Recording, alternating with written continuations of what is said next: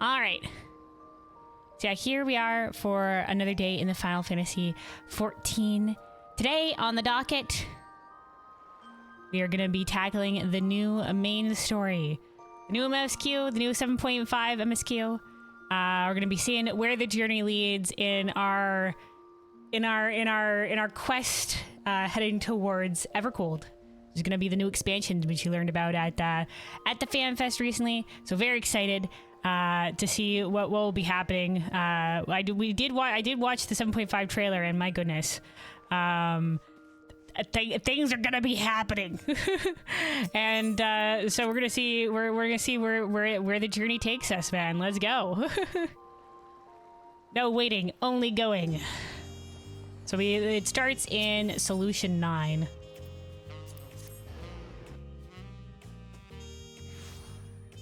So let's get right to it, right in, diving straight on in.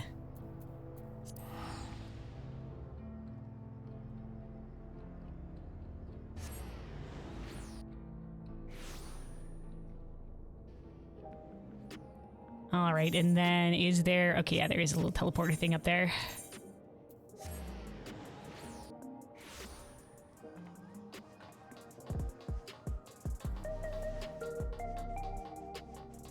All right, small crowd around there. Right, we did just leave with just Graha and Kryl here. But yeah, so this will be the start of the 7.5 main story for Dawntrail. The Dawntrail post patches. Let's get to it. Graha, anything to say? Warm fare wells can ease the sting of partings, as we come to terms with an absence not soon forgotten. To tell those we hold dear that what they've meant to us, and to wish them the best, we should seize that chance whensoever we can. Hell yeah, Graha. That was the same words that we left them on. All right, Kryl. In Fate's footsteps. Ooh. In the last part of the main story, which, by the way, I guess a small recap for what happened last time. I was just like, let's get right into it. But what happened in last time in the main story was basically we traveled via Living Memory, which is on the 9th. So we have a gateway to Living Memory, which is floating above the clouds on the 9th. Via Living Memory, we took an airship that Living Memory had down to the ground, where it was like just absolutely blasted by lightning. We saw the crater where Alexandria once was, and we traveled further through dungeon to find the city of Treno, which we learned is where Kryl's, where a lot of the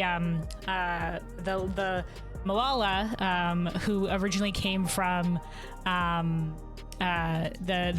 from Alo, from the South Sea Isles, and used the key to find their way to the 9th.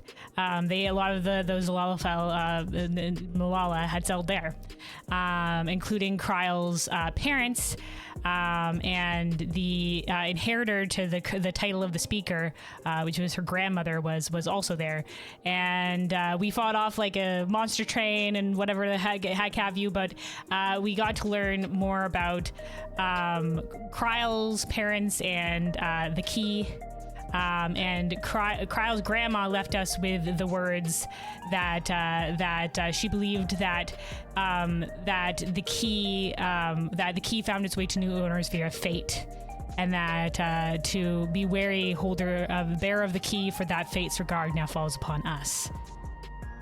And so that was basically the what happened with regards to that. We also got a little aside where we learned that Halmarut is the Ascian that was the one with Calyx before.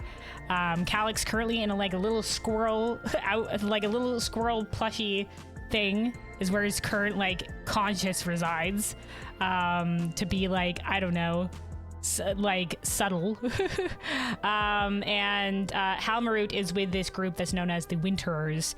Halmarut spoke of that they must endure the great withering, that it was something, nature's proclamation left in the silence of the echo the will of the star. Now we don't know if that the will of the star, because the Ascians refer to the will of the star as Zodiark, and we always refer to the will of the star as Hydaelyn. So we don't know whether it's in the absence of Zodiark or the absence of Hydaelyn, or maybe both, that whatever this nature's proclamation is going to happen, this withering. So that's those are the things that happened last time. Now that was, we saw briefly the war in character. We saw briefly Halmarut like running away with the Calyx plushie, but we didn't know who the fuck they are. We just clocked them as being strange, and we were just like, that's curious. And then only later in the side did we get that, you know, in the post cred stuff. So in character we haven't met them yet. But yeah, let's go, I suppose.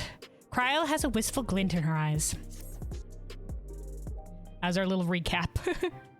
Sorry, so excited to get back in. I usually do the little recap, but here we are. Ooh, this is nice music. Jaunty. All right. I trust you were able to get plenty of rest. Good. I thought we might take a moment to ponder our next steps and perhaps reflect on our recent journey.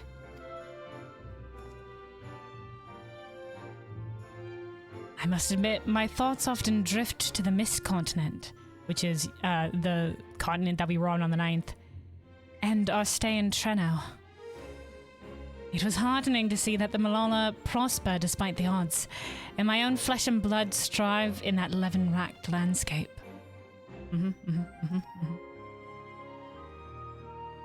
Sphene was eager to restore diplomatic relations, and I have no doubt that Alexandria will provide much-needed support for their neighbor. Hell yeah, diplomatic relations through the portal. Though they did have to say, like, to get to the portal, they have to travel all the way across, like, Tural. Because it's in, the portal is in the Skydeep Cenote and Yaktael, so. 3-way diplomatic relation. I too shall do everything I can to aid my home away from home. My wonderful, welcoming family included. Yeah, she even debated, we had a little heart-to-heart moment with Kryl, where she was debating, you know, like staying behind, because that's where, you know, she was originally from. But it was just like, well, you know, her heart and where she grew up is on the source or whatever. So, you know, she can't be in both places at once, but she still wants to help those people. For the time being, though, I'd say we've accomplished all within our power.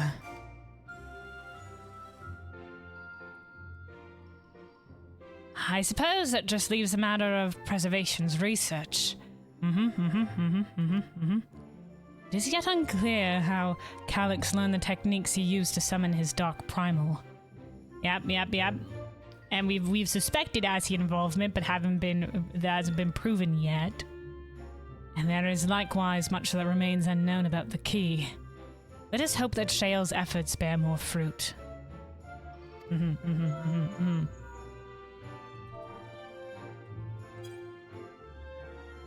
Up, and now it's Yashila. Can you hear me? Shale and I have been reviewing the decrypted files and have uncovered some intriguing details. Would you care to join us? But all of these guys, I feel like I'm but one person. I can't voice all these characters differently, and it's always been a hot second since the main story. Anywho, we'll be with you right away. Excellent. Shale seems rather eager to speak with you all. Come and find us in the Dawntrail lab when you're ready. Oh, we're going back to where the puzzles were. The Dawntrail lab. Okay, that's where the replicas of the keys encasement is. Uncanny timing indeed. Let us make for the containment complex. Onward! To the elevator area, if I recall correctly. Ooh, look at this person's outfit. This is the Mistwake top from the dungeon that they've paired with, I think these are Raktika, maybe? Interesting look. I always find that these ones are the interesting ones because it gives you like the tattoos or whatever. Those are always very cool. Outfits that give you the tattoos. Alrighty.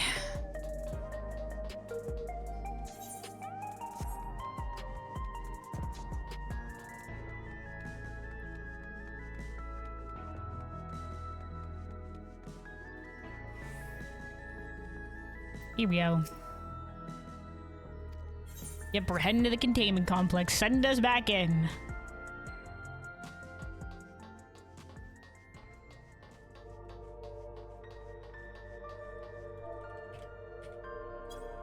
This has this nice, like, gentle piano music.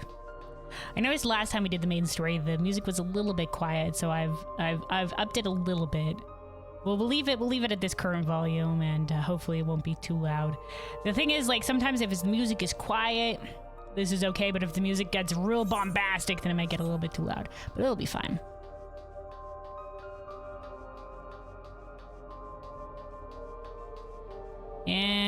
Yes, quite. So yeah, these are like like experiments with the casing, the electrode casing that surrounds the key, which is the crystal itself in the little like goblet hourglass thingy-mabib. So this is the outer casing. This itself is the crystal. All right. Stola? Given that all the data is stored within electrode devices, Shale's expertise has proven invaluable. We all love Shale. Shale's great, Shale. Did you decide to get your memories back yet, Shale? Ah, you're just in time for a progress report. Boist. Alright, good time to also take a sip of water. Let's listen to this. The decryption is finally complete. As we suspected, the data represents a partial record of Preservation's research documents. A quick scan of the files, however, failed to turn up the information Y'shtola was after. Indeed. No mention of the Ascians, or primal summoning techniques for that matter. Oh, was that the information we were after? Yeah, I doubt. Personally, I think that was only known to Calyx and wasn't Preservation. Like Preservation on the whole was not involved with this. It was just Calyx that probably got approached by the Ascians for these, or specifically by Halmarut for this Winterer group, which he did say like inform like his colleagues or something like that, his fellow Winterers at the end. So I'm assuming it's more than those two. It's not just them. Also, hey Nobu, hello, welcome. How's it hanging?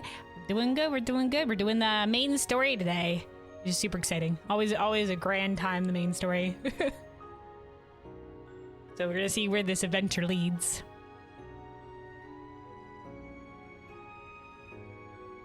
All right, so yeah, no archived information about the Ascians or primal side things, which makes sense. They wouldn't want that shit on record. While Calyx doubtless received instruction from someone possessed of such knowledge, there was naught to identify this benevolent mentor.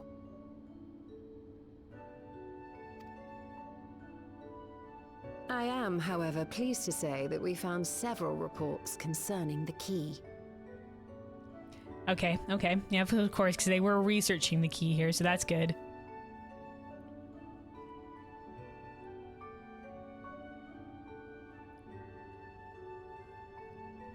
Oh, you're gonna say you have a big spoiler for you that's at the end you see? Nah, JK. Yeah, no spoilerinos. Made some banging pasta? Hell yeah. Enjoy your pasta. Also, hey, Weaponized, hello, welcome. Alright, so yeah, they found reports on the key. Why are we surprised? Of course they did. This is the research facility for the key. But I guess we know the key is used to open glad we unlocked it between worlds, and was a treasured relic of the Milala. Screenshots for Laura. And just as the Milala were unable to return after reaching the Mist Continent, so too was Preservation unable to gain a mastery of the prize which had passed into their possession.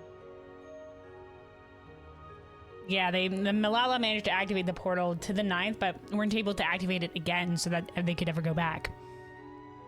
And Preservation tried to gain mastery of it, but only succeeded in making that one portal at Solution 9, which not Solution 9. Sorry, the one portal from living memory.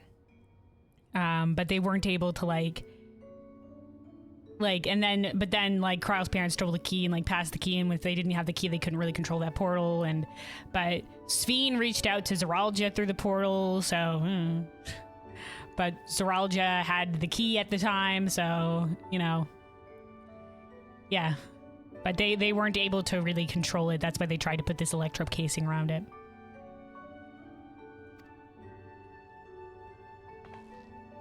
The data suggests that a particular formula or procedure is required.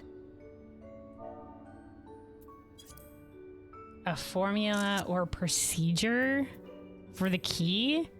Oh, I don't think it's anything that, like, rigid. A process which Calyx appears to have understood to some degree. Okay. For using it via the electrope specifically? Yet the key proved fickle.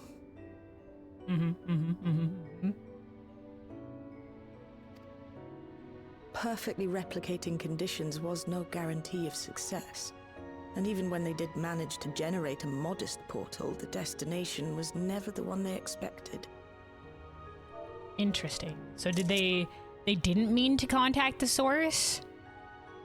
Or they had tried other portals? Brief portals?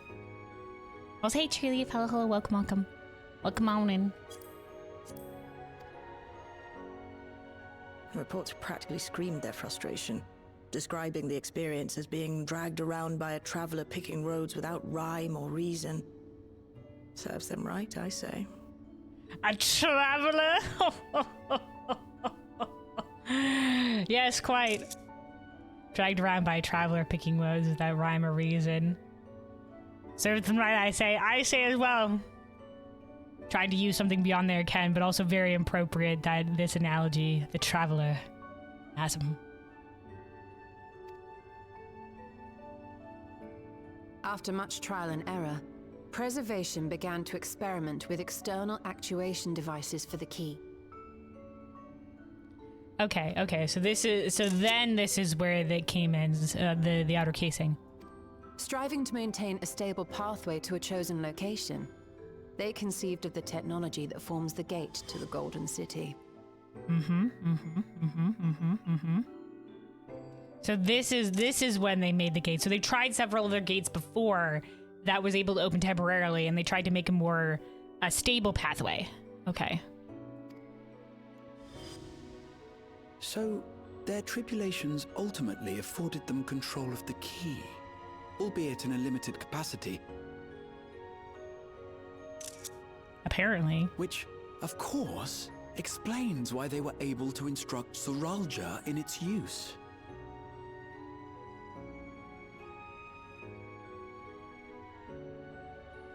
Was preservation around at that time? I guess they were, apparently. 30 because it was 30 years passed in the dome.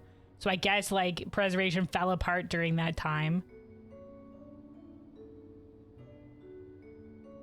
Because I think it was Sphene originally that contacted Zoralja with the key.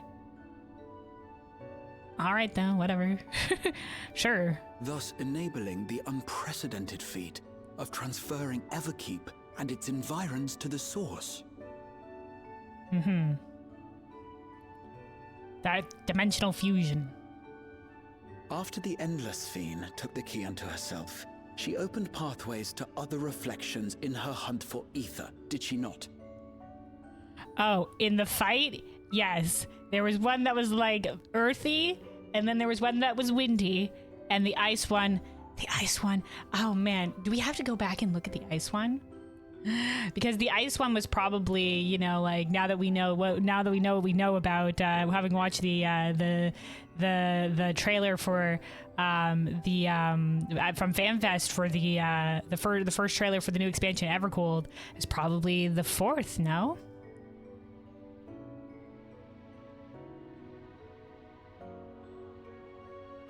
But that was in the extreme, so it probably, you know, wasn't canon.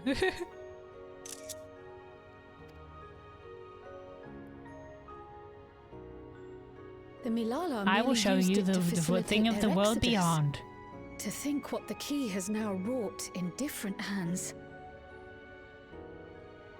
It's a dangerous relic. And Kryle's parents warned us, specifically her father, warned us that the key is a powerful relic, and even with the best of intentions, can cause destruction.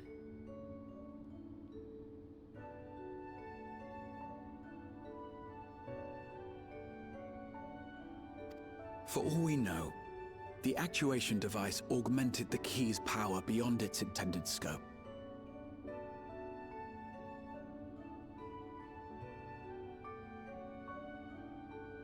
By the way, Graha sounding as per usual. As per usual now. I know last patch people were just like, Graha sounds kind of weird or whatever. I think from what I heard from somebody on Twitter, I think like that, I think they re-recorded the 7.4 line. So if somebody goes and replays 7.4, I think the dialogue will sound much more like Graha, because people were just like, that doesn't sound quite like him. So we didn't know like what exactly the situation was, and people are worried because Graha's voice actor is a very popular actor nowadays, whether or not he would be able to stick with the role, but it seems he has, so we're everybody good, no panic, we're all okay, he's still with us.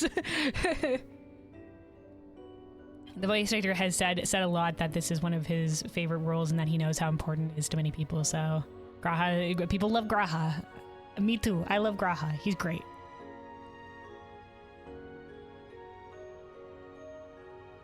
The actuation device augmented the key's power beyond its intended scope. Okay.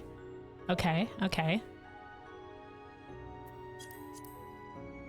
Were your goal to plunder whole worlds of their ether, a tool designed to simply transfer people would likely be insufficient.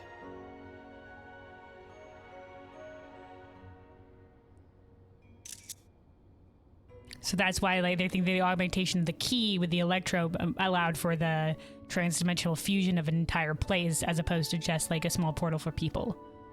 Okay.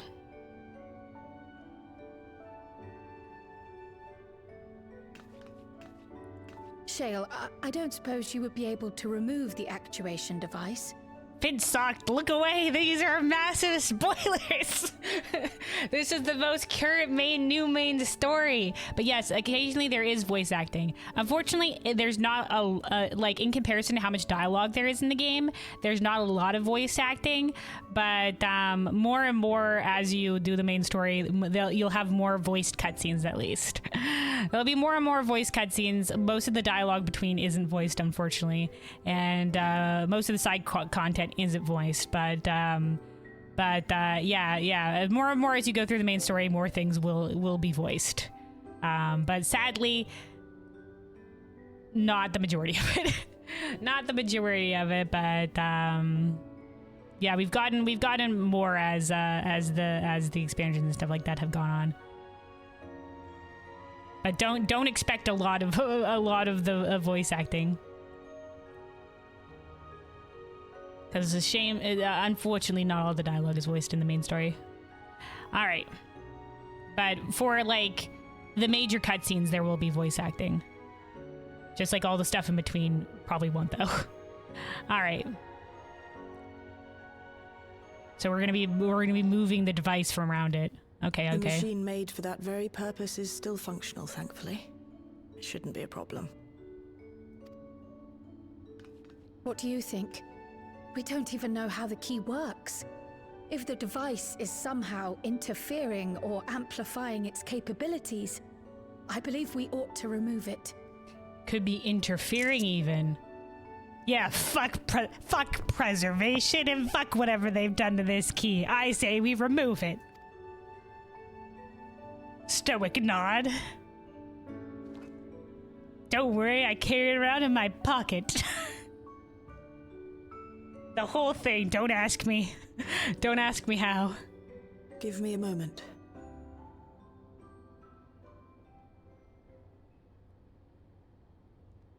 Hi, Squid and Luna, I need to share with you my shield healer's name. Oh, what are you doing right now that you're in a group for? What's their name? What's the shield healer's name? They play Sage? Okay. And their name is? Okay. Apologizing Canadian. Oh, a fellow Canadian.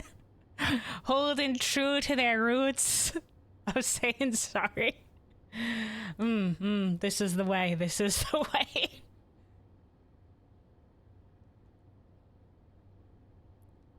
You're in a group for BC Prog? Oh, for Banana Codex? Doing some M12S? Hell yeah, best of luck to you.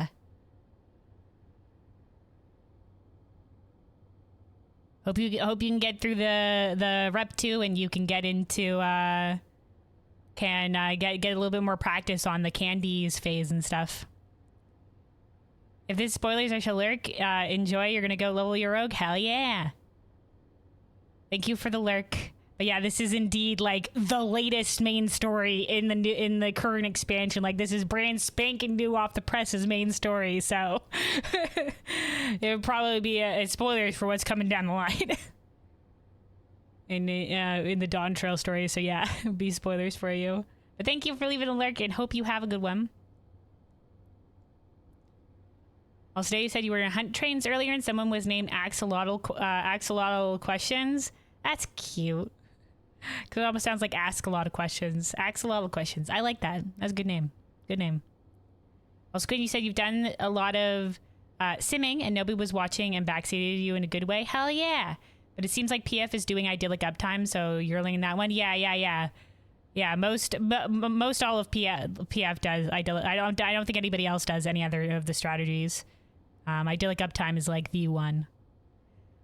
Like for the usually for the second phase, the only differences are whether or not they use clone relative or the snake prio in the first rep, and then DN or banana codex in the second rep. But both of those groups always use idyllic uptime. But yeah, best of luck to you. All right, Shale's gonna remove the casing around the key. Let's go.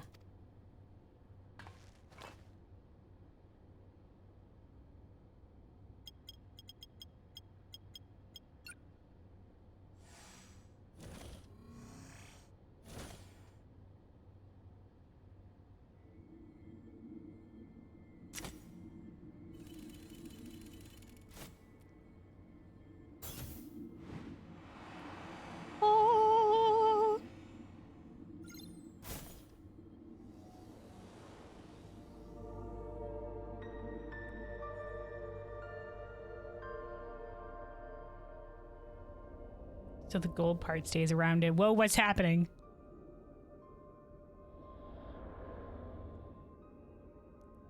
What? Oh, you still is looking with her special eyes? Her ether sight? What's wrong? What's wrong? What's happening?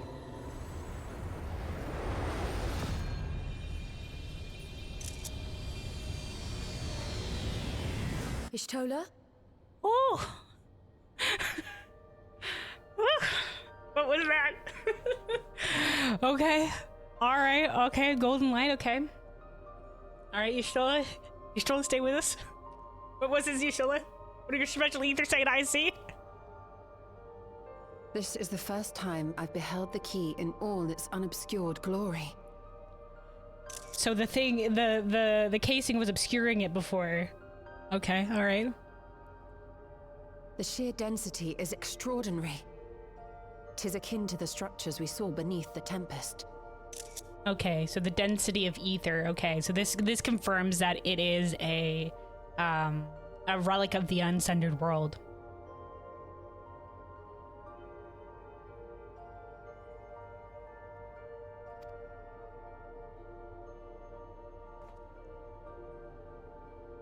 Now that you mention it, the ornamentation is reminiscent of Amarot. That's what everybody's been saying. That's what everybody's been saying. Now, the real question is this indeed a relic of Azim's? Because it did, above the key, there was the symbol of Azim, but it's a little bit uncertain whether or not that was reacting to us using the crystal with Azim's magic in it, our crystal. It was just reacting to that, or if upon its activation, that appeared on top of it. There is a short story from Hythlodaeus' point of view, where he says that like Azim left behind a crystal that they felt would be useful in their travels. Could this crystal be it? Because it wouldn't have been our crystal, because our crystal was made by Emmett Selk post sundering,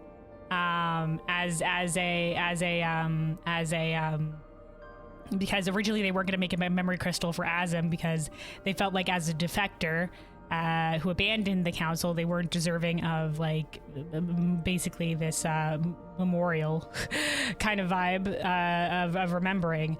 And he made it in secret and put into it magics of Azem's own making that represented their like that represented the magics that represented them. And so that's why we have the ability to bring the stars to our side or whatever with our little crystal and its little thing and whatever. But this could be something that was actually made by Zem, potentially. That's the theory. I'm not sure yet.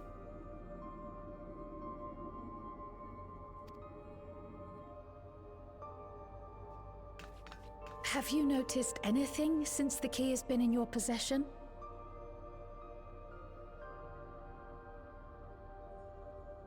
Nah, I haven't, and I don't think our character saw when the symbol of Azim appeared above it, because we were looking down at our own crystal at the time, so I don't think our character knows.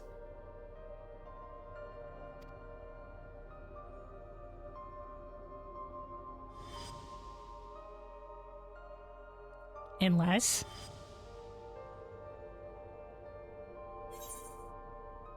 it gleams like the dawn's first light, or it reminds me of Azim's crystal.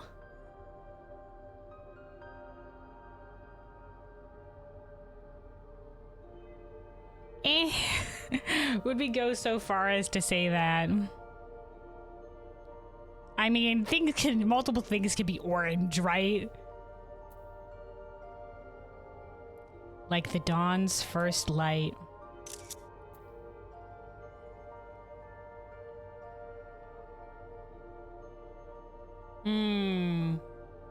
Then again, we have often used Azim's crystal.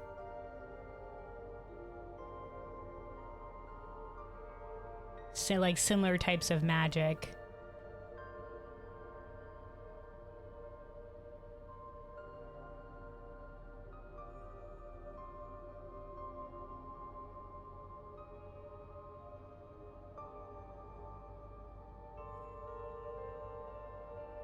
Obviously, this will probably just lead to similar dialogue options, but would our character say it reminds me of Azim's crystal?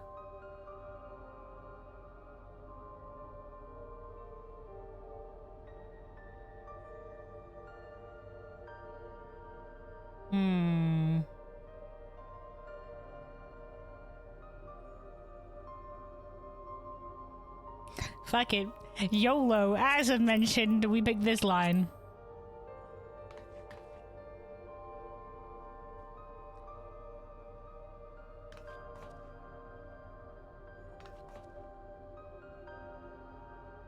You're suggesting the key has some connection with Azim? Maybe. Maybe, Yestola. I have to go back and we're going to have to see what the other line is. What the other line leads to.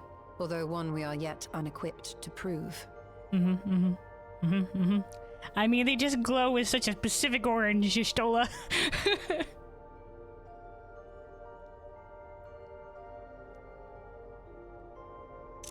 Apparently, Azim's magic, like the dawn's first light, are all very sun-coated.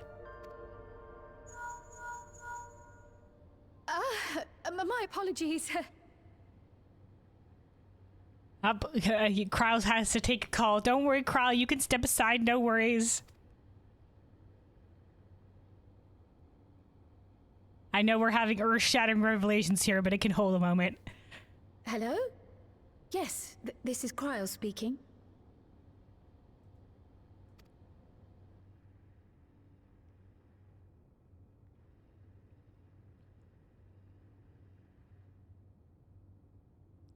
Do I have to wait and stare at her while she takes this call? That was Ojika with a message for us. Oh, music change. Ojika from the office of the students of Beldesium in Charlayan. An urgent matter? I'm not altogether sure. Tataru requires our counsel. And hoped to call Tataru! upon us in person at the Baldessian Annex. Yo, Tataru, it's been too long. Though disappointed we were not present, she appeared content to wait until our travels brought us back to Sharlayan, insisting that it did not merit our immediate summons. Okay. Her tone suggested otherwise, however, and Ojika felt compelled to contact us directly. Alright, so Tataru doesn't want to bother us because she's not sure if it's urgent.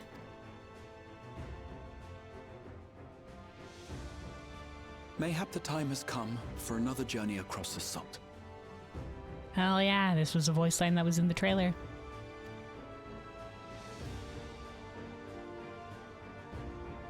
Shale? You'd best go. Though I'll not deny that I'll be sad to see you leave. Shale! Don't worry, we'll visit Shale! We wish you the best! I think Shale's the new leader of Oblivion as well. Best of luck, Shale!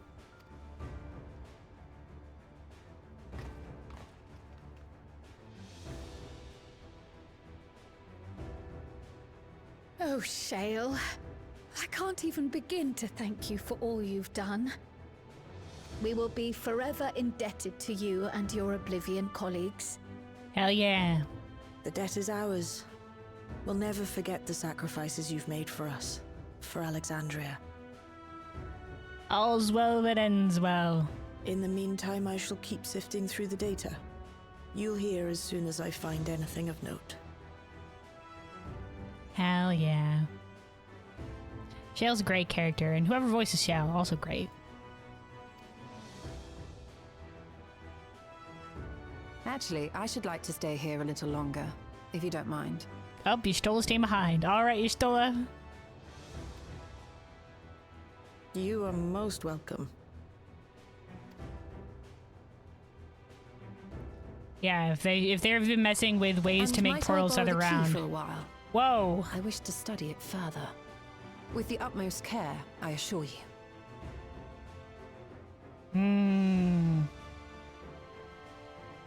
Okay, but like be extra careful because, you know, we assume Calyx really wanted the key, but we assume we don't know he's alive.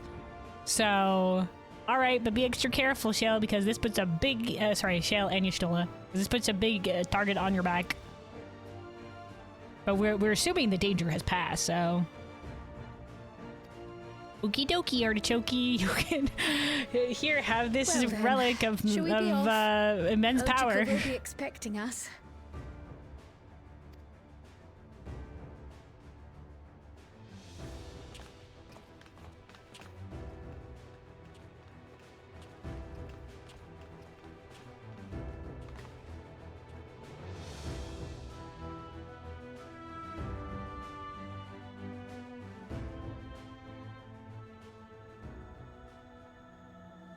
Trail to the heavens.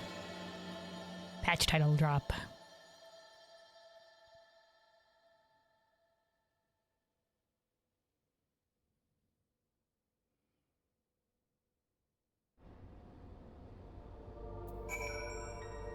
Okie dokie, there we go, leaving the little key in their possession. My colleagues will be just as saddened by your departure. Till we meet again. Safe journeys. You too, Shale. Y'shtola? Given that preservation could not unlock the secrets of the key, it should come as no surprise that we too struggle to understand its nature. In any event, do give Tataru my regards when you see her. Ah, I ought to mention that we also uncovered information unrelated to the key. Oh, okay, yep, According to Shale, certain confidential reports are now accessible via devices in the Research Commons and Director's Office. You might wish to peruse the files before you depart for Sharlayan. Oh! Yes, ma'am! Lore for me? If I read the bonus dialogue? Hell yeah. Where are we going? Where's more files? She said researchers' comments and the director's office. Roger.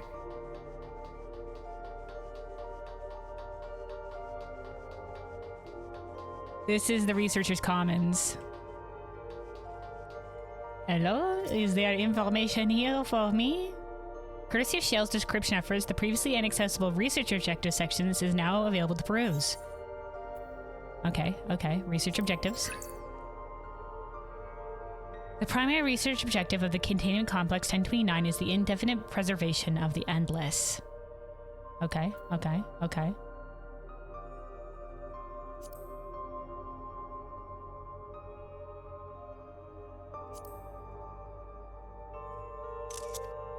Continued improvements to soul cell and regulator functionality are intended to facilitate the Endless Sphene's management of living memory. It is via this process of iteration that we endeavor to identify and resolve any and all issues inherent in endless creation. Chief among known issues is our present inability to control the key, for if we fail to secure their reflections as additional source of ether, our ultimate goal will remain forever out of reach. Okay.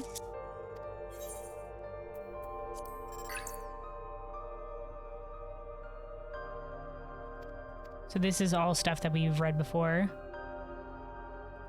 Yes, quite. So this is also the redacted, we assume, is that lady that was killed. She was the Dawntrail Lab Chief, the Director Demetrius, and then this person who we haven't heard from yet, which is the Proto Lab Chief EOS4. But they said that there was one note in other places that said that the Proto Lab Chief was asking, it was Lalafell that was acting suspicious. So they might have been with Oblivion in some way. And EOS4 means, like, EOS is dawn and 4 is light, so dawnlight. Like, who is this? That's a very specific name. Okay, hold on. Well. Okay, to the director's office.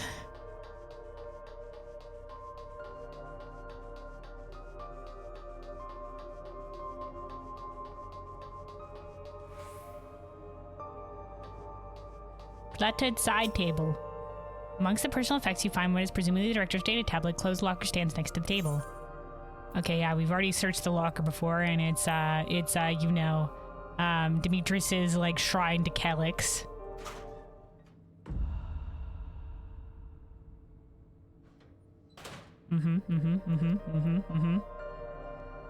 Is this the thing that we're supposed to be searching that has more information? Examine the data tablet. Upon activating the device, a newly accessible section titled Memory Duplication catches your eye. Okay. It is well known that the Alexandrian royal family promulgated a number of fundamental principles governing endless research. Hold on. Final Fantasy XIV vocabulary word of the day. Promulgated. Put a law or decree into effect by official proclamation. Okay. Oh, sugar, hold on. I want to read that again from the start. Okay, hold on. Being able to look at the locker again was one of your favorite parts of this patch. Yeah, I'm sure. I don't know if you could probably go in here and just look at it randomly. If this place is even accessible, I wouldn't know. But yeah, that is available to you to look at it again.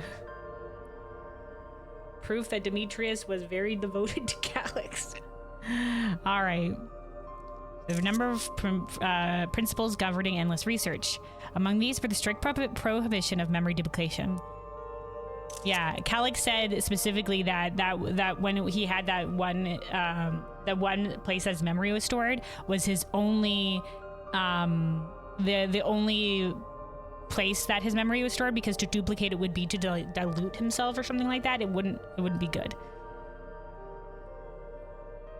It was bad for the memory. However, in the wake of the storm surge, the provisional government sought to revise its prohibition and make one key exception: Queen Sphene.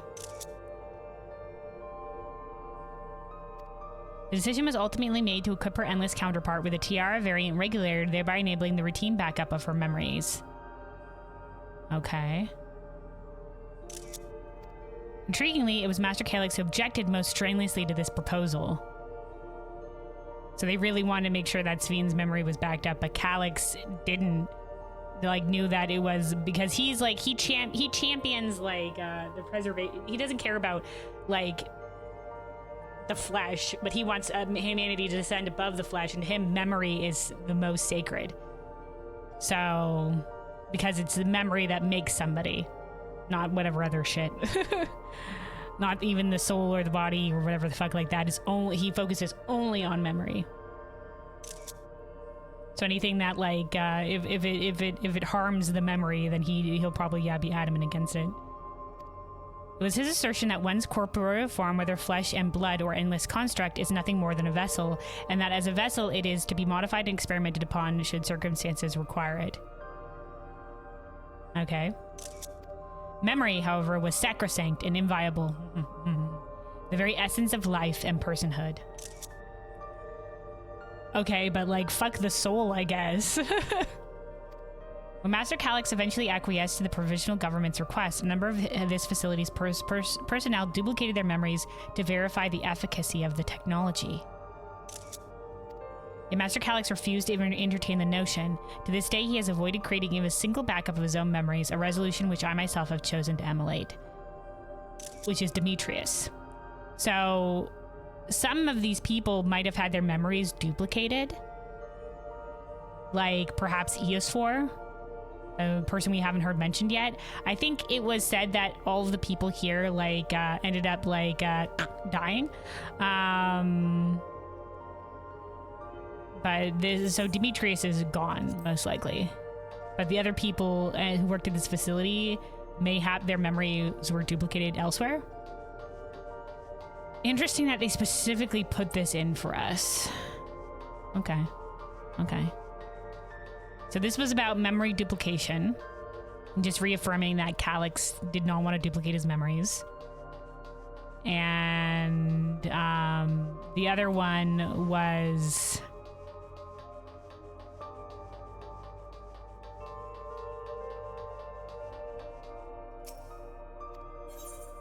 research objectives. The indefinite preservation of the endless.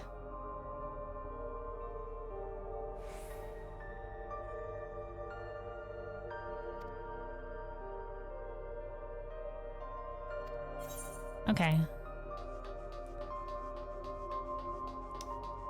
All right, let's see then. I guess we're going to Charlayan.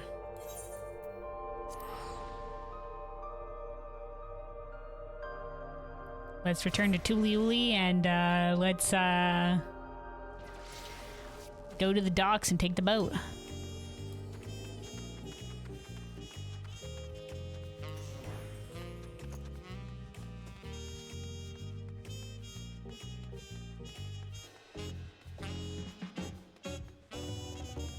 By the way, I know it's Tuliolol, but Tuliuli. Good old Tuli.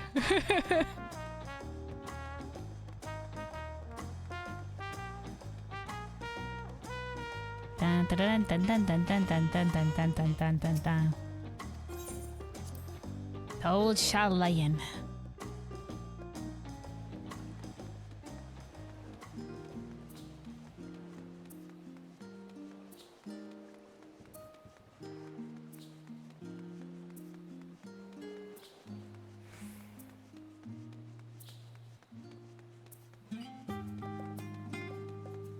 Little fox minion looks very cute. All right.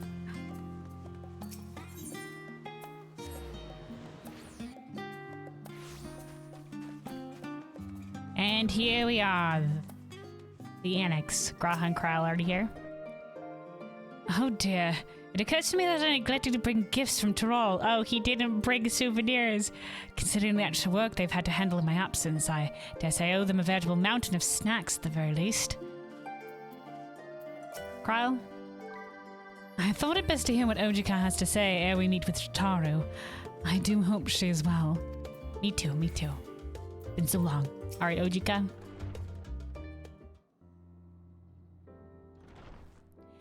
Welcome back, and what a pleasure it is to see you too, Kelwyn. Thank you for contacting us, Ojika. We came as soon as we could. Of course, I felt it prudent given how troubled Tataru was. Your concern is very much appreciated. As it so happens, we've reached a convenient juncture in our investigation. Shale and Yashola have matters well in hand, hopefully, leaving us free to make this trip. That's a relief to hear. Now, let me fetch Tataru for you. Why don't you take a moment to relax in the main hall? I'm sure you're all still fatigued from your journey.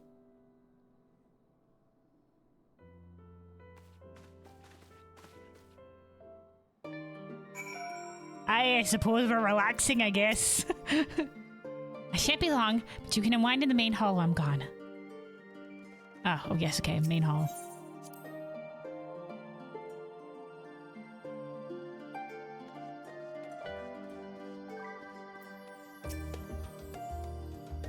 Only now is it beginning to feel like we've actually returned. Such fond memories within these four walls. Oh yeah, this is where Graha slapped the new, like, this is the old world map, and there is the smaller new world map, thanks to the Loporits, I believe he said, that has the new world on the left. We had known before that there was a continent to the left, and of course Mericedia to the south, but we didn't get to show it until new world map. And there's Mericedia down there.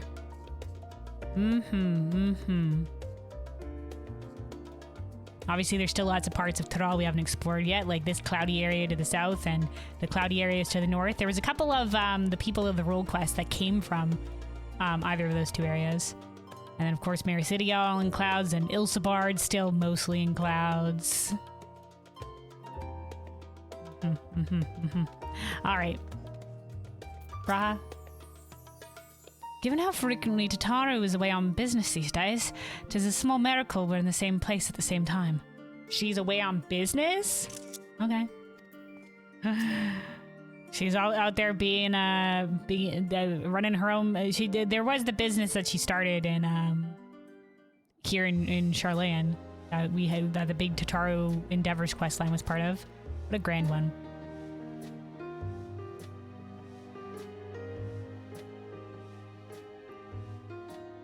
Planning your next journey?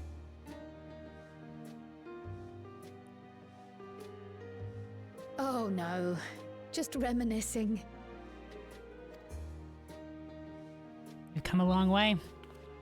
Thinking back to when you bought this map, and how you all encouraged me to make the voyage to Tural. Hell yeah. Are you glad you did? As if you need ask.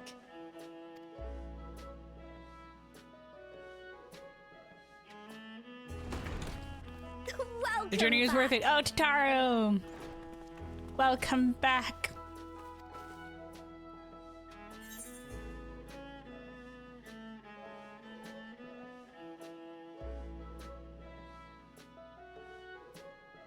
Sorry, I was munching on some pear. Wonderful to see you again, Tataru, or it's been a while. It's been a while, my friend. I'm so glad you're here. Ojika contacted us. He intimated that you were rather concerned. Come to think of it, Alphino said he and Alize would pay you a visit upon their return. Have you not seen them? Yeah, on their way back to Garlemald. Oh no, they were here. I was regaled with many a tale of your Turali adventures. It was only once they departed for Garlemald that the rumors came to my attention. Rumors? Rather alarmingly, void-sent sightings seem to be on the rise across the star. Across the star? Oh no. Not just in Farlamalt. Concern. I was reluctant to bother you with mere hearsay, especially when you had more pressing matters to contend with. Nah, if this bodes ill. But earlier I received a confidential report from the Grand Company of Eorzea. Grand Company it's of as if a Eors all mighty united. dam has been breached, flooding the land with foul creatures. Well, fuck. Oh no. For a blessing, most nations have managed to keep the invaders in check, and casualties appear to be minimal thus far. Though the same cannot be said for those regions with a deeper connection to the void. Okay, which would be like, besides Garlemald, do we know others? Because Garlemald, that's where the Reapers were, you know, home to. The Order of Reapers, the first Reaper. Their fissures continue to manifest without end, putting countless innocents in danger. A deeper connection to the void. Time to get it Zero on the phone. Ding ding ding ding Zero. What's the fuck is happening? Garlemald is the home of the Reapers, is it not? Formally, fuck if we know what's happening to them now. Like, we know that some of the Reapers managed to, obviously there's the ones that we make contact with in Ul'dah, who look after the people, denizens of Garlemald, who have had to escape from Ilsabard and find new home in Eorzea. She looks after them and their group. But like, all of the places that we ever go that we find where we would have found Reapers were like, you know, in the dungeon and stuff like that, it was empty. So I don't know if there's a current like active Order of Reapers. It is. Alphino and Alizé were there when the trouble began, and have since sent word that the situation has taken a dreadful turn. And this was not urgent to you, Tataru?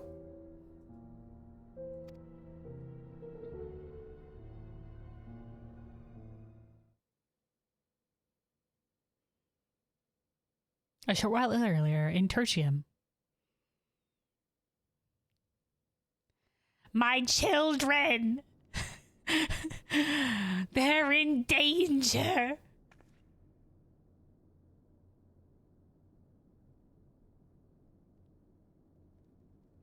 Oh look, they have a little girl model with the Garlean Solai. The abridged account of our time in Tiral. Now I shall leave you with the words of the late Dawn servant, Galul Jajar. Aye, fellows, so we went on a little bit of journey to see other nations that have had to, like, you know, have a bunch of disparate areas united under one banner, amicably. Here's the long-ass tale. That's why they wanted to go to Tiral, because they felt like it would help Garlemald reestablish relations with the provinces.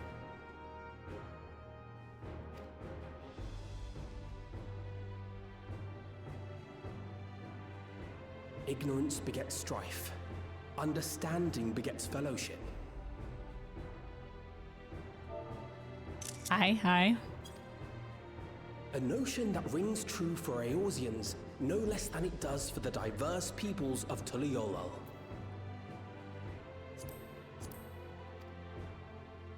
And for Garleans as well. Even sharing something as simple as a local dish can pave avenues of understanding. They made it the tale of bringing the Mamulja and the Brawl together.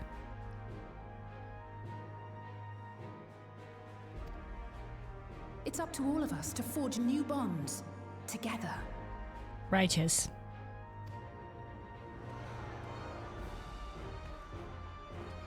Hell yeah, brothers! New bonds! We're all about friendship now. Conquering, not anymore. The power of friendship has opened our eyes.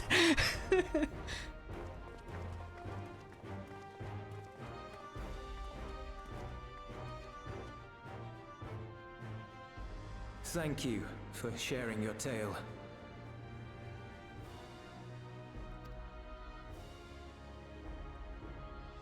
Better they hear it firsthand than endure my clumsy retelling. Oh, you would have been fine, Euless.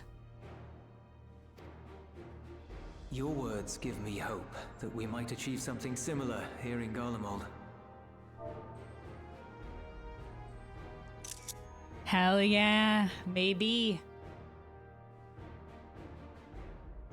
Because we learned in Baja that, you know, like, the conquering and the Garlemald shit, it wasn't that every change was an unwelcome one. When they conquered the different places. Like, there was some changes that benefited some people.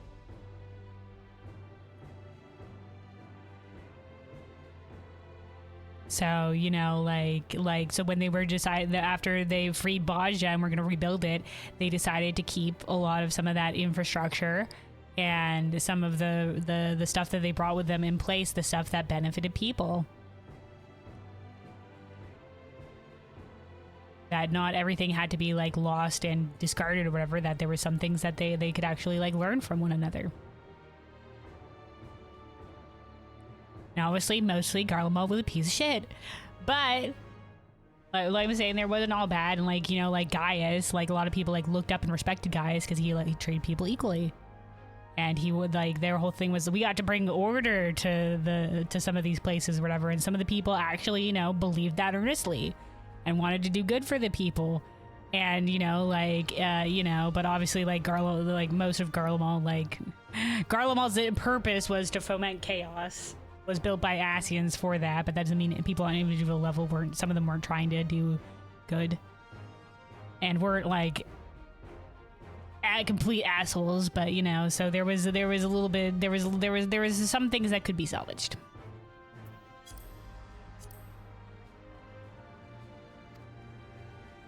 We all have the capacity to affect change. Our time in Tural taught us that much. Our time anywhere taught us that much. The power of the individual. And now that we've returned, it's time we rolled up our sleeves and got back to work.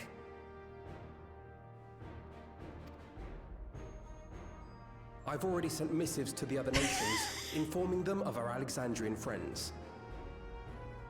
Yeah, okay. I also intend to notify the Garlean community officially. If both sides are amenable to the proposition, we shall gladly assist in establishing diplomatic relations with Alexandria and Tuliolol. That far away, though? Fucking Garlemald is in... Okay, alright.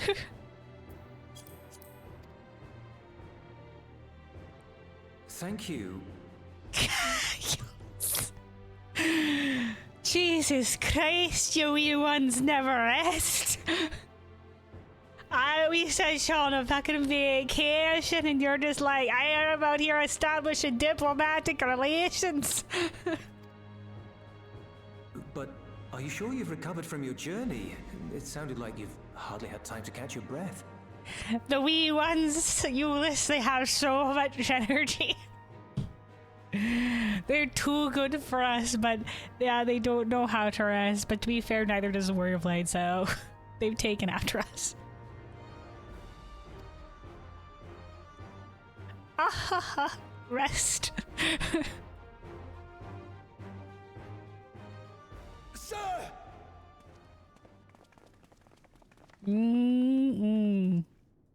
Lapis Manalis is over. Oh shit, fuck, I accidentally clicked. Lapis Manalis is overrun with void sent. We've sustained heavy civilian casualties. Uh-oh. Lapis Manalis, the dungeon that we went to. Where we fought, you know... Closium Squadron reporting in. We're under attack. Ooh, I like that instead of the usual, like, link pearl sound, they gave it much more of a radio thing. Nice. Because that's what the Garleans would use. Void Scent appeared out of nowhere and ambushed us during a routine inspection.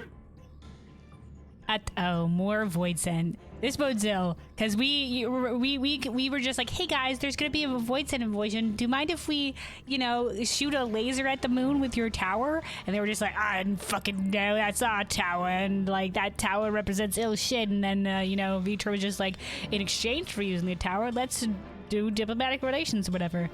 All right, hold on. before we get any further, I mean, I do want to play this ad here real quick that's been trying to play some out of snoozes, and if it gets into something that we can't pause at, then an ad's gonna play. So we're gonna pause here, run the ad, and then we'll get into it after the ad's done. Hold on, real quick. It won't take but a moment. Good time to take a sip of water. Make sure you're staying hydrated, everybody.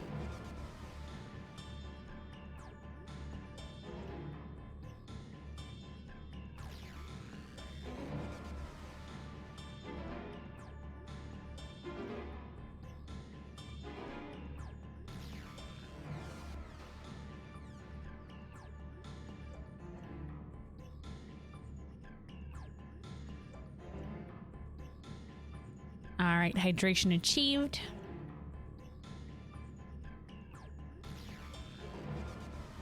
And yeah, I think the ad should be over with now. Let us continue with the story. Damn it! Is that another fisher? Oh, no, no, no! Ah! Oh no, Dave! My comrades are under attack. We have to do something. Right on. There's no time to lose. Come on! These guys are just like, oh, shit, here we go again. Void Send invasion.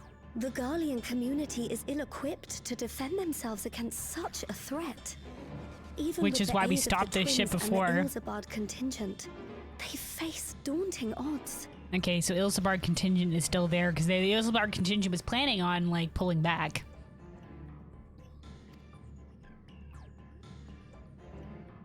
We shall leave for Garlemald immediately. Tataru, this wasn't urgent. This wasn't urgent, Tataru. Thank you. I was able to contact Thancred and Urianger too. They're already on their way. You were able to With any contact luck, them? You'll be able to rendezvous with them on arrival. They've been missing. They've been just enjoying their summer excursion throughout. I think officially they said they were journeying across Thrall. But you know, they weren't in any of the patch content. We were out here fighting Calyx or whatever over the key, and like they nothing from them.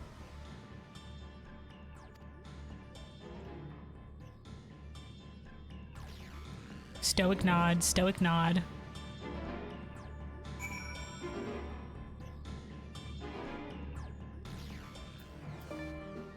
Back to the regular music, Kryle. Clearly we made the right decision in coming to Charlayan, though I dearly wish the circumstances of our return were not so grave. Graha? I don't believe we've seen Thancred and Urianger since our battle with the Endless Fiend, have we? Yeah. They too must have returned here at some point. Yeah. They were fucking gone. Tataru? I've been told Alphino and Alizé have withdrawn to Tertium to request aid on the front lines. They seem intent on rejoining the battle once reinforcements are ready, but I shall tell them to wait until you arrive. Okie dokie.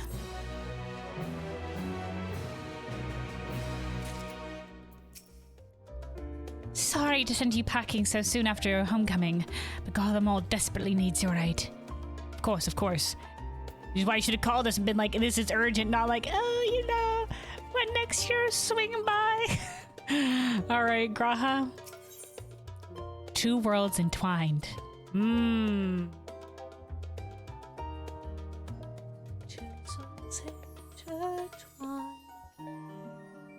this case, two worlds entwined being the Saurus and the 13th.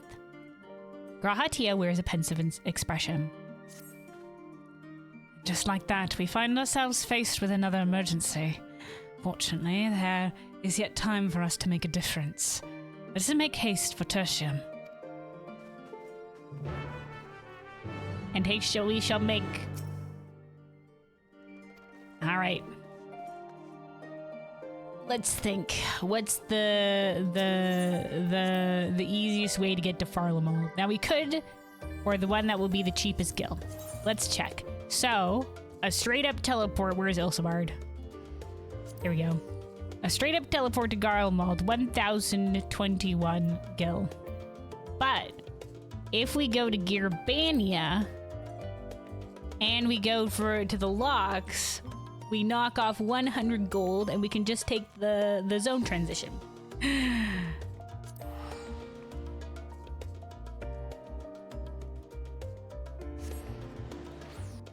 Easy 100 kills saved. So all you have to do is wherever the fuck the portal is. This place is a maze. Just get over here and you could be like, "Hi, fellow, take me to the Garlemald." And then boom, we're practically here. There's where we would have teleported.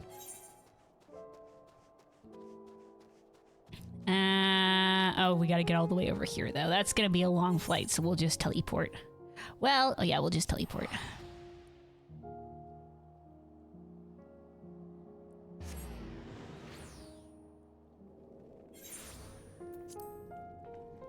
We're here again. Boy, I like this music.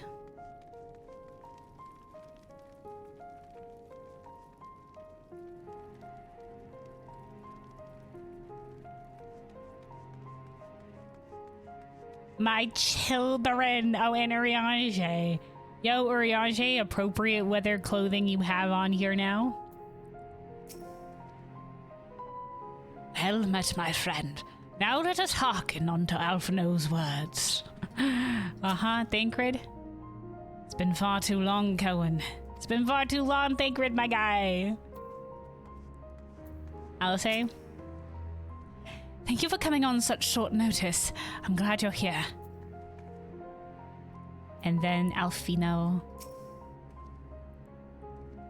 Ah, Cohen, you've made it in time.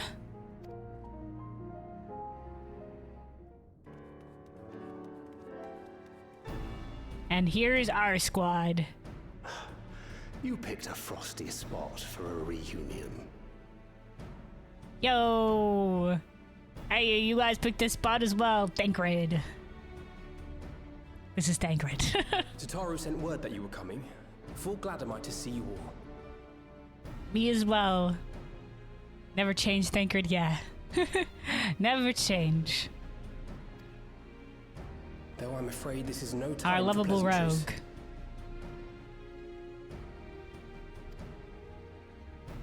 Planar fissures have opened up across Garlemald, inundating the region with void scent. As far as we can ascertain, there are 2 focal points of their assault. Mm-hmm. The Ilzabard contingent are combating the threat in Lapis Manalis. Although they have suffered casualties, they appear to have the upper hand.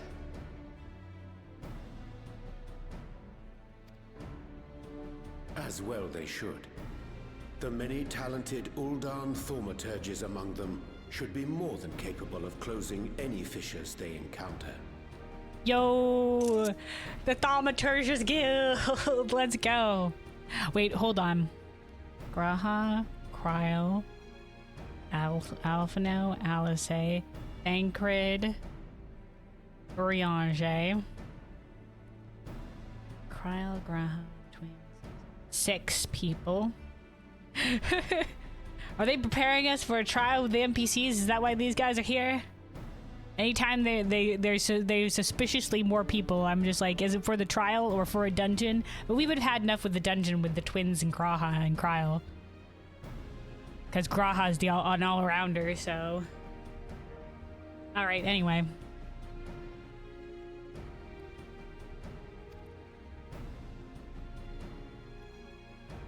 Which leaves the second focal point, the Clutium. Eulus and the Garlean community are attempting to mount a counterattack, but are struggling to cope with the sheer number of voidsent. Alright, is it dungeoning time? The Clutium is the dungeon, I believe. Back to the north of the Imperial Palace. Can you lend your aid in securing the area? Right on. With your blessing, I would tend to the wounded returning from battle. She does know healing magic. She helped Tilia Stola at Alger's Reach. I still remember fondly because if you're a healer, she'll say like, well, don't just stand there gulping. And we got to actually do some healing. It was glorious. For a healer main. Of course, Cryo. Thank you. The quickest route from here to the front is via the train tracks. Okay. Once we arrive, we can support the Garlean forces as we make for the fissure in the munitions factory. In the munitions factory. Okay.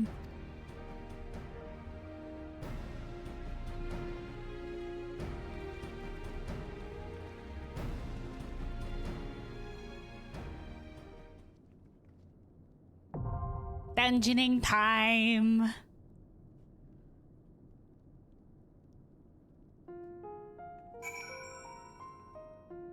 Cool boy. All right. Up and here they all are. Boy, we get to select the party. Kryle.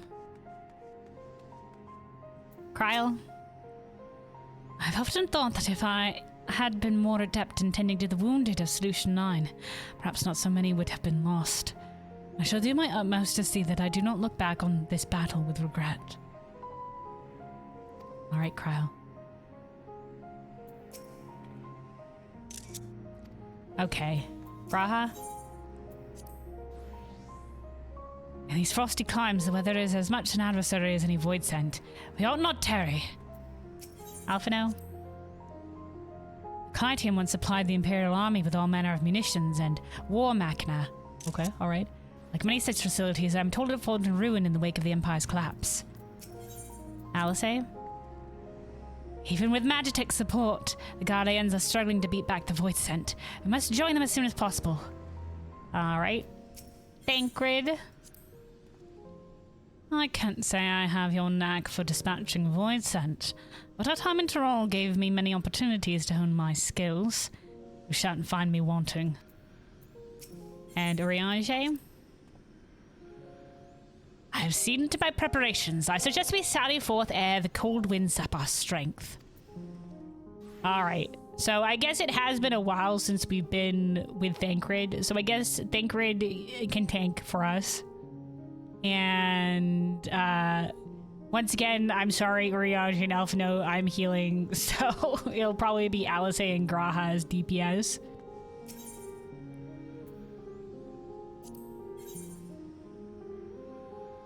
Yep. Put to the side the healers, unfortunately, my son and Uriage, bless you. Alright. Let's do this.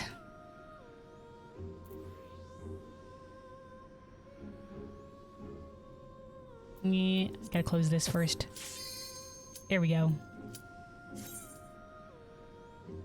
And I do like the music of that place. It's got such nice... It's very nice. Good vocals, too. Ooh. Okay, this dungeon music started off nice too.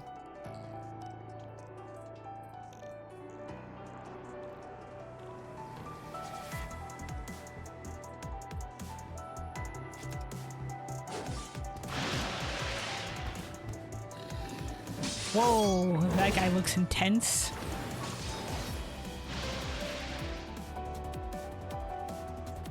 These are big ass void scent too. They shouldn't be able to manifest via just an open rift, right? Like the only reason Big Turtle Guy was able to was because he had the eye on him. Right? Ashtaya's eye. Whoa. Wow, shit. Alright. Well, it's just like the Emerald dungeon. Buildings are collapsing. I didn't see what that first came in here was. I think that was a Machina that got taken down.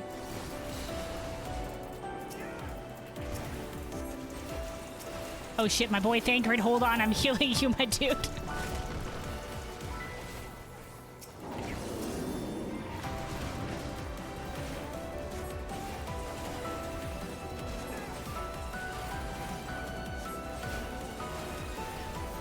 I recognize this theme.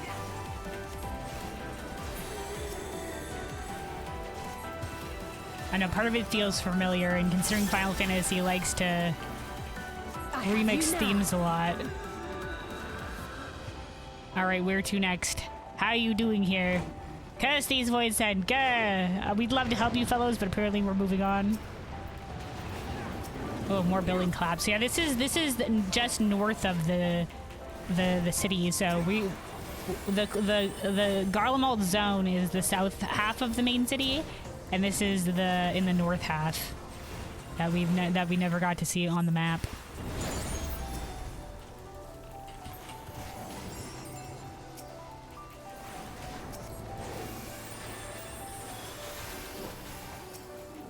If I may.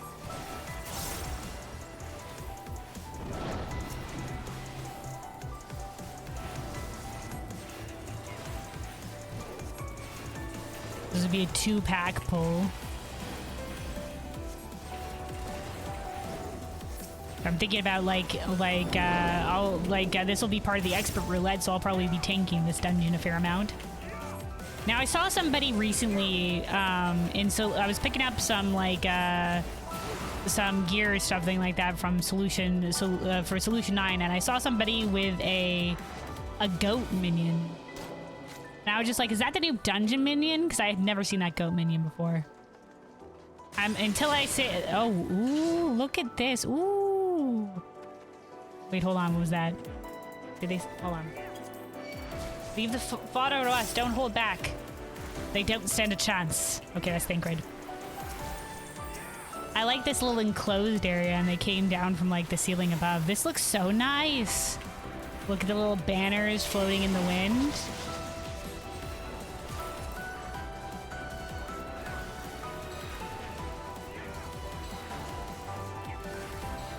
I still haven't gotten the like vulture minion from the previous dungeon, the previous main story dungeon, so I want to pick that one up at some point. I've seen it drop multiple times, I just haven't been lucky enough to win it. But you know, as long as it's still in the expert roulette, it's, you know, people are, I'm still gonna be doing it a fair amount, so you know, I'm sure I'll end up picking it up at some point.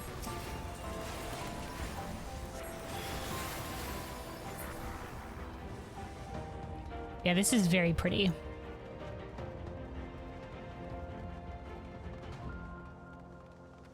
Although snowing as well.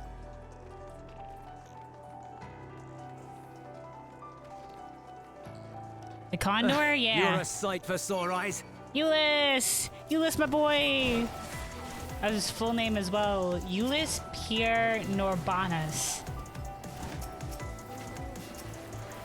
I forget what Pierre is probably like. He was part of the First Legion.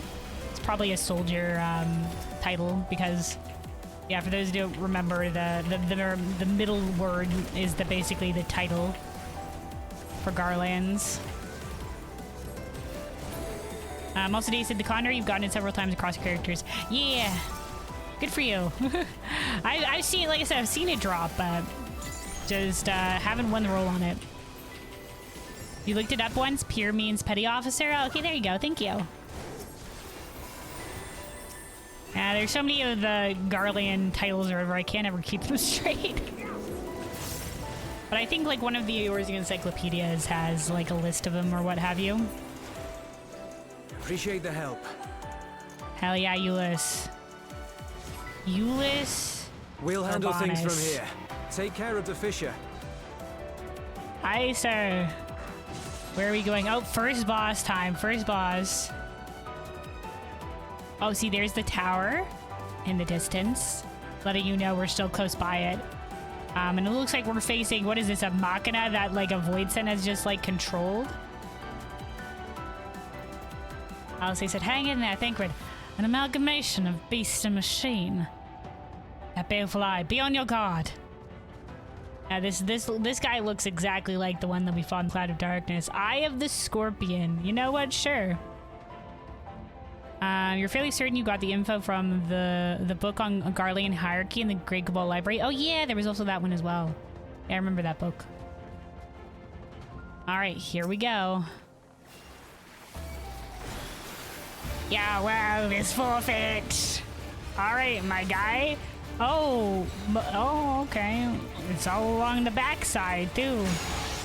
Ooh, lordy. Okay, big damage. Ooh, okay, what's happening here? Interesting, okay. Follow the NPCs. Is it gonna move last second? Okay, okay.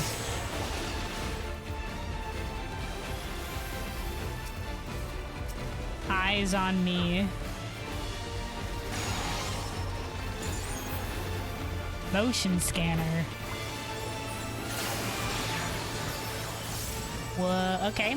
I'm assuming it's the lane that doesn't have the eyeballs. Thancred, guide me!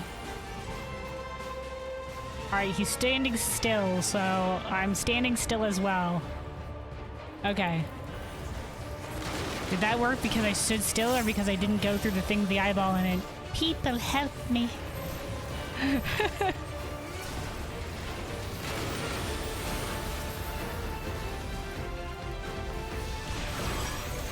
Hey, it's the lasers again, fellas.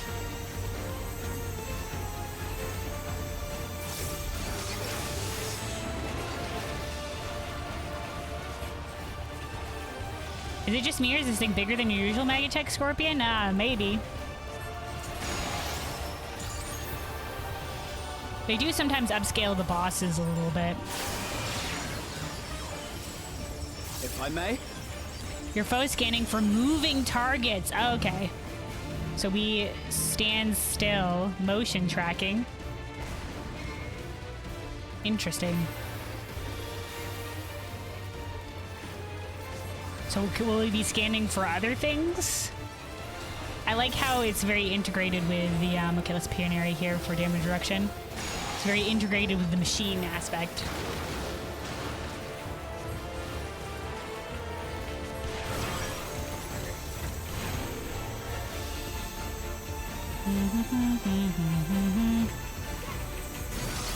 So either be the left or the right that is safe there.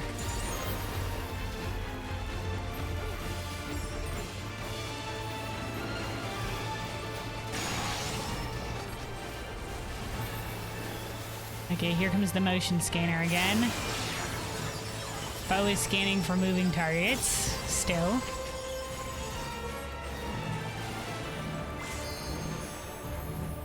Fitting.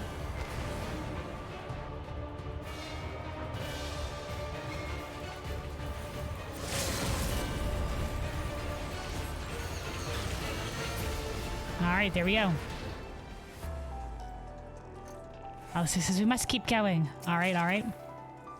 Pragmatic Visor of Maiming.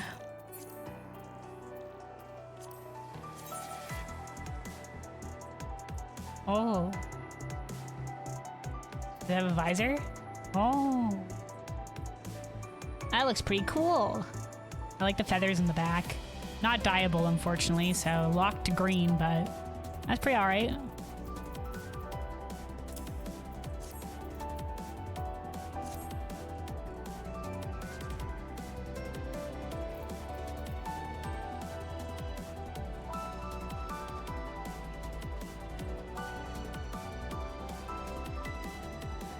Right, mentioned. Like the visors and the hoods, very Destiny coded. Oh yeah, I can see it. I can see it.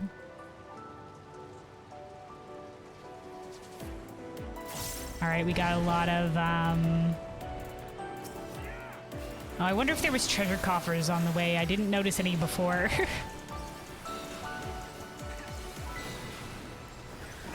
You're mine. But, right, I was gonna say, ceruleum. Some ceruleum wreckage.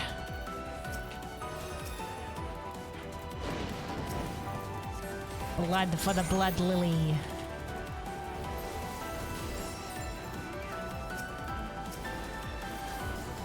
Coffers and dungeons only start after the first boss? Oh, really? I never noticed the pattern.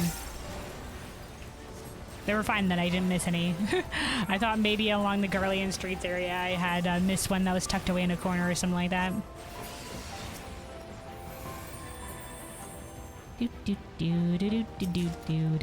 Pragmatic Ring of Aiming.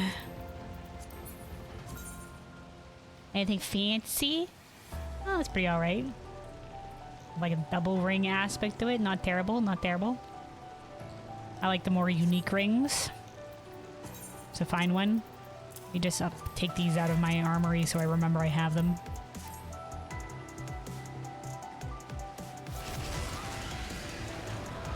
Oh wow, 3 of these little jester type friggers.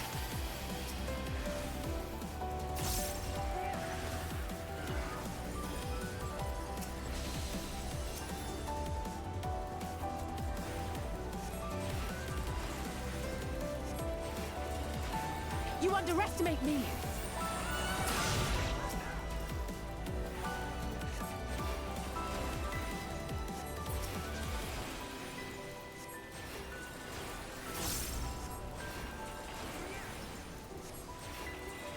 You know what I've realized?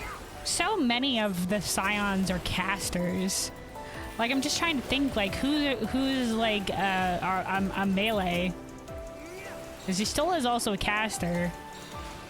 And then Alphino healer, Urianger healer, Alice red mage, Graha is a caster when he's a DPS. So people want to bring back Archer. Archer Graha. Ooh, we're going down this way. I was thinking that too, there's not much melee or physical range, right?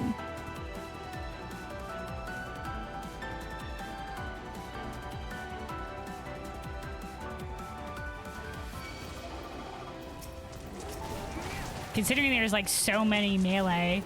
I mean, like Thancred used to be like a melee before he went Gunbreaker, so there was that. But I mean, before that, I mean, like besides Thancred, like I don't think we got one.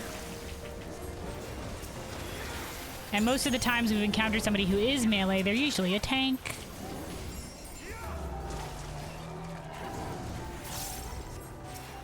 Ooh, come back could at least flex to Red Warrior, yeah.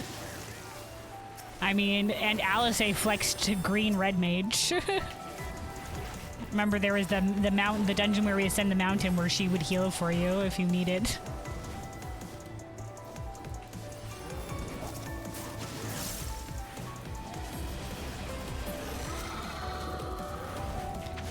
Yeah, Sphene, who was also like in the theme Bob, was also a caster. She was like the Zoe Mancer or whatever. She could also heal Valley. Oh, cool. Pragmagitech. Oh shit. Oh, I didn't mean to pull the second mod pack. I wanted to look at the earring. You got this, Thancred. I believe in you. Just toss a little heal on him. Let's see what these look like. Oh, okay. So kind of feathers. But not quite. They look a little bit too metallic. I like that. You underestimate me! Graha, why did you get in? If I may? Yeah, Sphene was green or red Arcanist. Yeah. Or Arcanist adjacent. You underestimate me!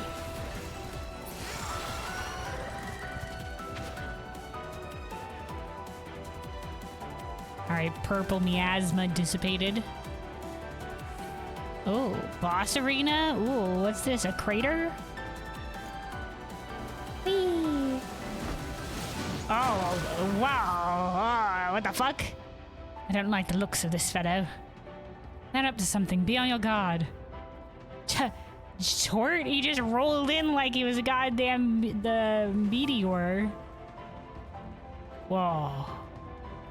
I don't think we've ever seen a Void Scent that looks like this. Short, you love him?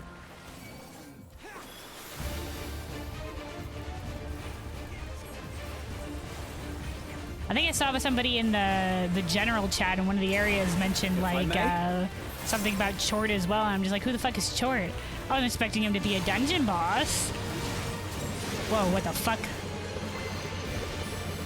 Okay, spinning in a direction. Look at him, he's like a sand shrew. Oh shit. What the fuck?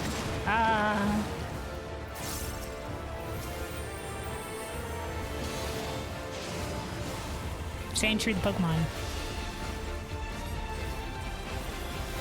Basic vomit.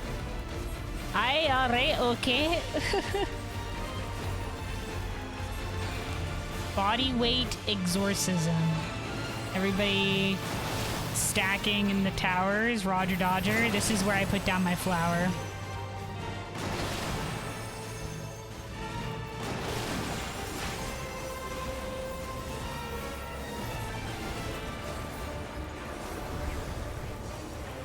Ripples of gloom. Uh-huh. Okay.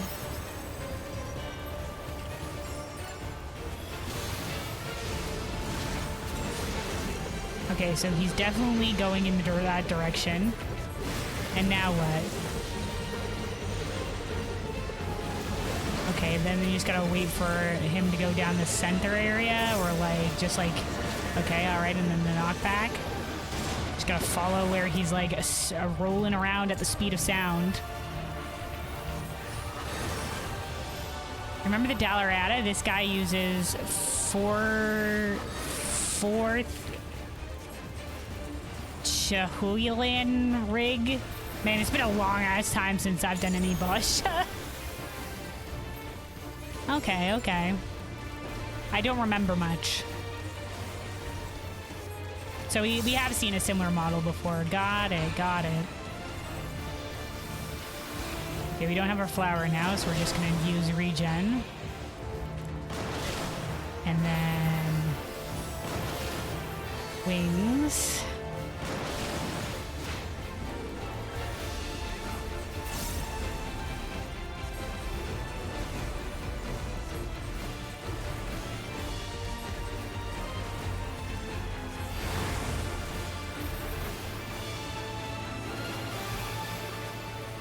This guy is pretty unique, I suppose, that his name is just like, instead of something like the other one was like Eye of the whatever, how do you like that? This guy's just short. Alice says, I'm starting to feel dizzy. Yeah, the guy did a lot of spinning. All right, what do we got? Pragmatic Sabbatons of Fending. Hold on, like I said, let me get this over here so I remember what we've gotten. Ooh, that's nice. Got a little of a bit of feathers on it. I see a theme. I love feathers.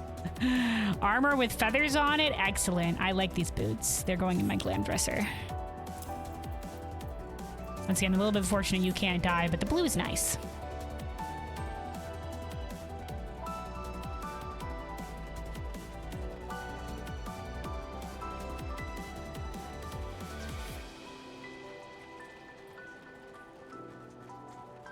Scrap gargoyles, scrap byblos. Whoa, look at these guys.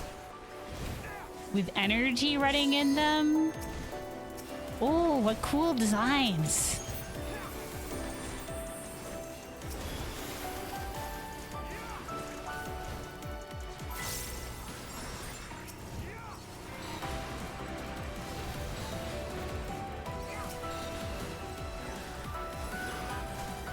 So we're officially at the facility.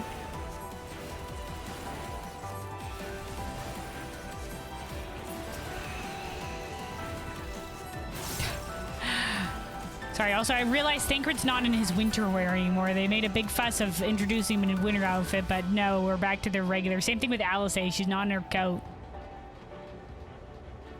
They're just like, nah, the trust NPCs just have to wear their regular outfits.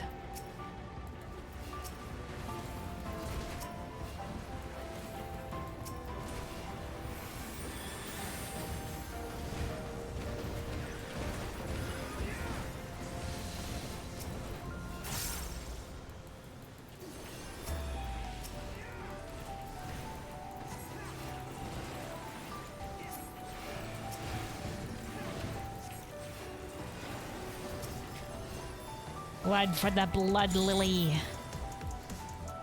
Boom.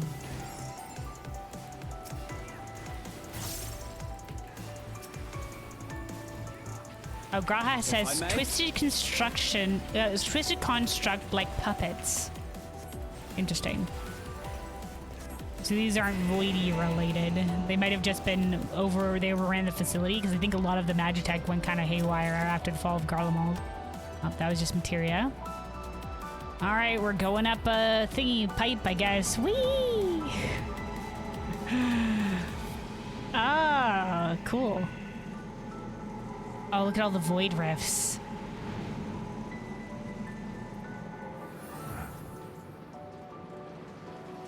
And light wires? I said, how exhilarating. Something tells me that wasn't designed for people, says Thancred. Yeah. Not the first time, not the last time we've done something crazy like that. I remember in the one dungeon where we were climbing up the Solution 9 tower, and we had to go take the little thing that shot us up that was meant for the soul cells.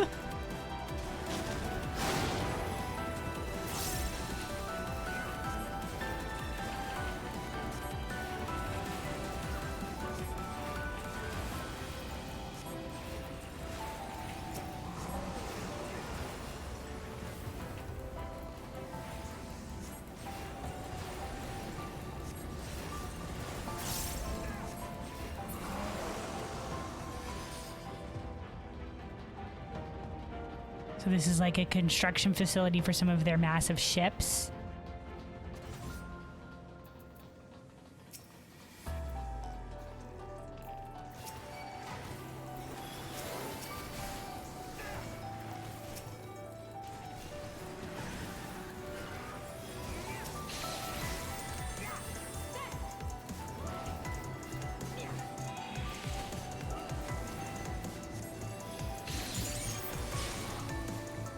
Blood for the Blood Lily.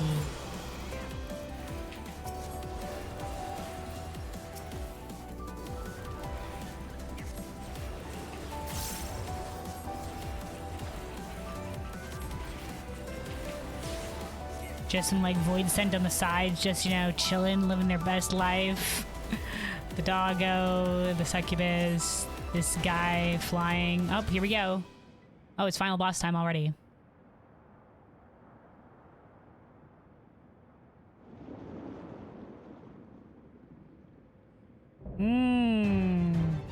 Masterful Manipulator Malthus. It's got all the yellow in him.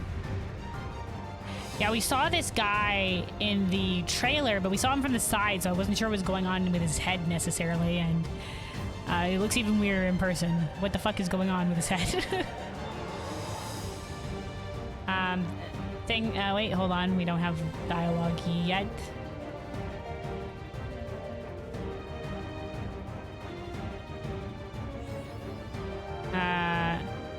Okay, Alice just says, let's put an end to this. Okay.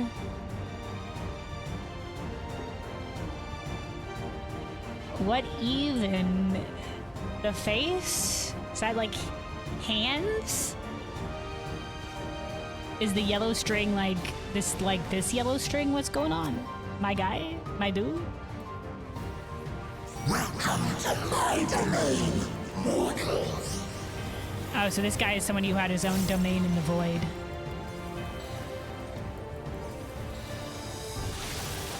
This guy has grippers out for free, yeah. Oh, does he have a spider theme going on? Oh, wait. So are all of these light things holding up the ship's shit? I did it. I lived. Are they from this guy? Like, these weren't here naturally?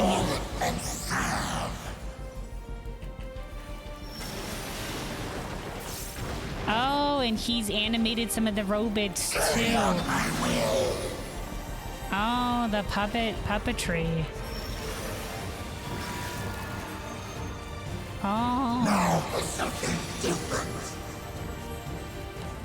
Alice says we ought to split up. Okay.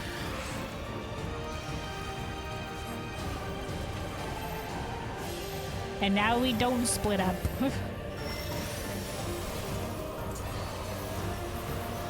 A bit late on those wings.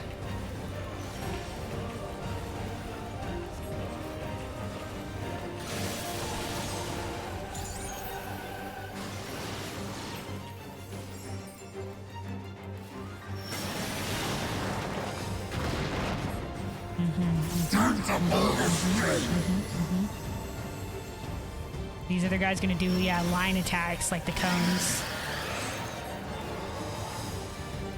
What an oh shit. Thanks, White Mage Dash. Saves me once again. How did I ever live without it? Oh, okay. This is, we must be moving. or else we get puppeteered and attack our allies. This is Thancred, don't worry, I got you. Anyway, this is a very interesting theme for this guy.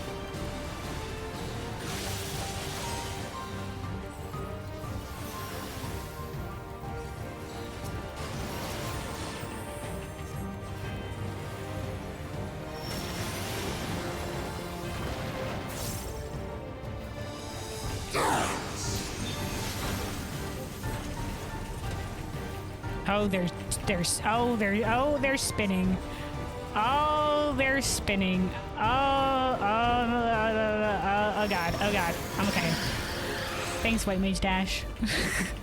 Oh shit, behind him. Okay, we're good.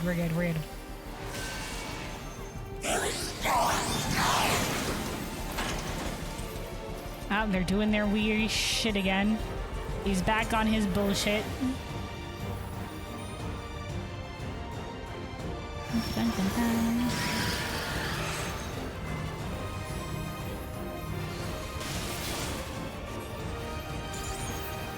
And behind. Alright, somebody's about to cast Limit Break. Probably Alice. Something special for you. Oh, it's Graha. He's taking the spotlight.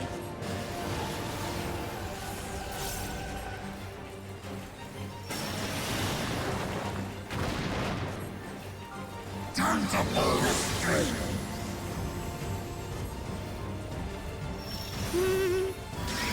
I'm glad they give us a second to move. Oh, shit.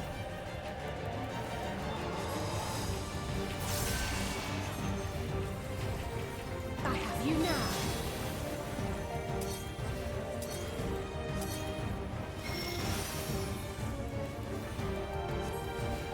Alright, boom shakalaka.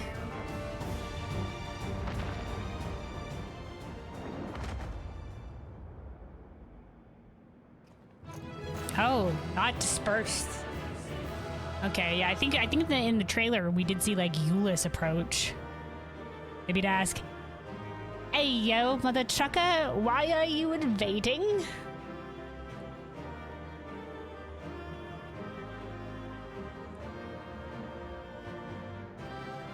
I wager the creature is not long for this world. Okay, so he's gonna die. He only closed the fissure. Don't worry, I have my eye on them. They still breathe habit faintly. There's no fight left in them or something or rather. There's too many people at once. Hold on. Alice, what was your dialogue line again? There's no fight left in them now. Okay. And? Okay, I was hoping maybe we'd see the minion. Alright. Pragmatic cuirass of maiming. Oh. More feathers. Some like these little circle danglies. Interesting cloak thing going on at the back. I'm not entirely sure I like what's going on with the arms though. But I think this feels like a very like a ninja outfit, to be honest. I think it'd be cool, like armored ninja look. I like that they've done with like the little like circle accessories though. I think it's very unique.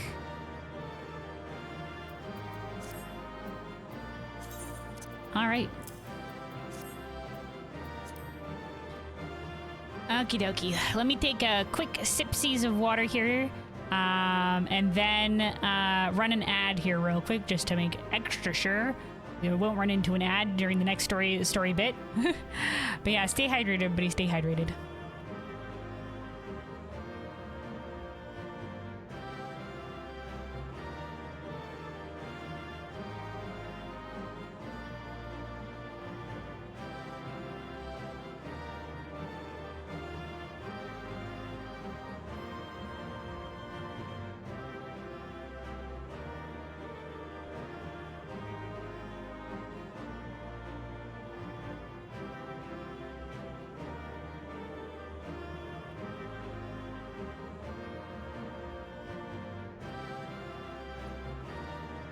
All right.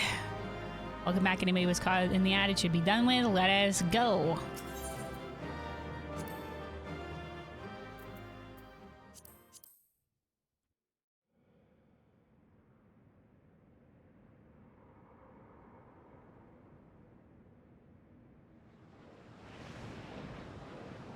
Yep, he's dispersing. Back through the portal? Oh, he's not dispersing here. Or is like just the void juice getting sucked back through the portal? Hi, Euless. I think that's all of them. Righteous.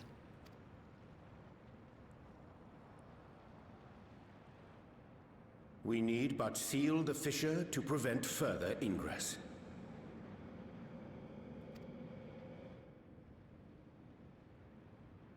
It's over. Euless, why'd you speak those words aloud? That means it's not over. I can only imagine the extent of the damage were it not for your aid.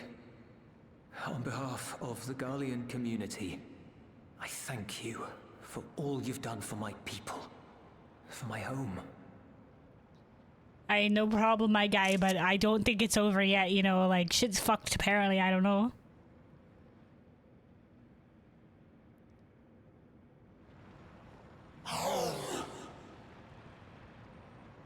Yeah, my guy, weird hand face man. Something coming back to you. You know, you don't have to be evil. We're currently looking for recruitment for people who wish to save the 13th. If you would like to join, please speak to Zero and Gomez. I shall close the fissure post-haste. This guy's still talking. We're just here, like, you know, like, just casually yapping. Oh, yeah, okay, yeah, we're waiting. Yeah, my guy, what's that? No, don't wait. No, wait. Oh, he's doing something. Oh, he's floating still.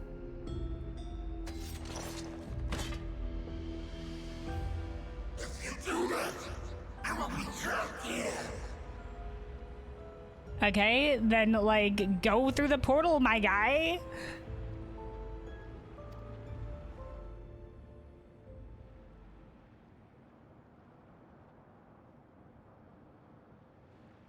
You risked your life in vanquishing the creature. Would you at least let me bear the burden of deciding its fate?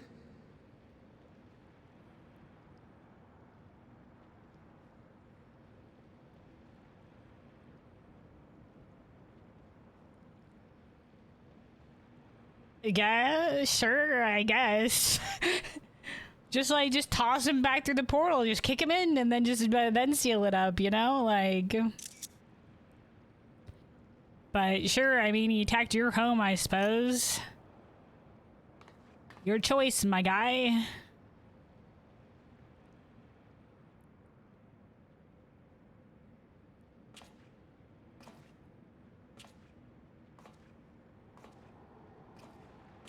Okay, so this is the shot that was in the trailer.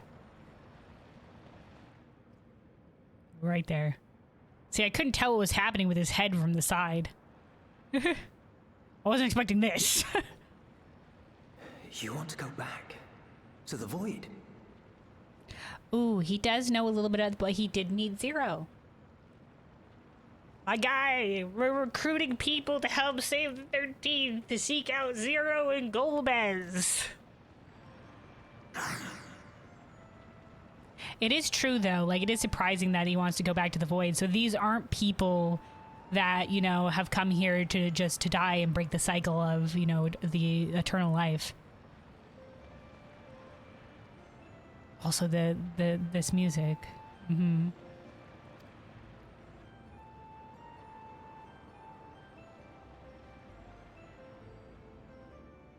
Your kind have entered this realm before. Some seeking death that they might rejoin the life stream. Yeah.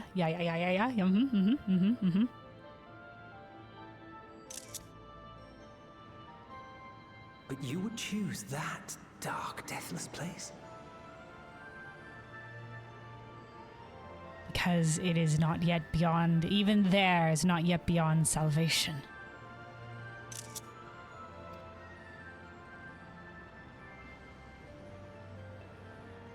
The wind is fresh and pure, untouched by darkness. Perhaps it won't be a blessing.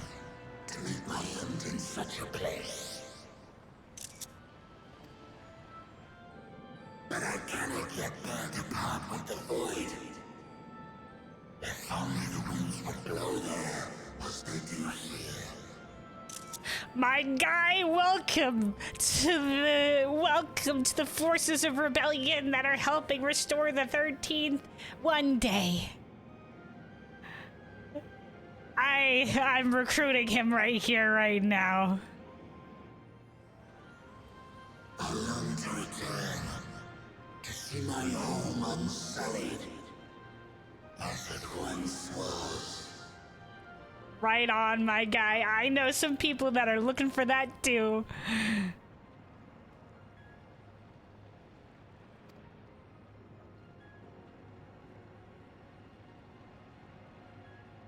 We know that pain all too well. Maybe not exactly. But, I mean, shit was fucking terrible. To see their home unsullied, not destroyed. If that is your wish, you must forsake this aggression. Go back to the Void and devote yourself to its restoration. Seek out these specific individuals!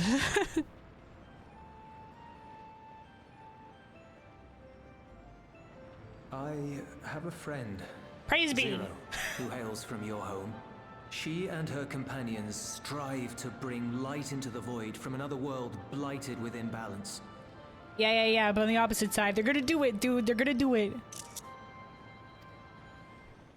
I hear their efforts have already met with some success. Have they? One day, they'll drive the darkness from the Void. I'm sure of it. One day, I believe in them. Well, I guess there's some success in that they did manage to transfer some light to the Void via the tower. So, yeah. His form is imbued with the will of all those I consumed.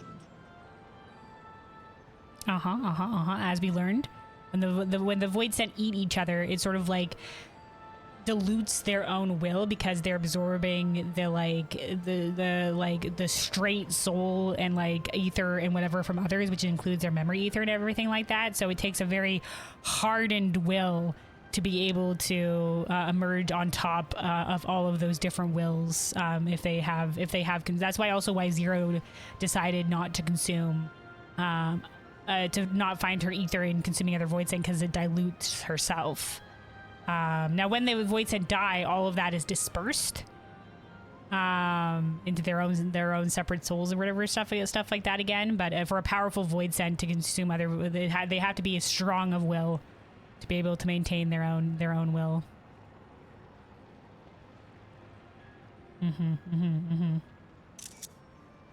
It's also why in the short story with Zero and Golbez, I think Golbez also forswore consuming other Void Scent. We shall return to our world and seek out this Zero. Woo! Then we shall see if there is truth in your words. Zero, we're sending you an ally. She won't disappoint you. That much I guarantee.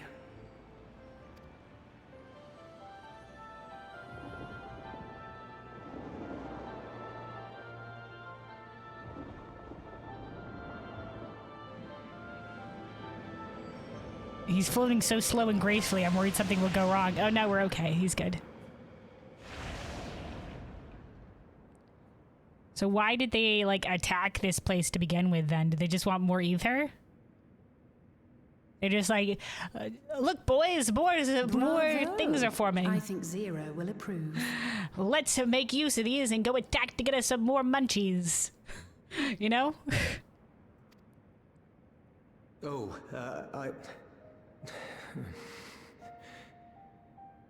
Zero would definitely approve.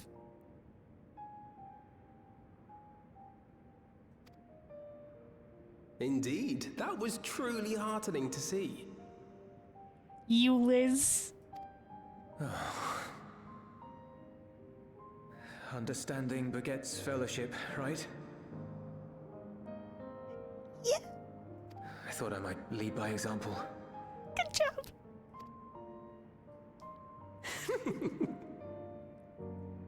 Well then. I'm at the side Shall we giving head Euless the biggest thumbs up and just like, good job, Euless, good job.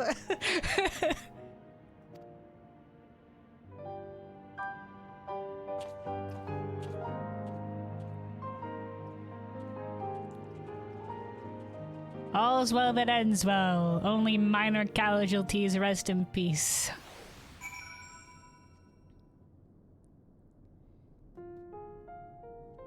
Alright, Malphas, or whatever the fuck his name was.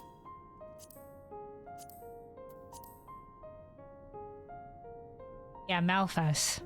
Gonna add him onto the recruitment docket for helping save the 13th. So far we have Zero, Golbez, Y'shtola's Familiar, and all of the buddies from the Shadowbringers role quests. Huzzah! Okay. Thancred, you're out of your guy. Once again, they made the effort to introduce them with their cold weather wear, and then they've just back in their regular heckin' garb again. It's so weird. The boy's come a long way. All credit to Zero for nudging him in the right direction. Hell yeah, Ariane. With the Clitium fissure sealed, I dare say the Void-Sent incursion is at an end. Graha? Void-Sent not only absorb the ether of those they consume, but their thoughts as well. With such a legion of minds at their disposal, one hopes they prove a capable ally for Zero. However many that guy's consumed, I guess. You have my heartfelt appreciation. Without your intervention, I have no doubt the casualties would have been far greater. I'll say. Euless was quick to put our words, or rather those of the Dawn Servant, into practice. And Euless. Reports have begun trickling in. By all accounts, the Ilsabard contingent was successful in containing the threat on their front. For Void-Sent to attack in such numbers, just as we were finding our feet, I daren't imagine the consequences had you not provided such timely aid. On behalf of my comrades, thank you. Thank you all. No worries, man. This is what being an ally is all about. We help each other.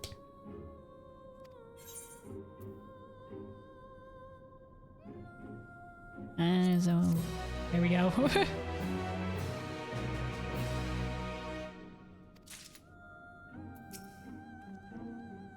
As you might have gathered, the Dawn Servant's wisdom struck a chord. I only hope my words resonate as strongly with the Void-Sent we met.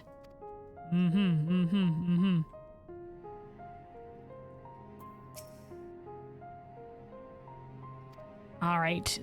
Thancred? Actually,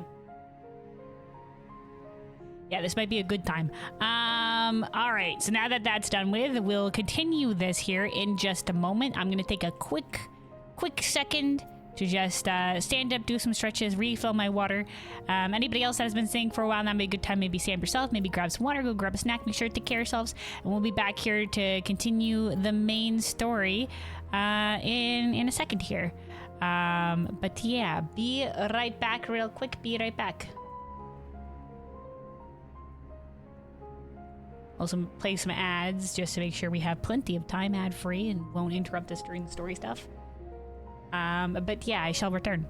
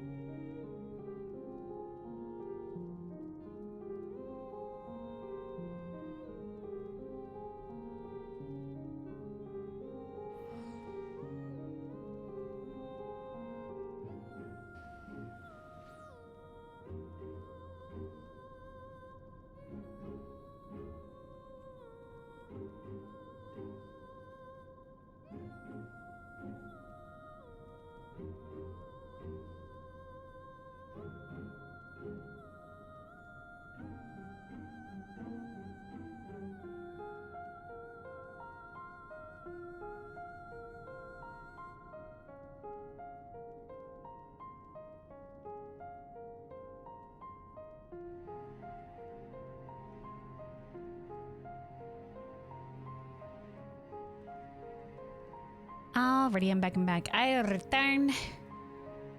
Stood up, did some stretches, refill my water. We're good to continue.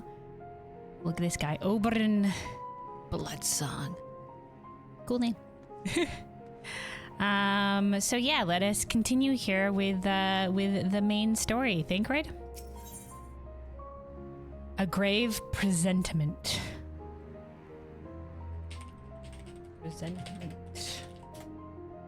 An intuitive feeling about the future, especially when of foreboding. Okay. Something weighs heavy on Thancred's mind.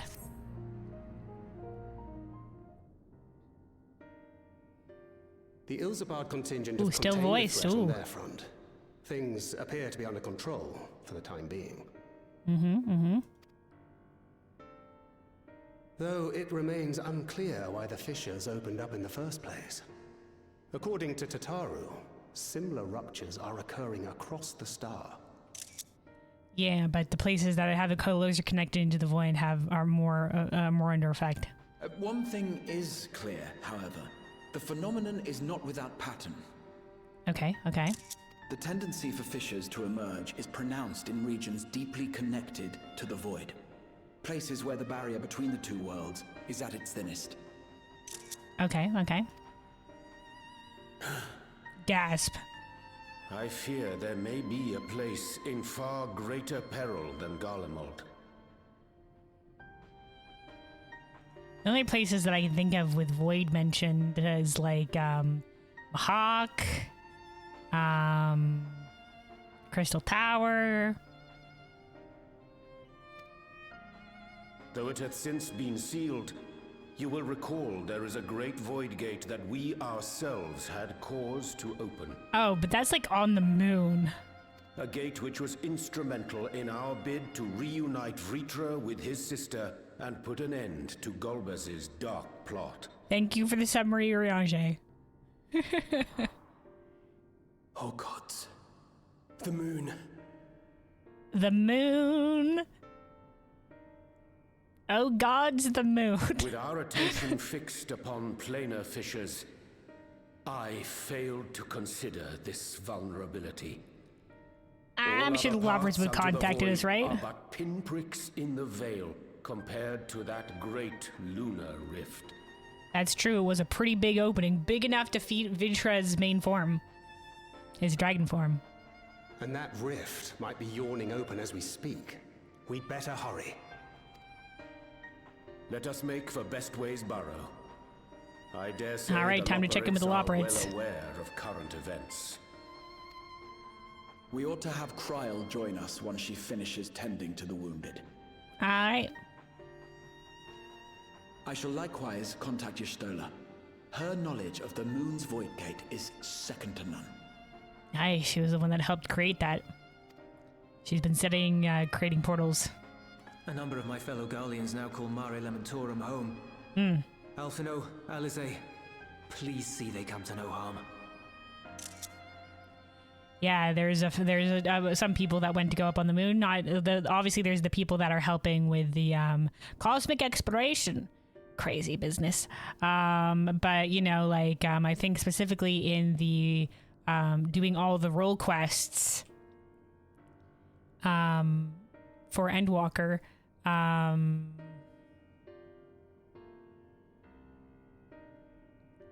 Oh my god, I don't know why his name is escaping me right now.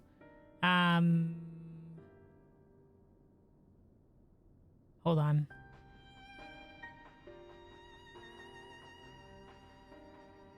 My goodness. No. Nerva, no. The Red Ranger. You know, Sid's boyfriend. Why is his name escaping me right now, dude? I'm just having a mind blank. Nero. Yeah, that's the one. I don't know why I was just, my brain, I went to go retrieve that information. My brain was like, I'm sorry, there's nothing here. And I'm just like, what? Yeah, Nero recruited some of the Garleans to go up there with him. In the culmination quest line for doing all the Endwalker role quests. Yeah. We'll be back before you know it.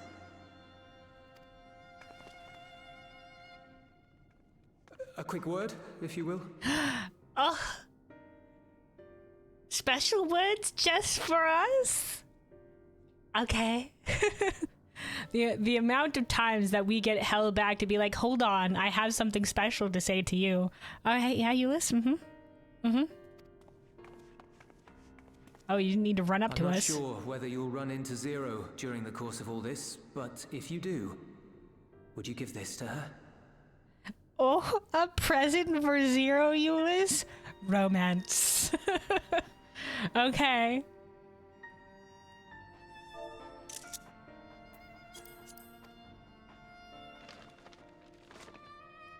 Oh, is it the Emergency booze? rations in case of a protracted battle.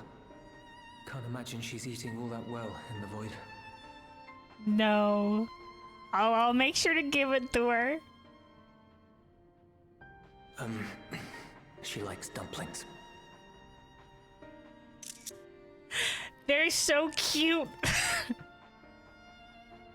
Your Honor, I'm shipping them now.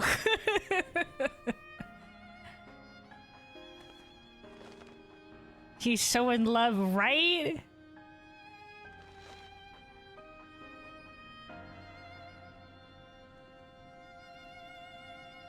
I was just like, I don't know, man. There's not really a lot to go of in that ship, but I guess people can do what they want. But after that scene, yeah, all right.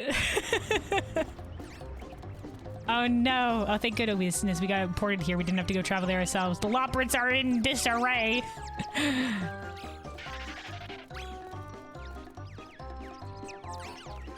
The sound effects. We're doomed! Doomed, I say!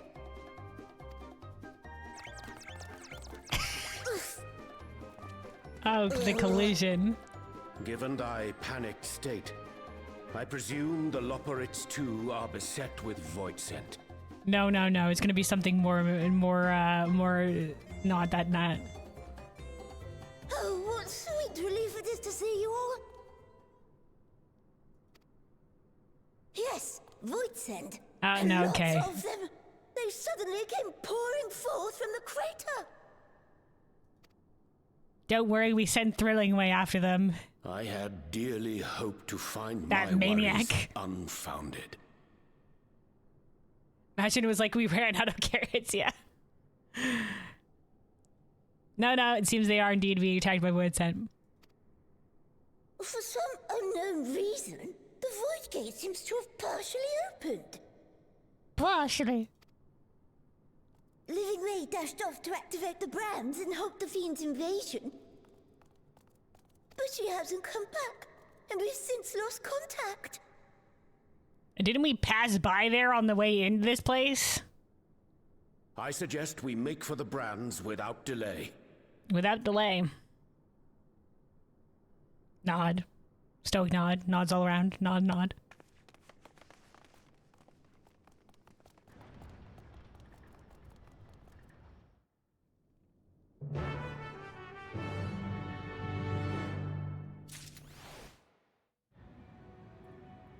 Oh, see, good at yoinked us all the way here. We're right here by the brands. Okay, all right. Where are we going exactly? Mount Roulette, form of. Ooh, appropriate darkness cat. Oh, we're helping the people. Don't worry, small Loprit. Some of these belong to this other person that's also doing the quest. Oh my god, how many of them are there?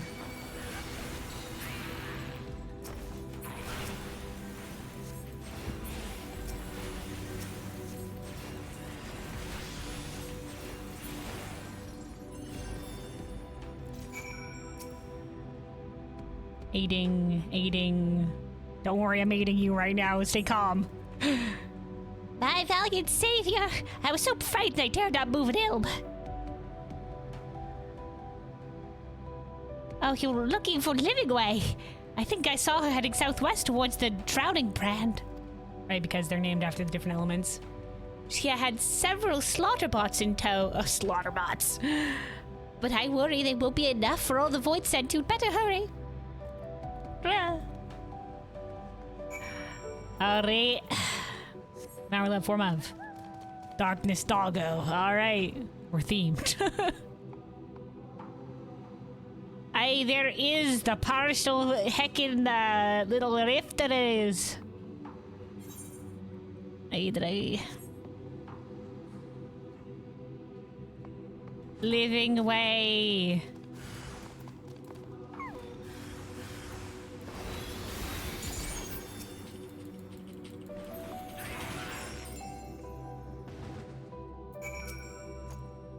Aiding.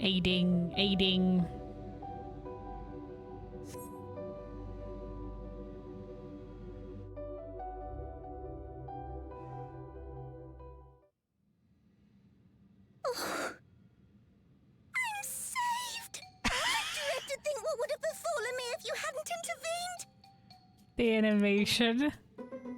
Oh, I love them so. Oh, I was never in any real danger, of course. I knew you would realize our plight and rush to our rescue. Never any real danger. I had complete faith.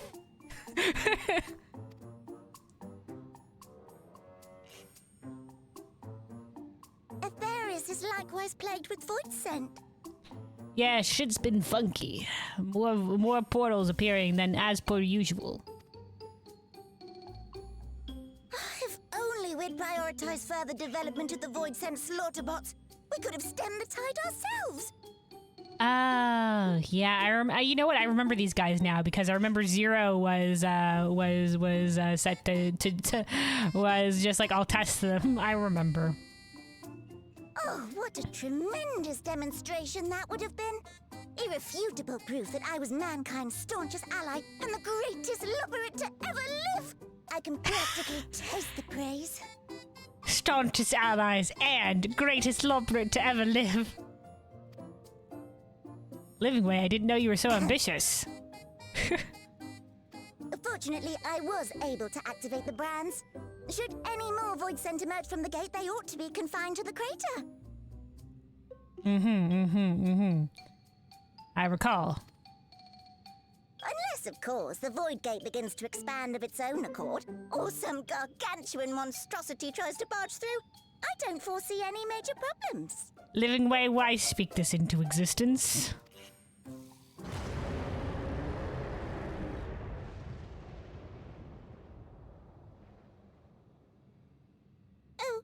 Nope. We're doomed. Well, as long as these specific things don't happen, we should be totally okay. Oh, fuck.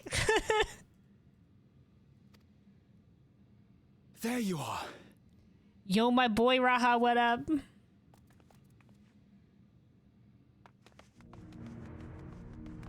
You stole her, dude. I thought you were gonna stay behind. You come physically. Capable hands and teleported here as soon as I heard.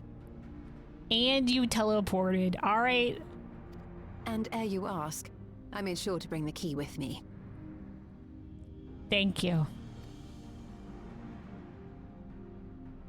Sorry to drag you out of there. I mean, they made all the effort to be like, I'm staying behind, so I thought you would stay behind, but I guess Then not, the real dude. threat yet awaits us.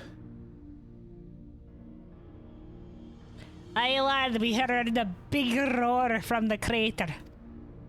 'Tis Gorbez's domain beyond the Void Gate.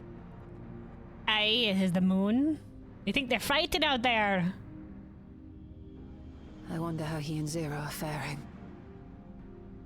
I forgot he took the moon as his domain.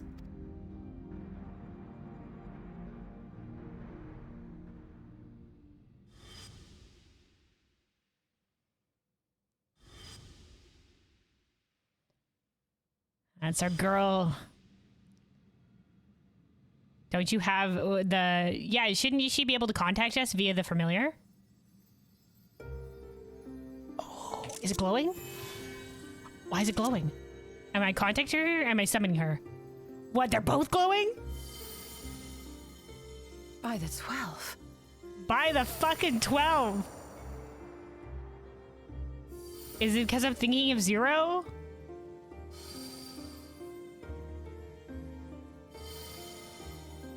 Hi lads, what's going down?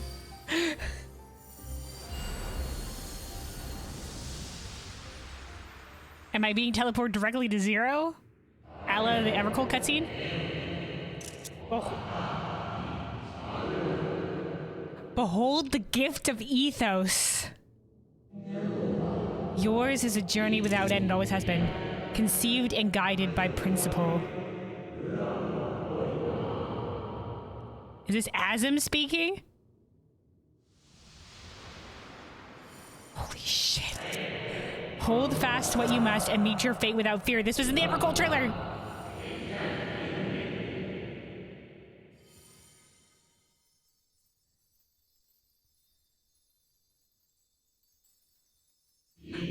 Go forth, discover, unite the stars onto one. This was also in the Evercold trailer. Who are you? Let none bar your path, also in the trailer. Let none bar your path. Woo. Wow. Wow. Woohoo. Oh. This was in... Okay. Oh, we're walking now. Like into the sun. Now, some of that... I was looking at this, but this portal was in the patch trailer. And some of... That's Golbez. See, these lines are reminiscent of the Azim Crystal sigil, but the rest of it is new. Am I in a void? Where the fuck am I? Where's my friends? Like, did I... Hello? Where the fuck did I go? Is it just me? Like, they were just like, Kelwyn's fucking gone? Like... Oh, it shrunk. We can return via the portal. We're on the moon.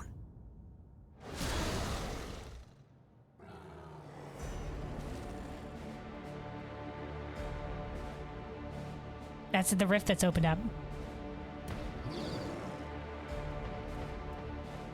I fuckface, you picked the wrong person to tango with. Zero! Glory shot. Oh, you absolute badass. Is she wielding the light? Absolute legend.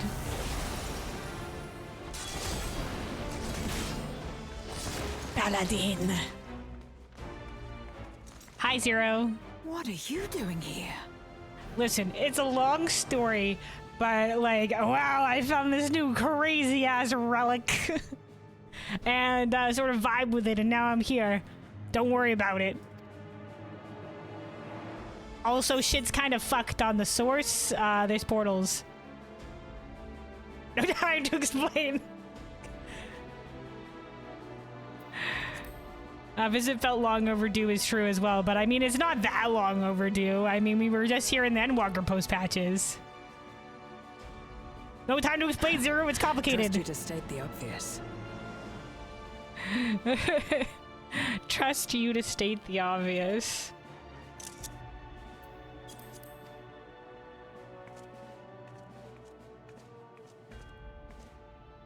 May as well make yourself useful.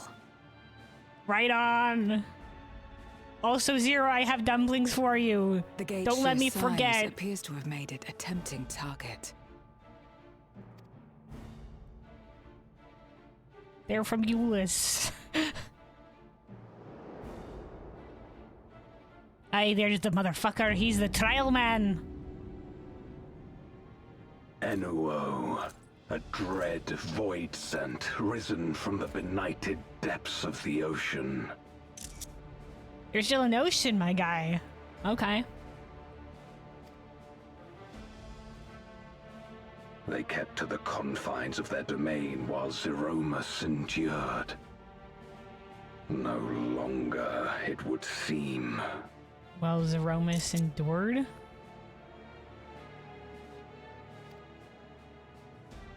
And once they had discovered a path to the Red Moon, they wasted no time in making the journey. I was gonna say, we had no idea how to get to this moon from the void. That's why we made a portal on the moon.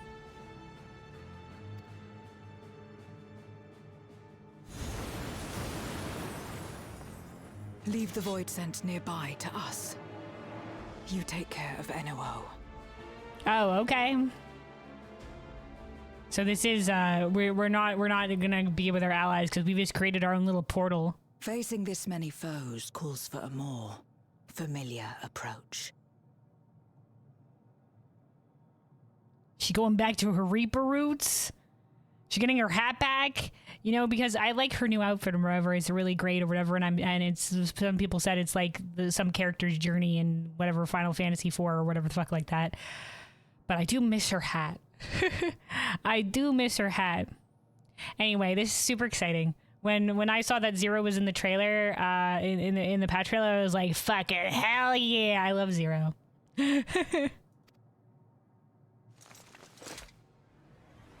I love that they bring in our allies when appropriate.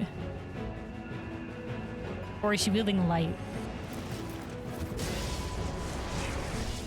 Oh no, she can just do that.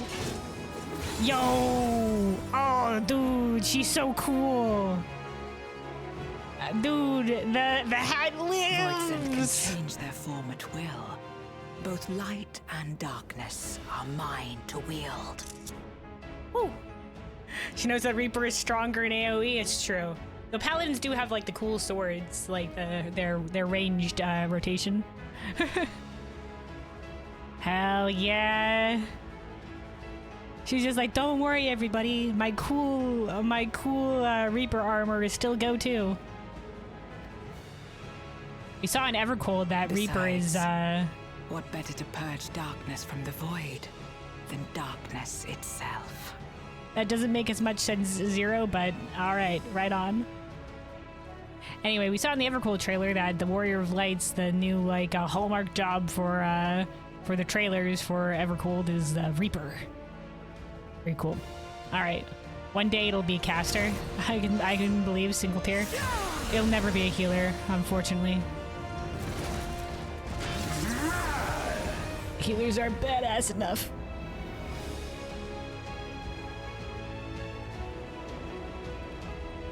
They are my heart. Okay, we are crystalling up this shit.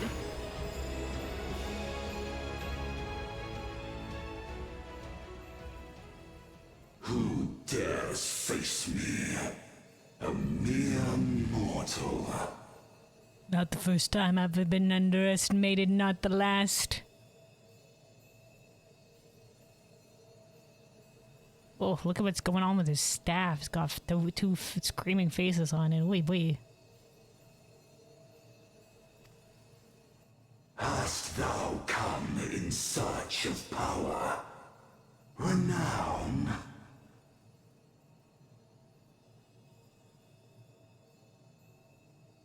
I already have a shit ton of both, lad. You don't know me. I'm here to kick ass and take names. Oh. I fight to end this. Oh, they got the retro music. End. All who stand before me shall fall. Okay, so he just wants to destroy this world.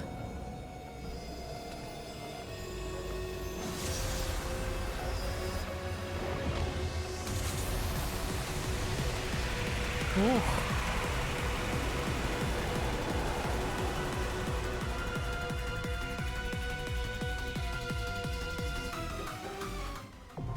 The Unmaking, now accessible. Okay. My god, the music is popping. What do we got over here? Alright. Oh, so you can sort of see like the ocean below, because they did say he came from the ocean. Is this like part of his domain? It's got like... Ooh, interesting.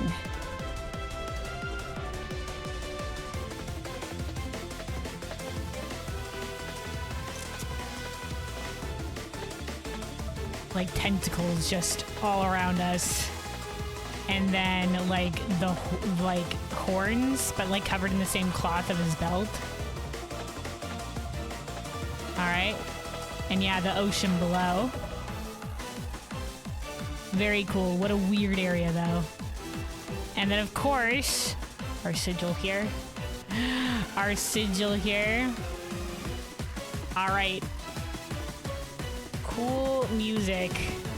All right, quick sip of water and then YOLO swag. We're gonna go into it. We're gonna go into it. I guess let me just also, I'm building up the ad-free time so we don't have to worry about if we get into the cutscenes afterwards. We have a lot of the ad-free time going already, but just in case, we're running out here. Take a sip of water, and then we'll get onto it. You're on alert if you want to invite, or sorry, you're on Zalera if you want to invite. Okay, hold on.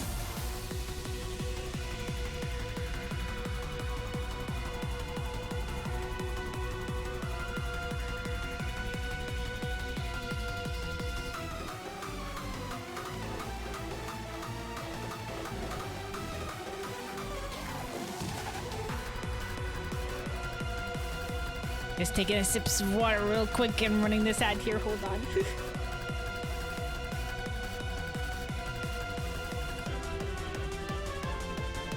All right, remind me. Also, hold on. I'm gonna turn this BGM down a little bit. Remind me of your name in game. A Laffy. Okay. I know a lot of people, the in-game names are always different than the Twitch names, so sometimes I forget who's who. I get confused. All right.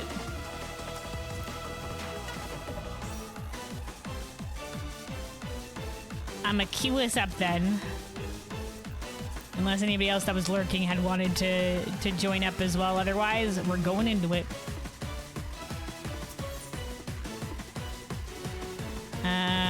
Okay, the unmaking. Born by the key on a gleaming golden path, you emerge onto the red moon into the midst of carnage. Your faithful allies of the 13th, the Zero and Golbez, battle tirelessly to drive back hordes of Void's End, all the while watched by a sinister form in the dark. Wielding the boundless power of the Void, the dread sovereign Enuo has risen from depths unfathomable, intent on reducing all existence to still, silent nothingness. Will their bleak vision of a world unmade be realized, or will life and light prevail? Hell yeah!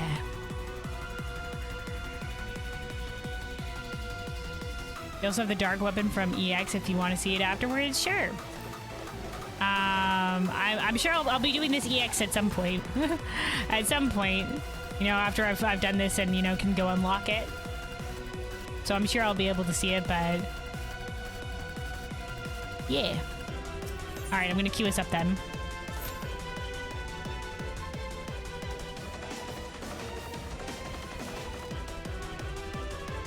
The X is very cool. Hell yeah! I look forward to learning it.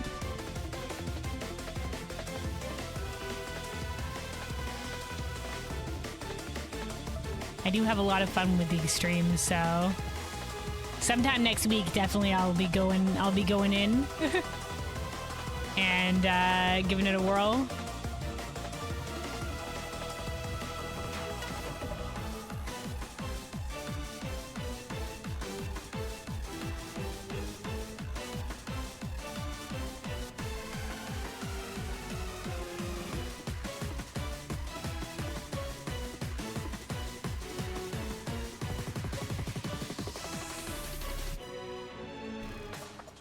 You've only cleared it once so far, but was able to get your dancer weapon. Oh, hell yeah!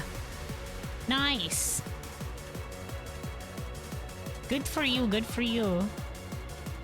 Congrats on the clear. What item level is the extreme weapons, by the way, out of curiosity?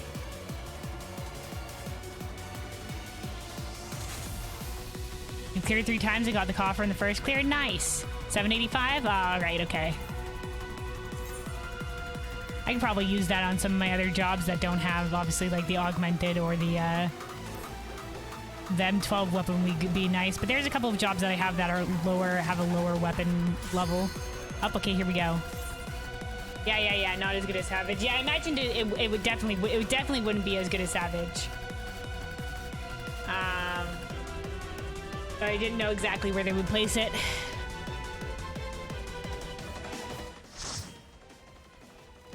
Yeah, good for those who didn't do it, yeah. I'm sure the relic weapon will be pretty good too when that comes out. Alright, here we go.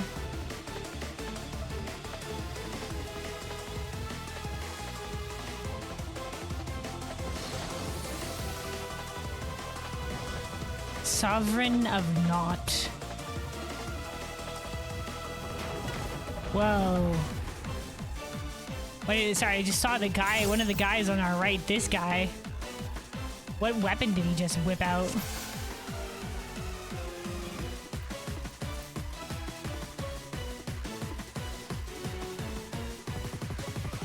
All who dare oppose me shall quake before the silken dark. Oh, he's got the umbrella for the red mage umbrella, but he's dyed it green. It looks great.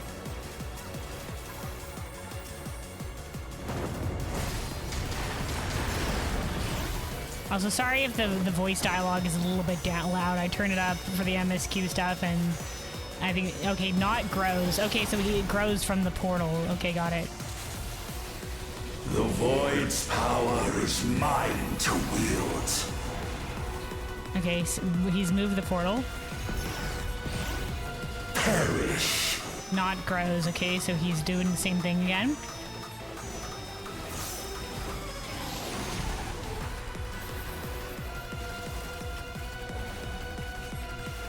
Be still. Gaze of the Void. Oh, okay. Oh. Oh, well.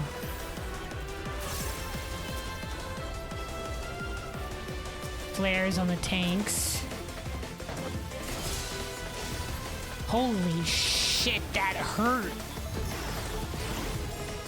Accept your downfall. I'm assuming I have to be away from it. Oh, it's slowly creeping towards me. And now it's gonna change targets? Oh, shit. Okay, so now it's changing targets. Okay. Oh, fucking Christ alive.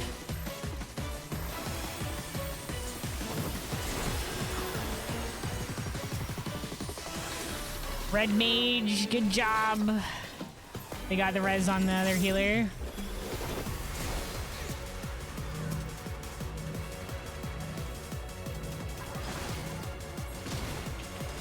Yo, Will Morless or whatever, they're getting the comm after this.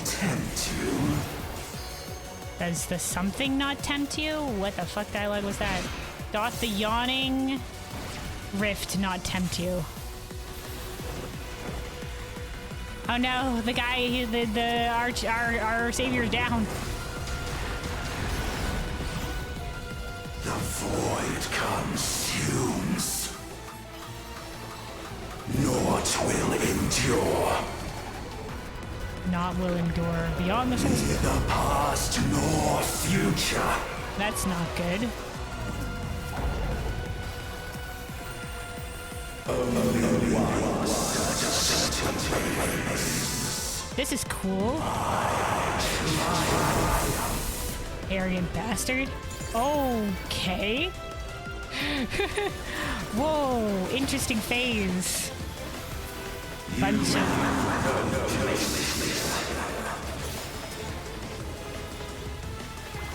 Wow. What an arena change. This is gonna be a pain in the ass though. I can't see any of my guys. Guys, where the fuck are you? I need to heal you. You're all too far away. I'm desperately wandering around being like, where are the people who are low?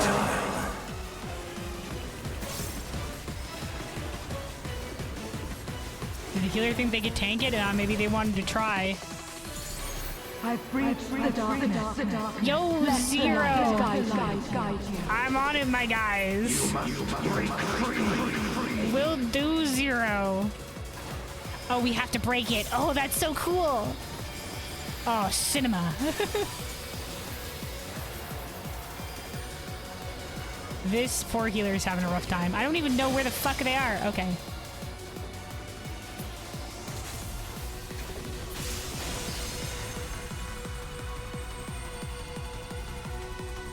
We're breaking free.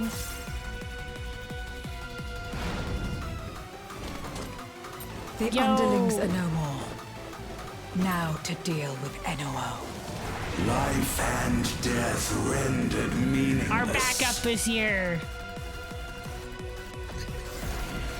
Oh, he's got a void in his chest.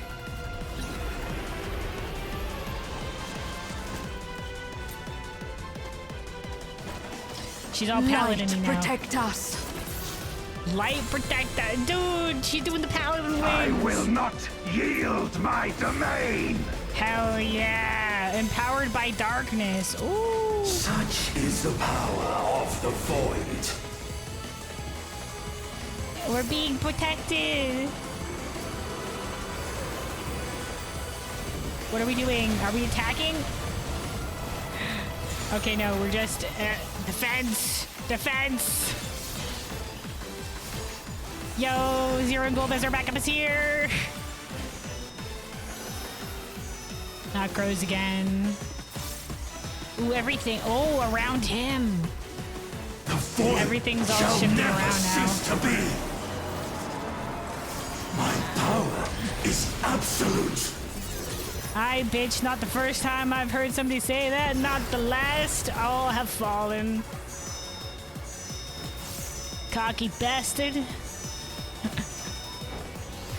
Oh, it also goes out from the portal. The void's power is mine to wield. You have to be behind Zero to live? Cool. It's a pretty wide area, though. Okay, both portals. Okay, and from him. Oh, not from him this time, just from the portals. And thus did all boundaries cease to be. Got my flower down. This is the moment for the flower. Behold the truth of this world. I'm beholding. Damage, apparently. A bunch of star effects. Accept your downfall. Oh, shit. Okay, okay, it's not on me.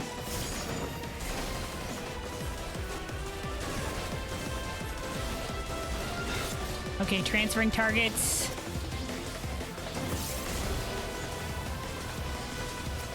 No. Friend and ally. Oh my god, they're alive. Not grows. No, he started casting before he got out of the circle of death.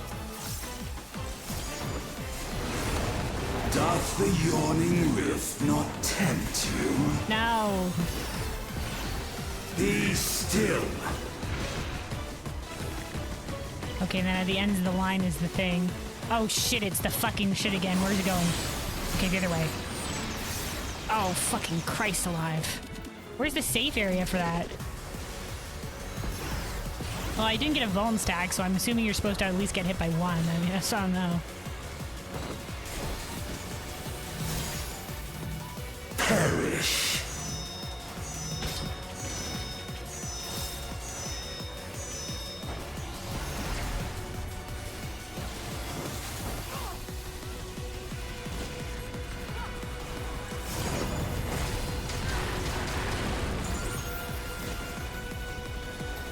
Doth the yawning rift not tempt you? Okay. Be still. Okay, where does this start from? Oh shit, we're so fucked. Okay, wait. Oh fuck. Okay, okay.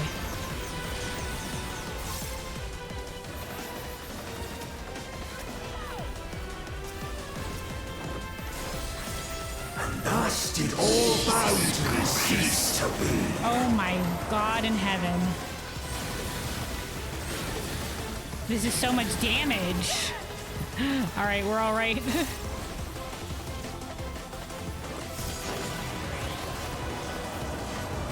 Oh man, this extreme is gonna be interesting.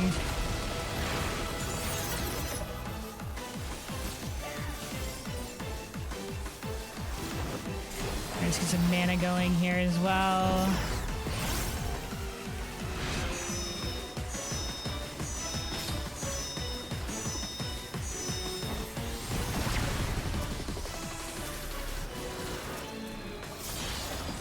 void's power is mine to wield. Not wakes.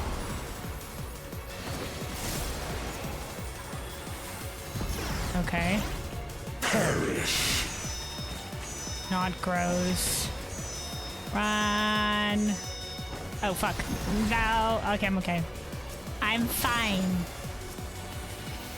Meteor rain.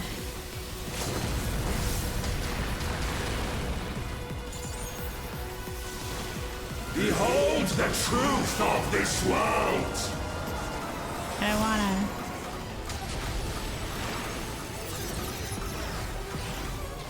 Accept your downfall.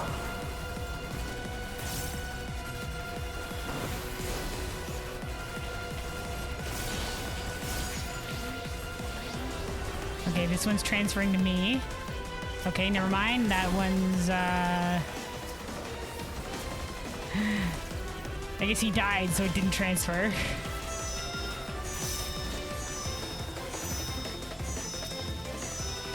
Oh, dude, what a cool fight! Can't wait to see how it is on Extreme. They must be sealed away. Sealed? Oh! She's gonna Memoria them.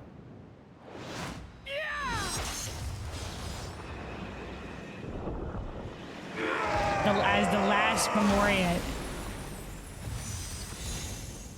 Whew. Well, the last Memoriate who still has their powers of Memoria because, the lady from the Shadowbringers role quest does. All right, hell yeah! Thanks for joining me, Laffy. Is this the weapon? Oh, it's got, oh wow, is that just like a darkness like rift theme-a-bob just in the center of the blade? Okay, you can totally tell like the Inuo like tentacle themes from the side. What a cool, what an interesting looking weapon. Damn. Inuo's reign is at an end. All right, and Zero? Hold on, I missed Zero has a dialogue. Wait. It's over, all right.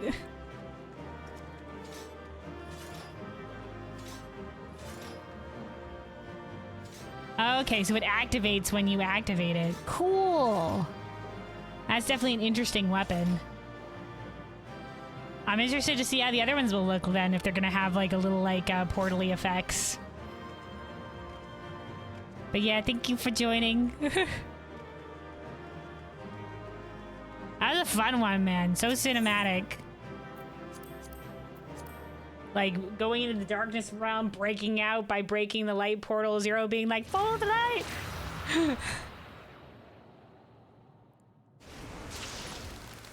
Oh boy, I love that we've gotten a little bit of Zero in this patch as sort of like showing our rift thing can work. It makes sense. Because, of course, like, another Memoria added to the collection. Hey, the familiar. Oh, what a cute role that little guy just did. She did say she can contact Y'shtola. We would have struggled to face Inuo alone. No problem, my friend. Like I said, crazy shit is happening. So there I was, you see. We were also dealing with some weird voice shit stuff. More voice sent rifts than usual. Apparently throughout our star, the source and whatever have you like that. So we went to go investigate the portal on the moon, what have you, and there's this new relic that we picked up, and it was just like, ah, and then here I was.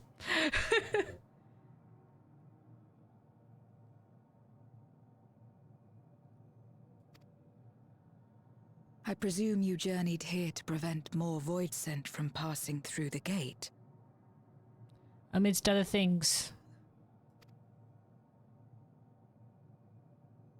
With Inuo defeated, there are none left in this realm who pose a serious threat. I dare say the problem is resolved. In this particular realm, so he was the main force behind this. Oh, by the way, fellows, I've sent you a new ally that you can find. His name is Malthus. He's a bit of a weird one, but he's willing to help. He wants to help restore the void. So look out for him. We've given him your names and we've sent him your way. And then also, Zero, I have dumplings for you from Euless. A care package, if you will. Alas, voids have been emerging from fissures across the source, or have you noticed any abnormalities in the void of late?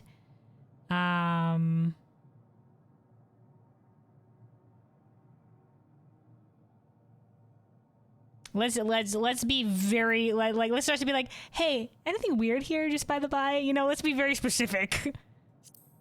Alas.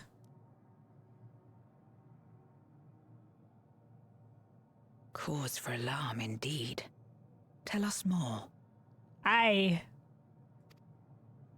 So I was, over in this new land called Thrall. I was having a great time. Got called back here. Garlemald was being attacked. So the breach wasn't limited to the Void Gate. No. For better or worse, precious little has changed in the 13th since the Romus fell. Okay.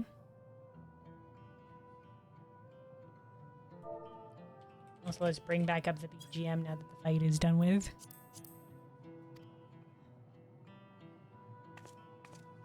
Have you noticed anything unusual? I know not the reason events have unfolded this way, but there is, perhaps, an explanation as to why the Void Gate and the fissures opened. All right. Tell us more. Here, in my domain, even the slightest change is keenly felt. Why in particular? Because it's the moon? When the gate opened, I sensed not the workings of some external force. Okay. So it's not something opening it.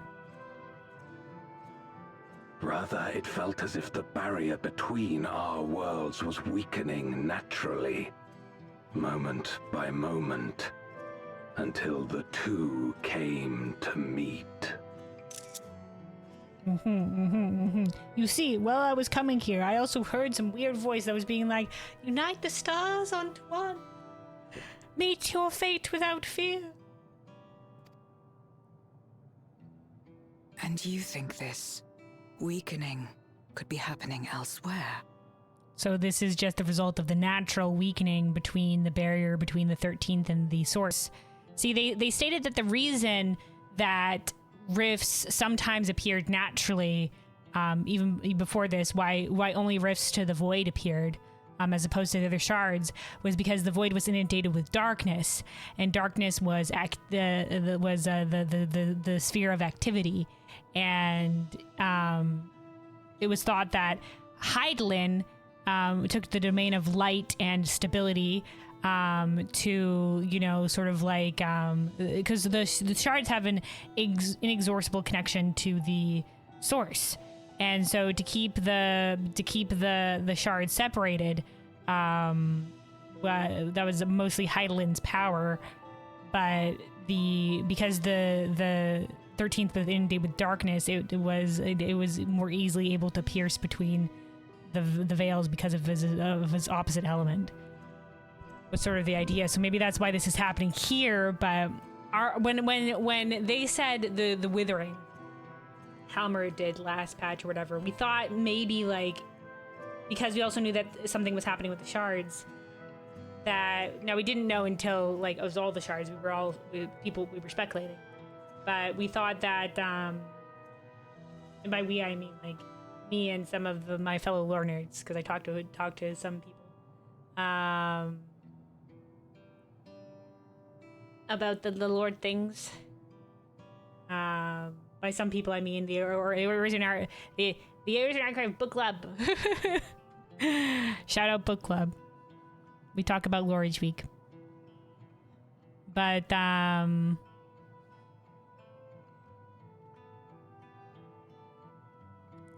yeah, we were speculating that it might be the weakening because Halmerd said nature like the Great Withering and like Nature's Proclamation that was left in the silence of the will of the stars. So we thought either due to the lack of Hydaelyn's presence or somehow like because the lack of because like the way that Zodiark worked was that he strengthened the celestial rifts of ether, sort of like shrouding the star in ether to prevent the final days from happening. So now that he's gone, that's like a major thing that's not there anymore. So it's either one of those things being gone that had perhaps led to either we weren't sure if it's going to be the weakening or the strengthening of the barrier between worlds, and that was leading to the shards being all fucked up, specifically like the 9th.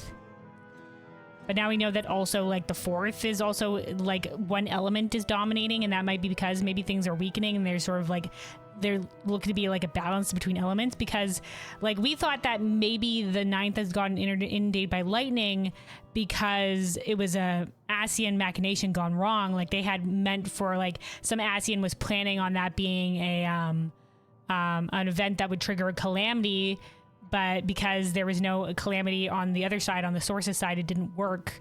So, and the one that was doing it on the 9th didn't know that there was no like one happening over there, because communication probably between any Ascians, between the shards, sort of probably ceased with the death of the Unsundered. So that's what we've been currently speculating, but it seems like it is indeed the weakening of the barriers between worlds. And it's starting with the 13th, because the 13th is already naturally has like the barrier's already naturally weak. 'Tis a possibility.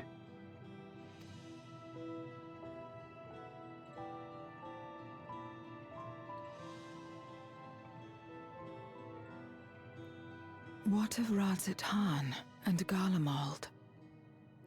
Razat Han, I don't know, we haven't heard anything from them, but they're doing a good job. If they have had a little bit of increase on Void Roof thing, we've been told that most nations are doing a good job fending them off with minor casualties. Garlemald got a little bit more attacked. We had to fend some of them off. Once again, minor casualties, but don't worry, I managed to kick butt and also hear some dumplings from Euless.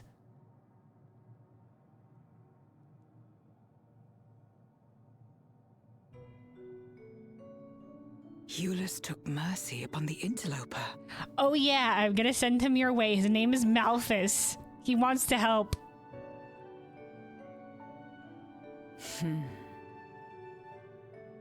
Whether Void Sent or Garlean, we all share the same longing for home. Hell yeah. Should we meet, I will gladly offer them aid. Please tell Euless as much. Right on. Wait, how exactly did you get here? No mortal could traverse the Void Gate in its current state. Oh, okay, so we can't just fall into a Void Gate. It has to be like maybe a stabilized Void Gate? Okay.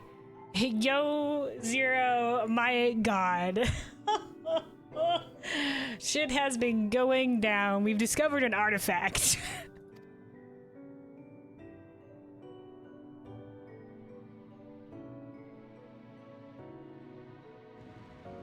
We're thinking it can open the barrier between worlds a little bit. That was a short amount of dialogue for what would have been a long explanation. And this path of yours is still there. I cannot see it. Oh, she can't see it. Okay, interesting. So only we can see it? Is it because of our Asm connection, or is it because they're like less ether dense, you know, because they're from the shard? They're lacking in ether because they don't have the echo, maybe increased ether senses. Man, fellows, it's been a long time since the echo was ever mentioned. When was our last echo vision? I think our last echo vision was from was in the Dawntrail main story. So we did have that. We saw an echo vision of, you know, when Ghoul Jaja brought peace between the Mamulja and... Oh yeah, and we also saw the echo vision of Krau's parents when they first handed off the key. That little portal points to nothing, Lamau. Well, like, we don't know they can't see it, but yeah, like, oh, I took a portal. They look over and like, it's still there? There's a portal there? This is interesting. So it might be because they don't have the echo. It could be just our connection to Azim.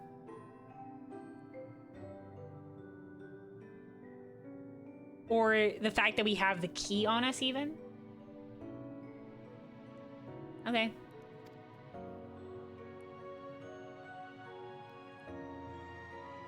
Yeah, from our perspective, we don't see shit.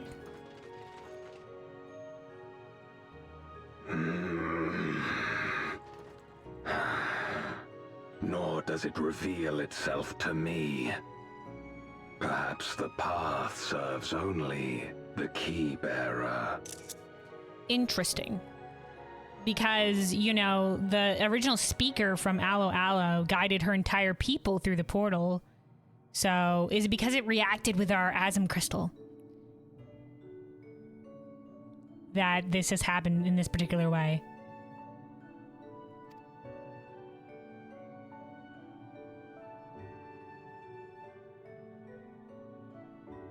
So it is not a means to travel freely back and forth. A pity. I would have liked to see my friends again. Don't worry. We'll make sure to get you there. We're working on it, Zero. We're working on it. Don't worry. Hold this crystal real quick. Maybe if you wish real hard, you can do it. But then again, that also could be a bad thing. So, you know, like, it is very powerful artifact. Let's maybe not test it.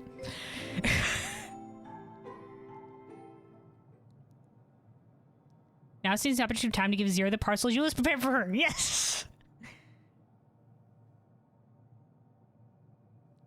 It has to get figured out so the Evercold trailer can happen. That is true. We're gonna have to at least, yeah, it's gonna at least be there. There'll have to be some people. Maybe when the key first activates the portal, if we all just hold hands, it can work. Maybe we just need to hold hands.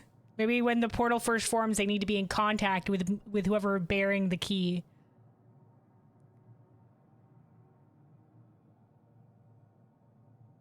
Like a daisy chain. Or something else, we'll see. Have to make sure Alphino's arm would stay attached if we did that. Well, actually, you're right. Did Alphino appear at that gate a little bit later?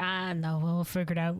Obviously, we'll be able to make it happen. Maybe they just need to, like, I don't know, to be given something, or maybe like imbued with. We'll figure it out. We'll see where this is going. Oh, we're doing the parcel thing outside of cutscene. Deliver the package of dumplings to Zero. Also, like, in real ominous music, passage to Lamar Lamentorium. Golbez? The key of yours intrigues me. Had my former self known of its existence, and by my former self when I was evil, I'm totally good now, don't worry about it. Turned over a new leaf. I might have sought different means to reach the source. You never would have found it. Let me talk to Nixie, right? Water, water, froth and foam! It's been a grand journey here in the void. I'm totally protected thanks to the Scale Ward. I've seen some shit.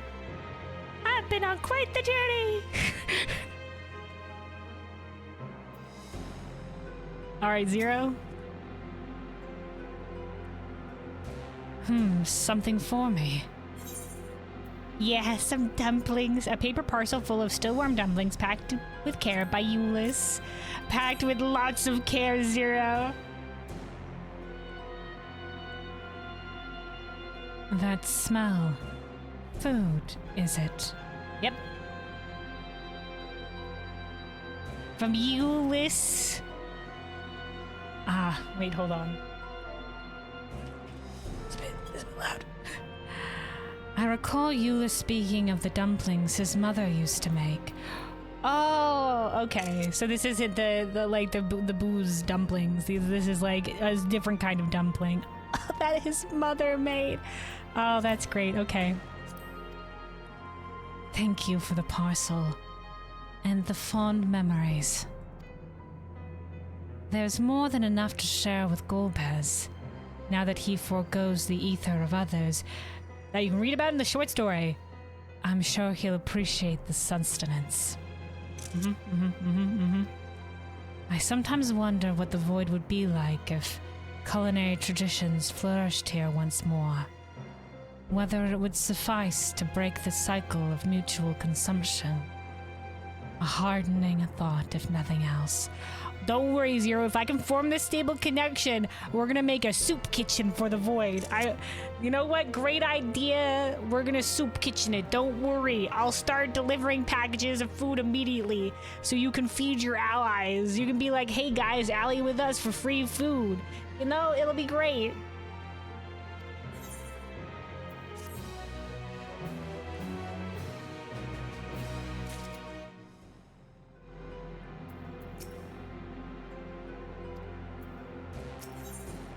A beacon from beyond.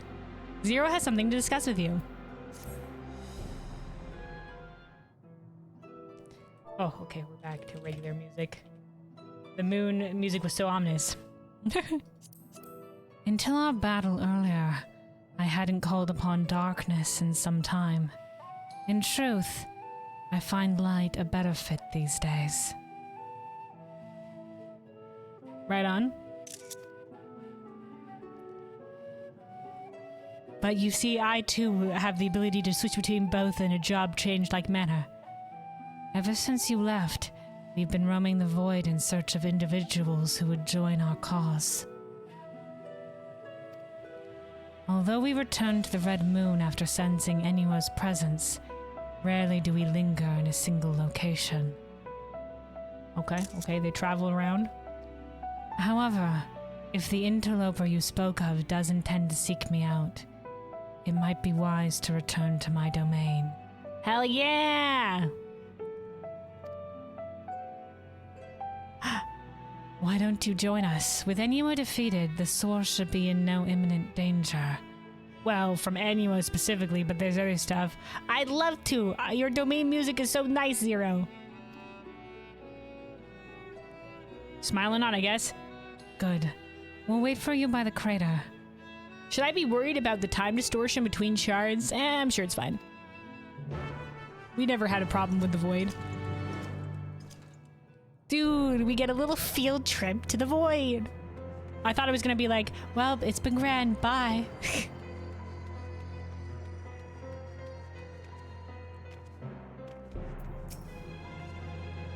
I presume you remember traveling by Nizrock. Oh yeah, the big flying guys. Once we reach the surface, the creature will convey us to my domain. There is a teleporter situated between here and the center of the moon. I used it to travel to the surface in days long past, though I seldom had need once my generals were in place. Two of which are now dead on the source, which was Fire Guy and Water Boy. And then two are sealed in Memoria, which is Windy Boy and Earthy Lad. Or sorry, Windy Lass, sorry. Barbarisha and Scarmirione. Joram herself crafted that device that might lay low the servant of light. Okay, Joram. Yeah, who was the assassin responsible for this and was the one that accidentally drove it too far into darkness. Think it'd be cool if Sunday meet the reincarnations of Rubicone and Cagnazzo? Yeah, well they'd probably be like I don't know if like the rejoining would happen in the sea, so we'd probably meet somebody who's like a couple extra times rejoined. Or one extra time rejoined than as per regular. Be somebody with a particularly thick soul, as they say.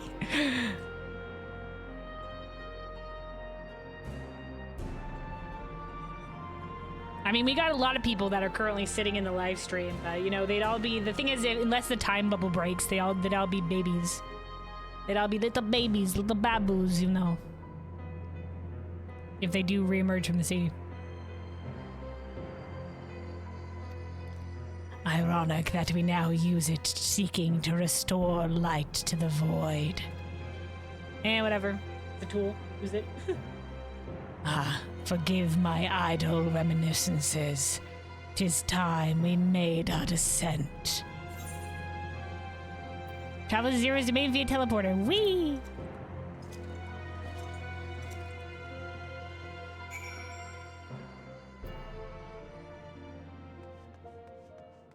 Here we are. Hi again. It's been so long. That must be Golbez. I would gladly consume his ether if I stood the slightest chance of not being gobbled up first.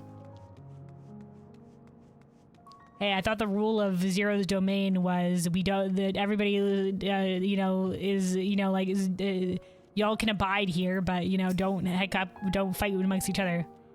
Ever since she brought you to this domain, our numbers have swelled. We grow tired of conflict. And this was the one who was waiting for the savior of the void to appear, who thought it would be in this statue. And we were all like, oh, the warrior of light is a paladin. And so we thought it was the warrior of light. But no, it was Zero this entire time. I waited an eternity for Zerobus to save this world. But my faith was misplaced. In the end, it was Zero who brought us hope. She's the reason I keep coming back here, day after day.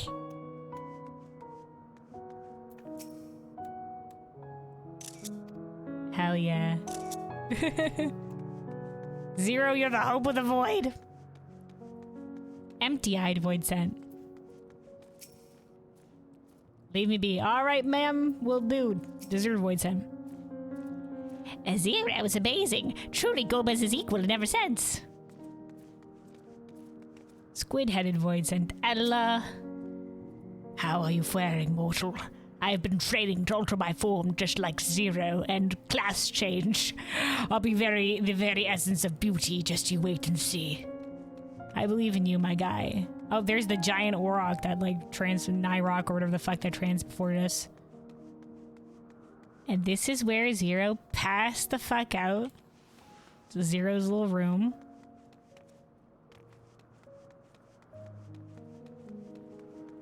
Troyan manservant. Oh, from Troya, from the dungeon. No longer will I partake of ether of other beings, not even if I shrivel and starve. Good job, my dude. I don't know where they're getting their ether from then, I guess. Just like ambient ether. I don't think there's a lot of ambient ether. I think the source, where the live stream is strong, has the ambient ether. We're on a journey. And this is where we talk to Farfarello. Not here currently. Okay. Not good, we can just drop down. Vicious Void Scent, hi. Well, I appear to have made a complete recovery after the ignominy of starving to death. Maybe my fellow Void Scent here can be trusted. Oh, okay, so because they can't die, so he did starve, but then he reformed after a while. But during the reforming time is the time where they're vulnerable and can be eaten, but no Void Scent went to go eat him. Interesting. So they're consumed by a hunger to eat others, but they won't, even if they die from hunger, they'll just reform. Oh, here we go. So this is Siriato who consumed Farfarello. Right. Golbez is even stronger than Barbarisha was. I thought it best to keep out of his way. That said, Farfarello tells me Golbez isn't so frightening these days. Perhaps he absorbed the will of someone less terrifying.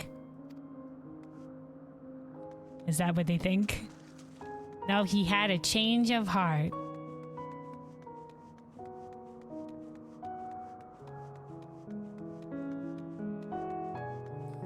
All right.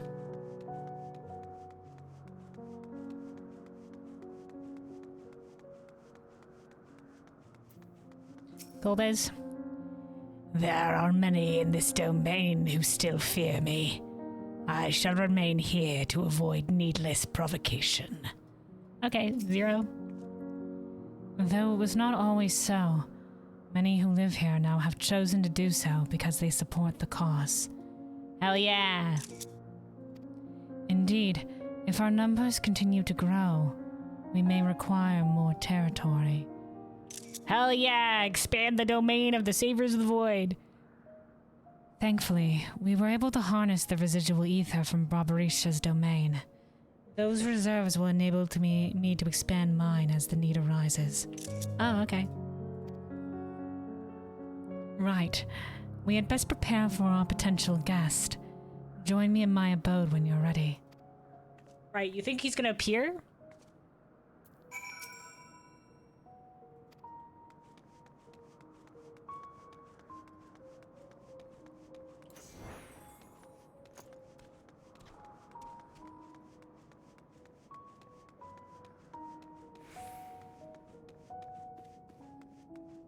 What are we looking at? Are those alligator orbs?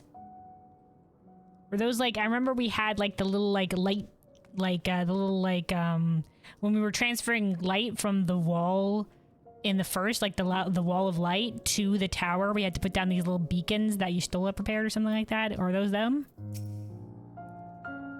I imagine you remember these. The transmitters we used to receive light from the first. Yeah! Excellent. I remembered. Yeah, the little doohickeys, yeah. If memory serves, they work by channeling excess ether left in the wake of the flood into the crystal tower. Using the tower's cross-rift travel capabilities, light is then conveyed onto the 13th and into these devices. Aye. And into the devices. Okay, yeah. I have a mind to use them now, but they'll need to be set in an elevated location.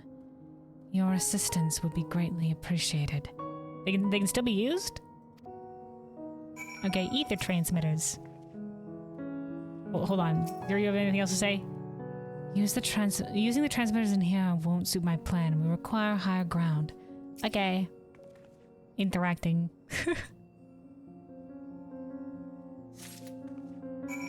Alright, I'm going. Higher ground, I assume this way up the staircase. Oh, you know, it's probably at that little edge of the area. Yeah, it is.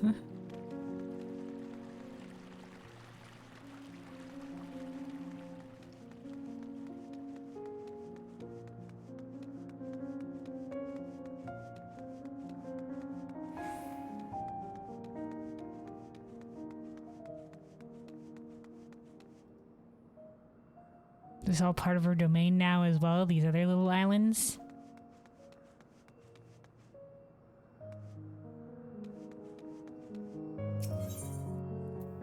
Ether transmitter.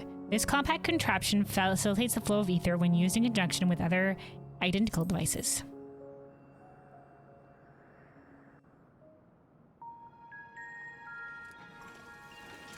Oh, the little Nixie was helping as well. Upon activation, these transmitters will shine with light from beyond, sent courtesy of our ever-watchful friends.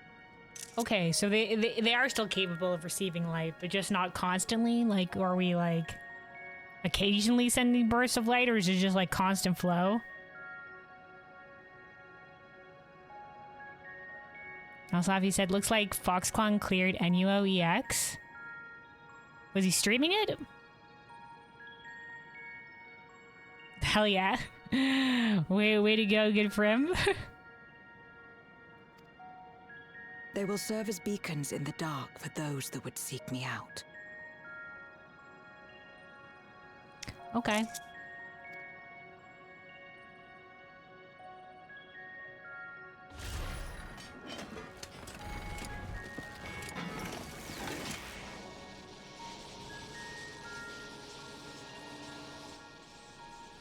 Let there be light.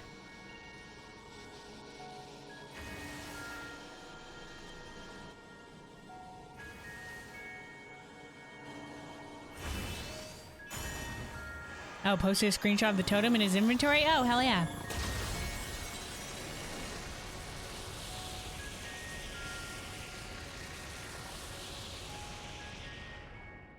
A very specific light beam. Oh, yo, my guy! Malphus, my dude.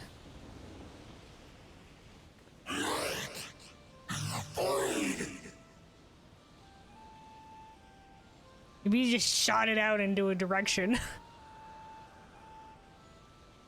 It's a two-totem fight? Oh, okay. Cool, cool.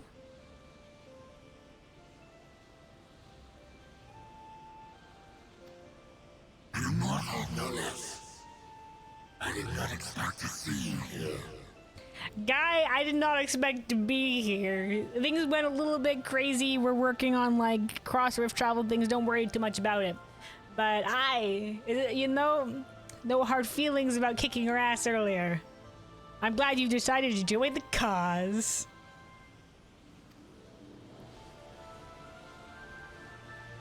I am Zero. Cocky grin. I'm a person of many secrets. It is a safe haven for those who abhor conflict.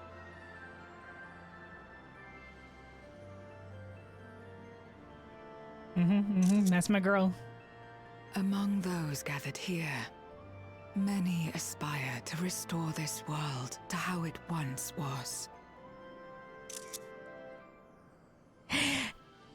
Come on in. Such a thing is possible.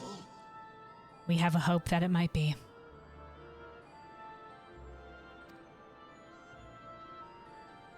Indeed. Though how long the endeavor will take, I cannot say. I mean, like, the Empty was not as fucked up as this place was, but it was pretty fucked up. So the fact that they were able to restore life to the Empty, I mean, and this place has been fucked up for a long time as well. I mean, this place is really fucked up. But you know, it's possible.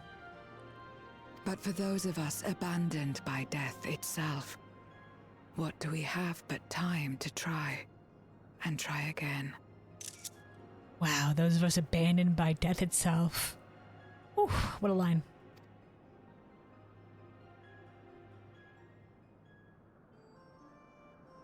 Very well. Hell yeah, welcome on in. No eating people here. This light is ample proof your comrade spoke true. However long it takes to restore our world, you shall have my aid. Hell yeah, hand-face man, welcome on in. And you shall have mine. Fate sucked, I thought I told you this was spoilers. But people taste good with barbecue sauce, no. No eating people, also spoilers.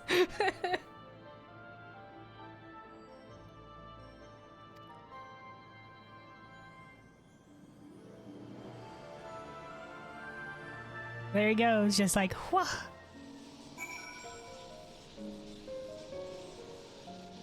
Okay, back to leveling for me. Just wanted to pop in. Okie dokie. Godspeed with the leveling. Best of luck. Enjoy. Hydra check, thank you. Appreciate the reminder. Everybody else, make sure you are staying hydrated out there. Take a moment to have a little bit of a sip. Stay hydrated, stay hydrated.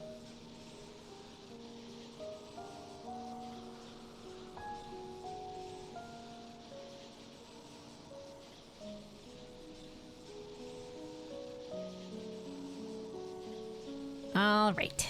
Hydration achieved. Thank you for the reminder. Okie dokie. Let's see. Zero. It would seem Ulysses' intervention has helped forge a new bond. Hell yeah. Thank you for bringing word to me. I'm glad we managed to do so, because before I didn't have plan on visiting here. Before that, I was just gonna be like, well, hope you encounter them someday. Godspeed, Malphus. I gather you'll head home sooner rather than later. Yeah, I should still fucked with we gotta figure out what this rift problem is, but glad to hear you guys are okay on this front. You will not be able to freely return to Zero's domain. Are you certain you wish to leave? Yeah. Yeah, it's been nice though. It's been nice visiting this place again, because yeah, we can't come back here. Then let us return to the Red Moon. I'm sure you won't begrudge me a proper farewell. No, of course not, my friend. As Graha said at the start of this, you know, always Would take you the opportunity deliver a to let message people to Euless for me? to say proper Tell farewells. him that we're making progress towards rebuilding our home. And I hope that he is too. Will do. I'm sure he'll be thrilled to hear from you. I'm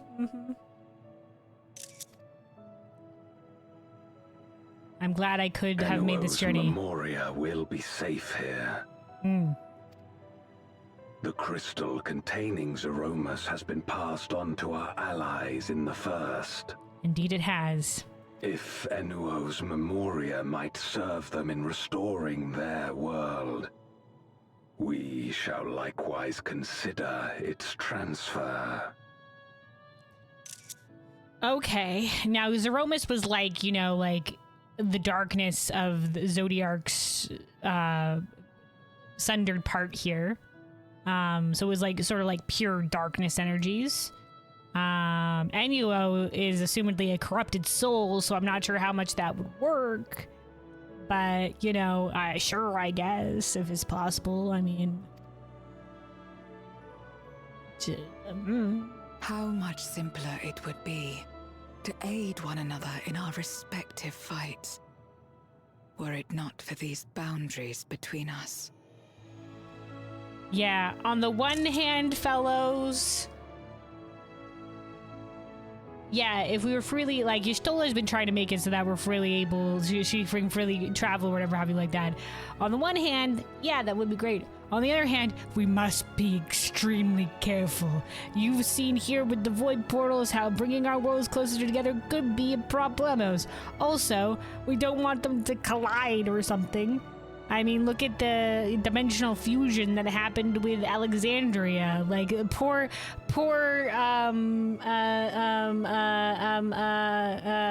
Yasulani. Wait, was it Yasulani? Yeah, poor Yasulani is fucked. Like, all the creatures there had to adapt to sudden, like, shit fuckery of an elemental infusion. Poor things.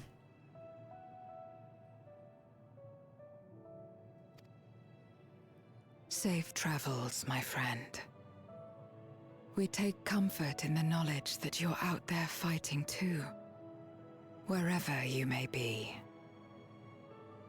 You as well, my friend. It was great seeing you again here. Hell yeah.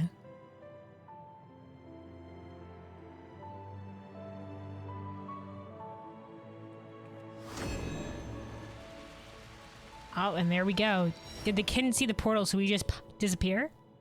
Like, what did our allies see when we got into that black void space and there's suddenly a portal? Was that, like, did a bright light flash and then we were gone? No luck, I'm afraid. It appears she's not in Mare Lamentorum. There was a bright light and she is fucking gone.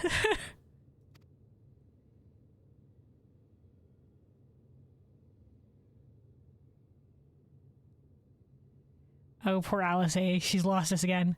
Wait, is he sensing it? Oh, we're back.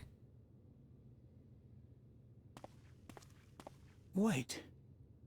Is that? This reminds me of the time that we almost drowned in a lake and our allies were looking for us. When the Fwath tried to drown us. Guys, hi! I went to the 13th!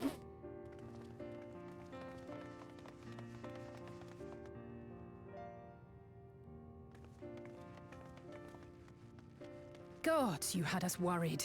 You suddenly disappeared. We didn't know what to think. Ah.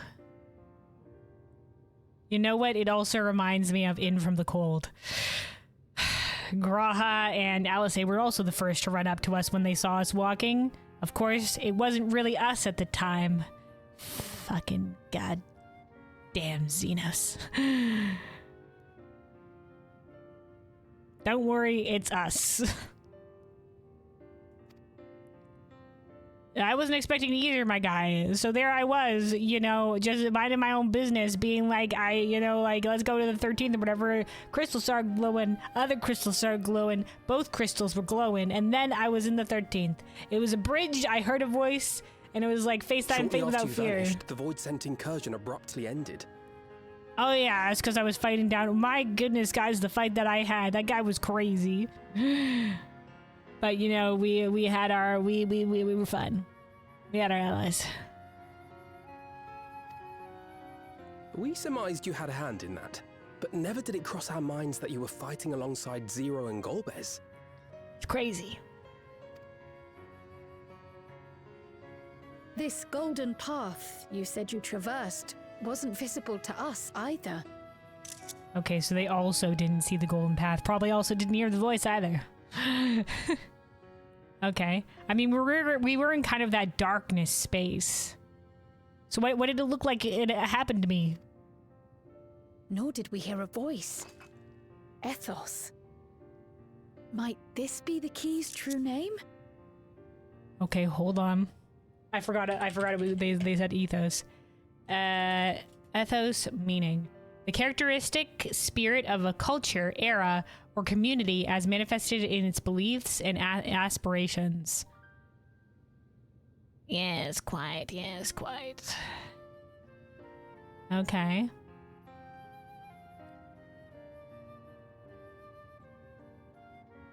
So the beliefs and aspirations of a group. The beliefs and aspirations. What's the origin of the word?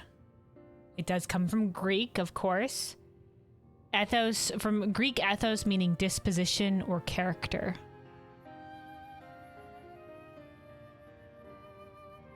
Okay. Denoting characterization in the context of art and rhetoric, contrasting with pathos.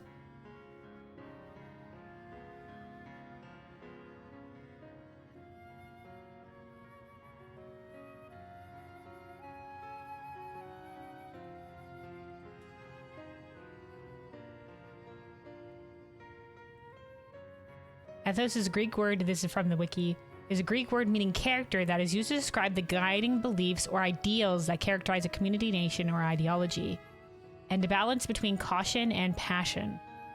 The Greeks also used this word to refer to the power of music to influence emotions, behaviors, and even morals. The word's use in rhetoric is closely based on the Greek terminology used by Aristotle in his concept of the three artistic proofs, or modes of persuasion, alongside pathos and logos.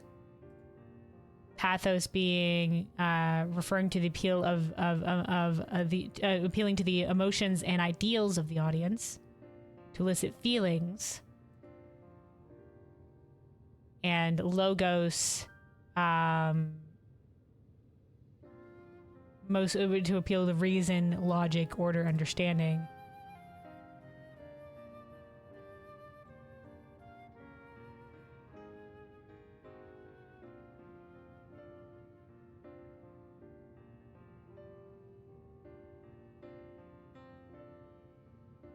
Okay, so if pathos is feeling and logos is logic, then this is like beliefs. So it's tied to believing. Okay, interesting. All right, okay. I'm gonna have to review that dialogue. Remain, for now, I am glad to learn the state of affairs in the 13th. Hell yeah. Euless will be happy for the update. Golbez's suspicion that the barrier twixt worlds has begun to weaken.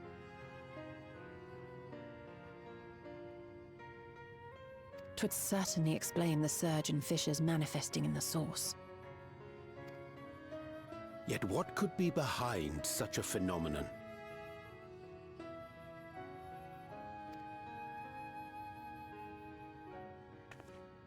Oh, here she is.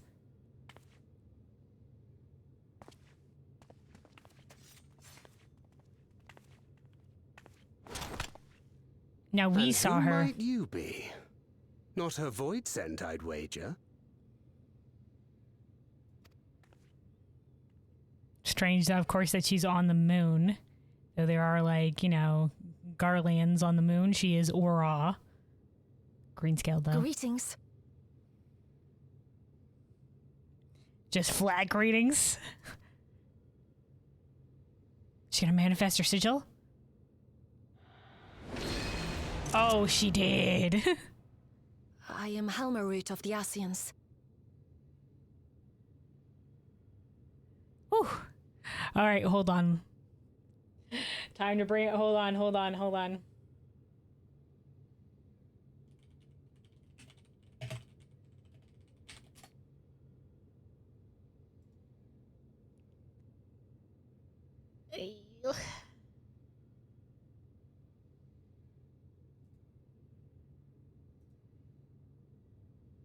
on.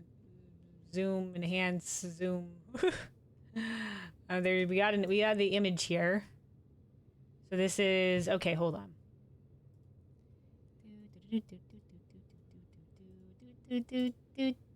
So these are the sigils that are from, like, whatever the Final Fantasy is that has these as well. And the parts in red are the parts of the sigil that get translated onto the Asians. This is Helmarut, so it seems like this topmost part of the sigil has been the one that has been put into place.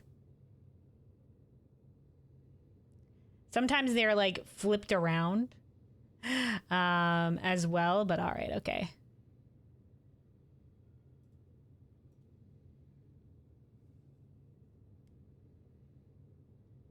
I had a nickel for every time an Asian was on the moon. Oh, yeah, Linibus did like to hang out here.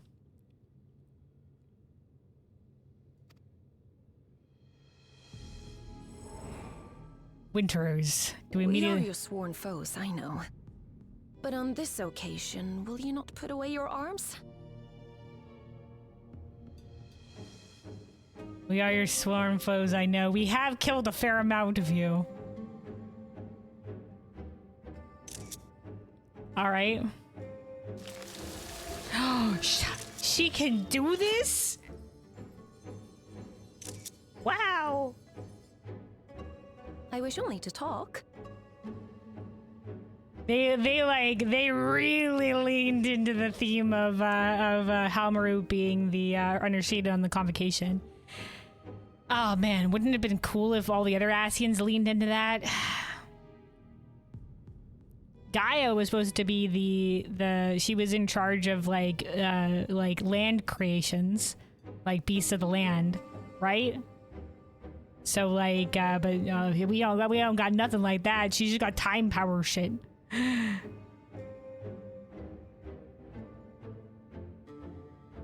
Emetselk was foreseer of the underworld, which was the ethereal sea. Laha Brea was like just like master of like creation stuff and creation magic and shit in general. Elidibus was like, but we, you know,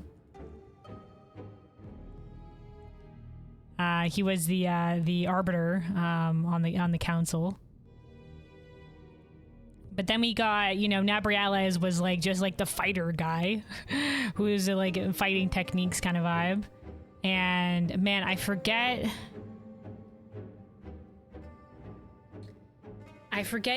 Egiorum. Yeah, Emetselk, hold on. Let me bring this out here. So this is in the Eorzean Encyclopedia 3. It lists the different jobs of the convocation. Emetselk said that either they were like, they had special characteristics that made them appropriate for the seat, or they were like the head of like authority or like research in their field or something like that. So Emetselk, the Redeemer, Keeper of the Underworld and Overseer of Death, was his job on the convocation. And the Underworld was the Ancients' name for the Ethereal Sea. Logriff was the pastor, cataloger, and caretaker of terrestrial creations. Metron, the mariner, magister of nautical affairs and surveyor of aquatic creations. Pashtaro, the arbiter, conservator of order and the collective will, so she was like the police. Fandaniel, the observer, assayer of extant phenomena and overseer of life, which is ironic. Altima, the composer, advocate of aesthetics, and the myriad arts. Halmarut, the sower, cultivator of botanical and mycological creations. Nabriales, the contender, martial champion and refiner of technique. Ishiorum, the rhetorician, auditor of debate and collator of knowledge. Dudaphalon, the innovator, appraiser of architecture and patron of invention. Emeroloth, the mender, curator of medicinal and therapeutic practices. Lahabrea, the creator, authority on creation and principles and phantomology. Elidibus, the emissary, adjudicator of the Convocation of 14th. And Azim, the traveler, pilgrim of the star and counselor of the people. Were the different roles, and this is found in like the Aor's Encyclopedia 3. Hold on.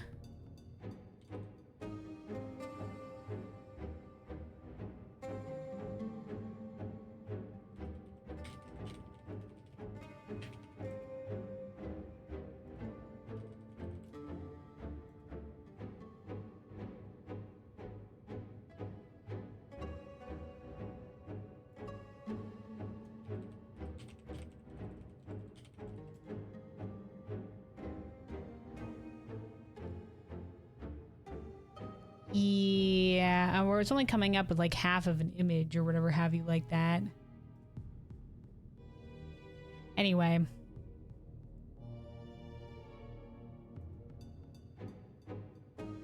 Any hoodle.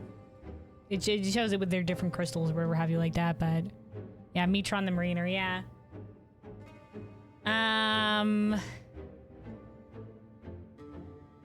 yeah, so far, like, we've encountered, obviously, Logriff and Metron on the first. Emmett Selk we've encountered. Pashtero is the one that we've... I think he appeared in some Realm Reborn cutscenes. But beyond that, we have not heard from him at all. Then Daniel, we obviously know. Altima and Dudaphalon were said in, like, a live letter or dev thing that they were the masks on Gaius's belt. But, you know, Gaius didn't know how to permanently slay Ascians, so... They're dead tentatively, but they could pull if the story wanted to, they could pull them back in. Halmarut was like Pashtera, one of the ones that we didn't know anything about. Nabriales, we fought in A Realm Reborn. Aegiorum, we killed her in Heaven's Ward. Emeroloth was in Eureka and got dragged into the life stream alongside that entire island by the higher ups of the students of Baldessi, including Galef. And so if Galef survived, Emeroloth might have survived, but it's assumed that they're all dead. And then yeah, so that's our current like state of the Ascians right now.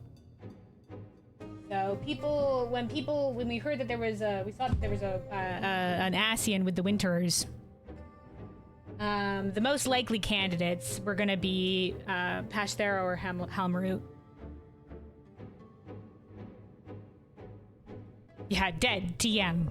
Oh, hey, Odin. Hello. Welcome on in. Oh, this is spoilers. Odin, wait, hold on. This is spoilers. I'm doing the currently new main story. Don't worry about it.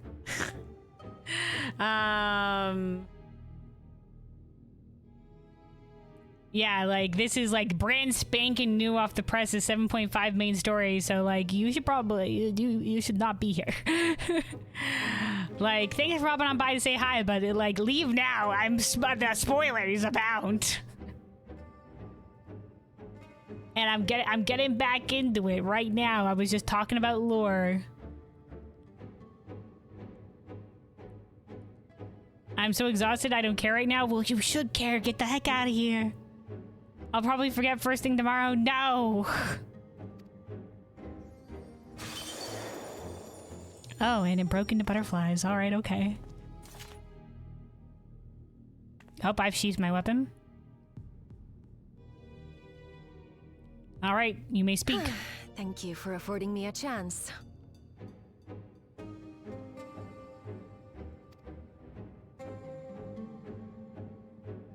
Bereft of the Unsundered, we were under the impression you and yours no longer had cause to continue your activities.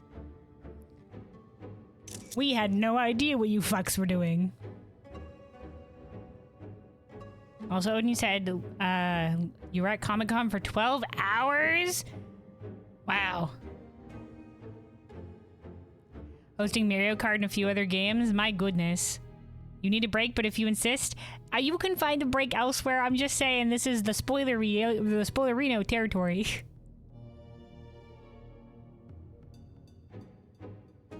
You'll say hello and enjoy the story. Thank you. I've been definitely enjoying it. Yeah, I hope you get some good rest.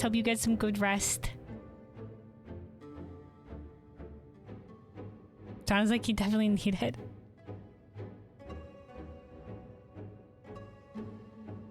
That you should reveal yourself at this juncture. You should reveal yourself at this juncture.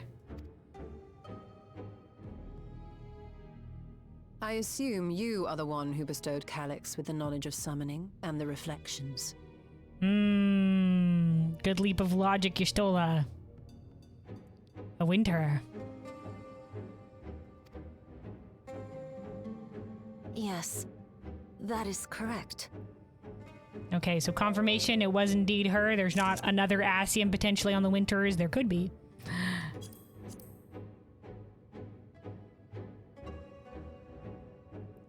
To put into perspective, you're part of an organization for local content creators, and part of it was live streaming the con today and also hosting a tournament of Mario Kart and Smash Brothers. They need someone with high energy, so you've been talking and yelling the mic all day. Oh, wow. So not only 12 hours of organizing and stuff like that, but also 12 hours of being high energy. Whoa, Nelly. Whoa, Nelly. Yeah, it sounds like it was a long day.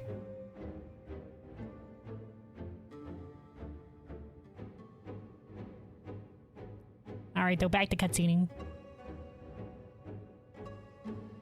Please leave, though. Spoilers. Spoilers. Enjoy the rest. It sounds like you need it.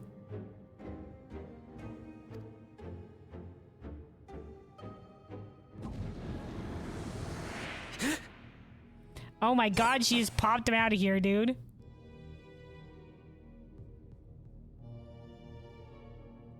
We're just like, why is there a plushie on the ground? The gasp. Was it necessary to reveal my present form as well? Oh, this is our first time that's also being like, he lived, bitch! Calyx. So he succeeded in transferring his memories after all. Ah, damn it, we didn't get to him in time. Is what our warrior of light is thinking. Be at ease. Even were I to occupy a combat-oriented vessel, I would not have the ability to defeat you. Be at ease, I'm not here to throw hands. You destroyed my plan, my life's work. I have naught to replace it, nor will I ever regain what I once had. I'm mad pissed at you.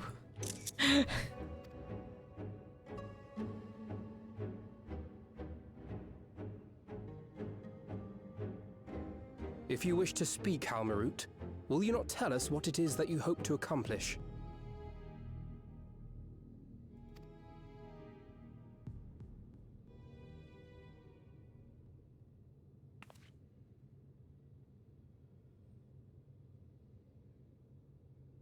She's breaking a little rift? No, she's pointing at the star? As you know, our star Aetheris was sundered into 4 and 10 shards in the time of the ancients. Well, 13 shards in the source, but yes.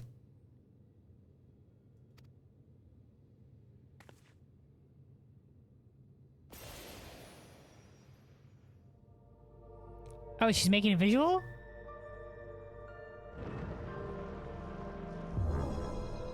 As the will of the star, Hydaelyn perpetuated Yeah, they're overlapping. this unnatural division for millennia.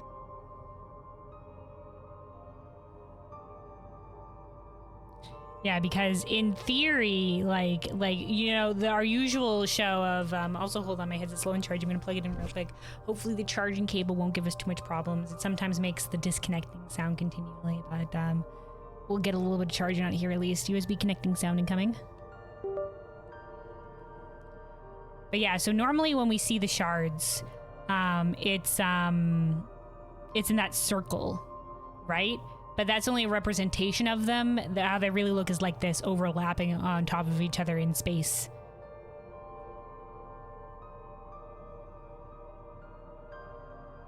And in the wake of her passing, nature has begun to reassert itself. As a wound knits itself together, the star seeks to become whole once more. Okay, so it was indeed because of Hydaelyn's passing. Okay, not Zodiarc's. Okay, and now the rift is weakening. Okay. Yeah, so some people said, like, if Hydaelyn foresaw that her absence would do this, did she just trust that we would be able to find our way, or has she left anything in place? I wonder.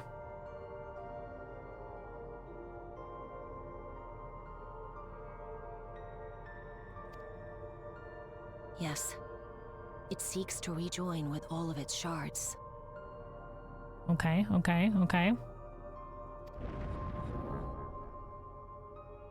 The remaining shards, which are, Unlike the one we Ascians attempted to orchestrate, however, the stars rejoining will afford mankind no special treatment.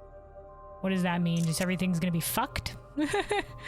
You know, like, things were already fucked in the other rejoinings, and that the shard was completely destroyed, and, like, there was an umbral calamity on the source. So it's in terms of, like, nothing will survive?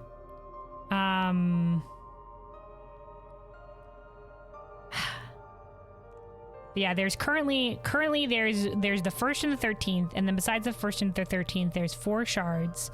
The 9th, which we've been to, and apparently Forever Cold, the 4th, and then 2 more, which I don't remember the numbers of, that are still amidst the surviving shards.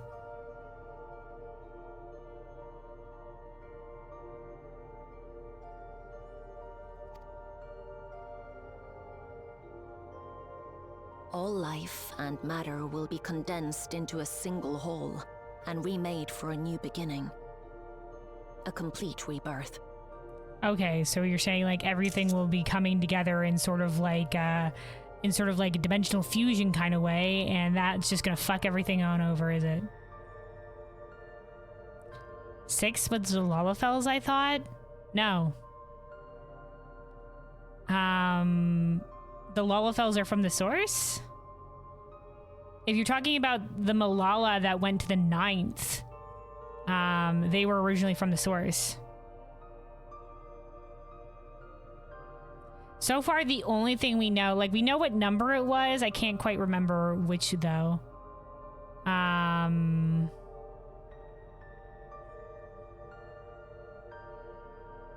have to check. I'd have to check, but yeah. I don't know what the numbers are, but we don't know anything about the 2 that I haven't mentioned that I don't remember. We know their number, but we don't know anything else about them. You thought the Malala came from a summer world? No. So if you do the Aloe Aloe variant dungeon, they came from the Aloe Aloe Islands, and so they came from the source. And then during the calamity of ice, which was the calamity after the calamity of Earth that destroyed, it was the 4th Umbral Calamity, I believe.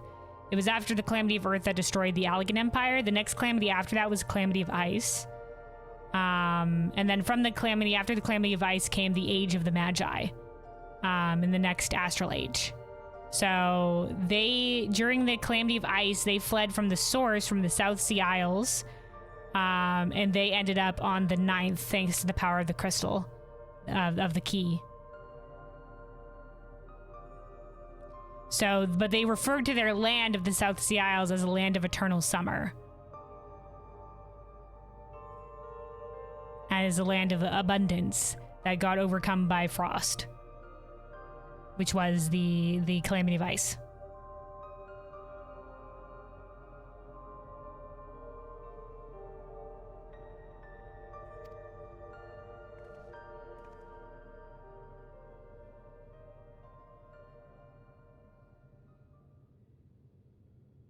Aetheris will return to the way it once was. Hundreds of millions of years past, to a quiet and peaceful time, long before the light of mankind was kindled. Okay, and she's like, righteous nature ruleth all. But they're looking to survive it, the Winters. Right?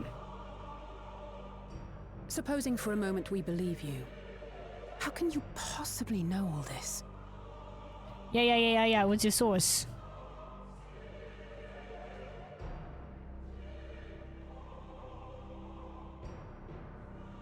It is an inevitability that I have foreseen since time immemorial. Foreseen? You have foresight, or like... A future that awaits should creation be freed from the influence of Hydaelyn and Zodiark. Okay, so just based on your nature knowledge, you were just like, yeah, I think this will probably be the case.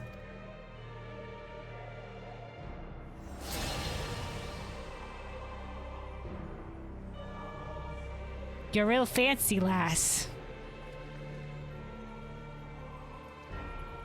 It came to me in a dream or something like that. I don't know. The star is tolerant to life. It holds no grudges, and neither rages nor weeps for being sundered. Okay, this is the dialogue from the trailer. Yet by the same token, it is indifferent to life's survival. No amount of devastation This was and not in the death trailer. can compel it to stop the wheels No, wait, of this wasn't the creation trailer. from turning. Indifferent to life's survival.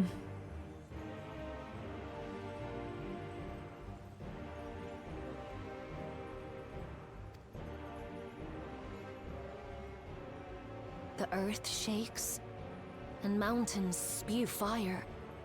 Floods wash away the fruits of labor, and icy winds freeze and starve.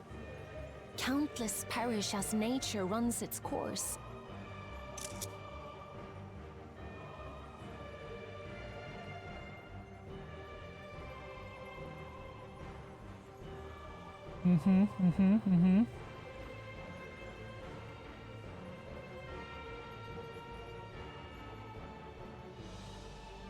I wonder if some of the obviously ice these can't be related to 4 remaining shards because we know that the lightning is the 9th one. So yeah, this is just general like natural disasters happen.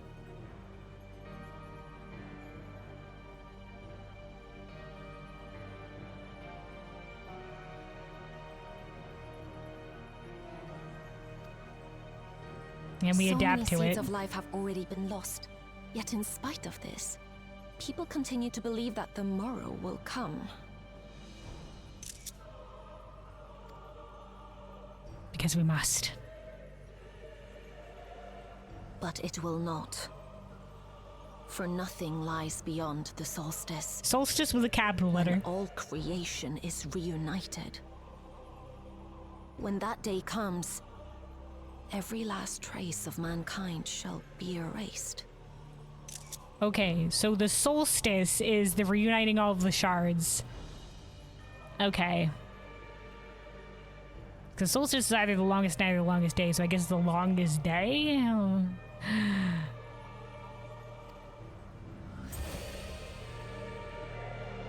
A new terminology drop, the solstice. The withering. She said the withering before, like, the survive the great withering of life, I guess, in this, whatever's gonna in this. Man's journey. Okay. Despite losing his innocence and being made to live with suffering, he has forged ever onward. Strong, even as he is weak. His is a proud tale in the history of the star. Forge ahead.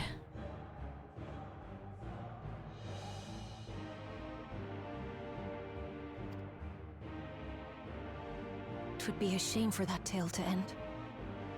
For all to wither and die. Okay, yeah, the Great Withering, okay. And some might yet survive. Would you not agree?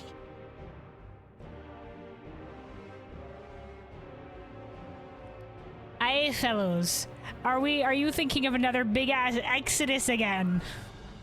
Like, couldn't we just like bam off of like obviously like this is not going to be our solution, but like could we have in the wings like, hey, if we're not able to fix this, Couldn't we just you know, another great exodus, like get all people off the shard and then let the world do its like a thing and then we come back? You know?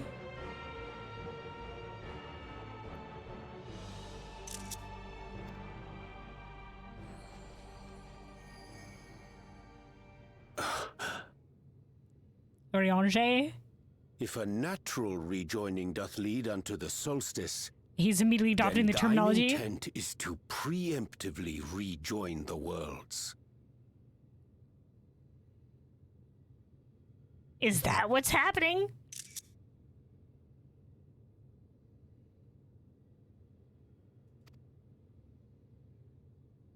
Calyx? Correct. It was for this very Calyx's purpose theme. that Halmarut recruited suitable collaborators from the Reflections. Okay, so Halmarut's the one that's created the Winterers. Okay, alright, okay, all the screenshots. Individuals like me, who would willingly doom another world in order to fulfill their aspirations. Mm-hmm. The Winterers, we are called. And if you and yours seek to protect all life, then sooner or later you shall have to contend with us. Because they're just like, yeah, like we can't protect all life, so we're only gonna protect some life. But we have to try.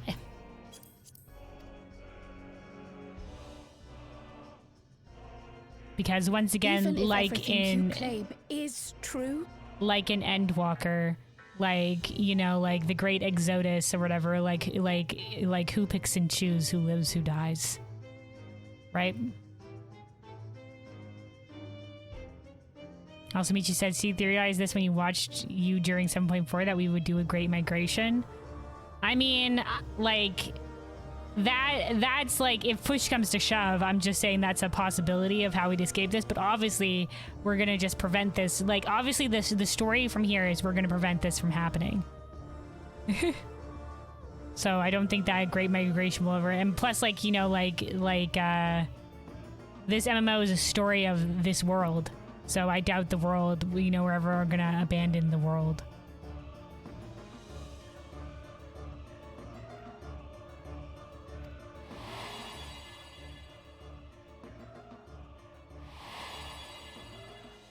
Even though you claim it's true, Calyx, you did fucked up shit. what you've done, Calyx, it's unforgivable. Yeah, you dumb bastard. I do not ask that you be pragmatic, nor do I seek your approval. So why the fuck are you here? Given your familiarity with other reflections, 'tis only natural that you are averse to our methods.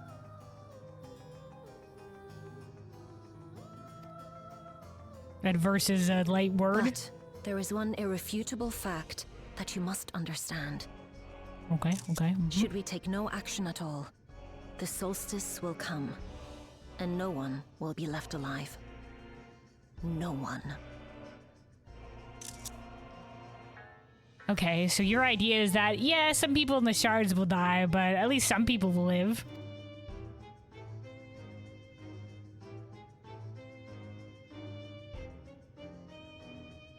Of course, should it serve to satisfy your ambition, these like close-up you are shots on welcome her to deal with face, the and then reflections us. as you deem fit. Should it serve to satisfy your ambition? Ambition. Interesting choice of word.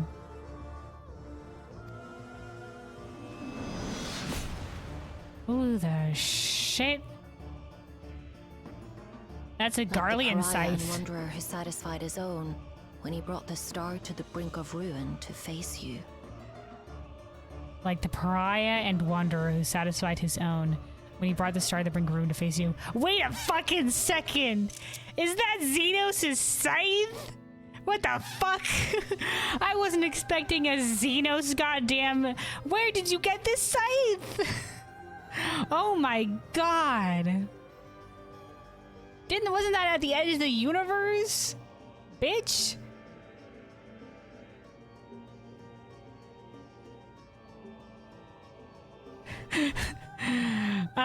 Okay.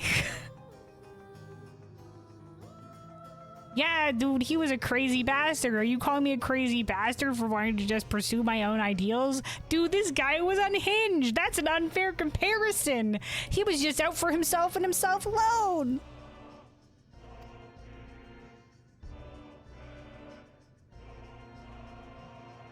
Where the fuck you get that? Where'd it come from? You're just leaving?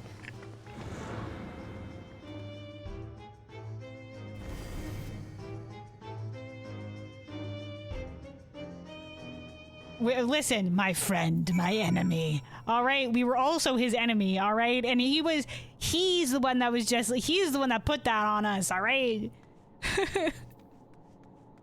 What you're saying? Like we were chummy with him? We weren't fucking chums. We weren't birds of a feather neither. We were opposite feathers. The only thing is that, you know, he was just like, you know, like, you seek the thrill of combat as well. And we were just like, that I can't deny, I suppose. But we were just like, oh yeah, YOLO, let's fuck shit up and kill people. No! All right, Yustola, is that, you know what, never mind. Yustola? Though I am tempted to dismiss a preemptive rejoining as an utterly absurd solution, her words are not to be taken lightly. I concur. Ingrid? Trust the Asians to be plotting something utterly reprehensible. Ariache? The Asians once labored to resurrect Zodiac and bring back those who rendered up their lives to summon him. For the sake of those that now live, we fought tirelessly to oppose them. If Halmarut doth truly seek a rejoining to avert this solstice, to ensure some survive when otherwise all would perish, then our interests are not so disparate. Yes, but, like, we don't want other people to, like, you know, like, in this case, like, you know, like, yeah, we're both fighting for the survival of some people, but she's just like, yeah, some people, but then fuck the rest of them all, and who gets to decide, you know, who lives and who dies, right? To think that individuals of Calyx's ilk or worse exist on the shards. Yeah. Cryle? You'll have to forgive me. I'm still coming to terms with it all. Yeah, shit's fucked. Welcome to the Scions, Cryle. Alice, Halmarut can't be speaking the truth, can she? I mean, honestly, like, she said, I've seen it in a vision. I've totally foreseen this or whatever, but I don't know, fuck it what she knows, man. Like, it seems like there's a danger of like, definitely the 13th is coming closer together, but she don't know what's gonna happen. And there's probably a lot she doesn't know, probably a lot we don't know, and, you know, from gathering more knowledge, we can figure this shit out, I'm sure. Alphino? Oh, Alphino not even saying anything. All right. Living way? There you are. One moment you were standing before me, and the next you'd vanished into thin air. Okay, so it looked like we vanished into thin air from their perspective. Thanks to you, all the Voidsent have been eradicated and the gate lies sealed once more. There has been nary a peep from the crater. Though I can't help but notice none of you seem to share my enthusiasm. Is something wrong? Yeah, we had a meeting with Nassian. She said the great solstice and all life would perish. The star seeks to become whole. But that's preposterous. As far as I'm aware, Heidlin made no mention of a natural rejoining. I ought to consult the records to be certain. Yeah. Anything Heidlin left us? But before thanking you for dispatching the Voidsent so handily, you well and truly saved the day.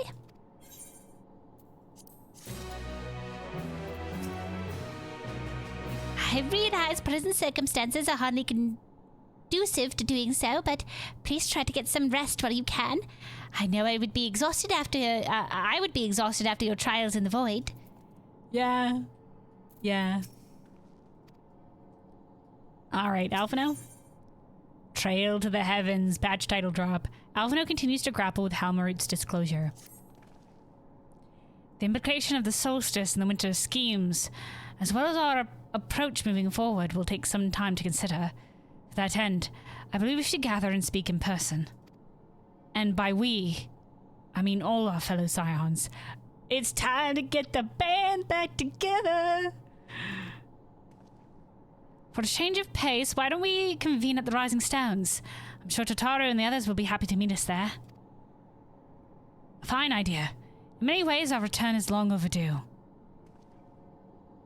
No doubt we could all use some respite after Garlemald, but I trust there are no objections? Stoic nods, thumbs up all around. To settle then. To the Rising Stones. To the Rising Stones. Alright, bye-bye, Living Way. Rest assured, I will do all I can to support your endeavors. Thank you, Living Way. Alright, dude, the Rising Stones. Let's go. Quick sip of water as we're teleporting out here. Stay hydrated, everybody. Stay hydrated.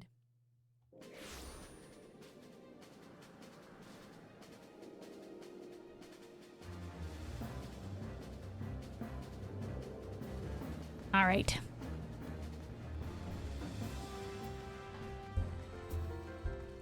Yo, it's been a hot minute.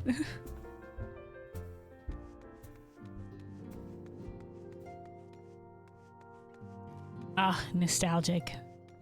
Nostalgic music. Cryo?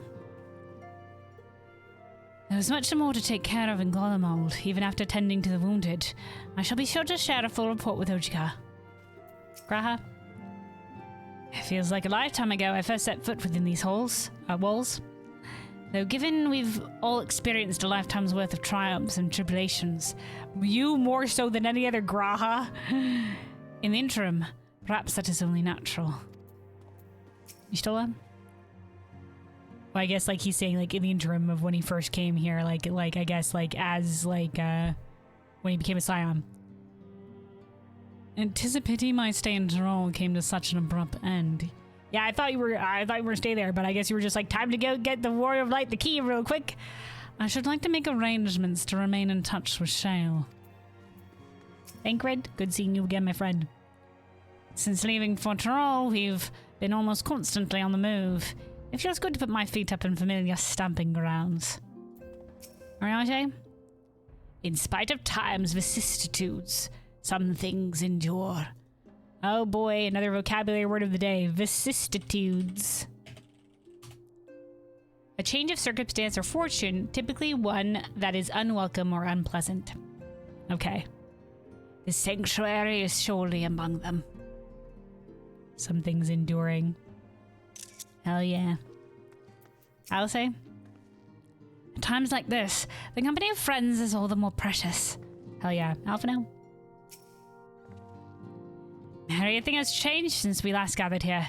No doubt Tataru is chiefly responsible for the prevailing state of tidiness. I think she said she was going to run a business out from here. Speaking of whom, she and a great many of our comrades are en route. Let us wait for them a while longer. No matter what happens, we can always count on Arianji to teach us new vocabulary words, right? Definitely.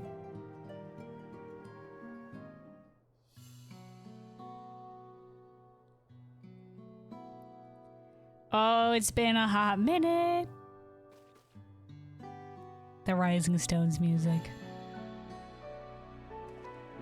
Oh wait, no wait, this is Dawntrail music. It's still been a hot minute.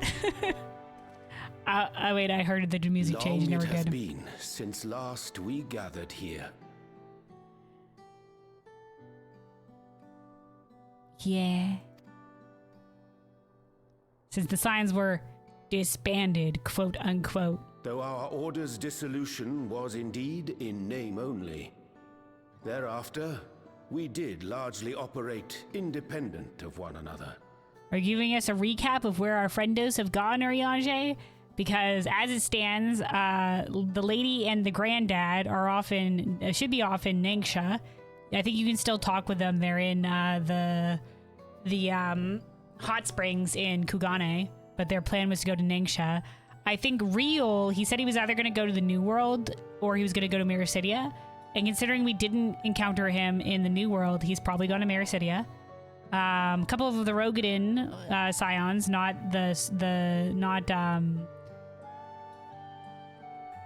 a couple, not the brothers, but a couple of the other Rogadin scions wanted to go investigate Aetherslant, the homeland of the Rogadin to the north.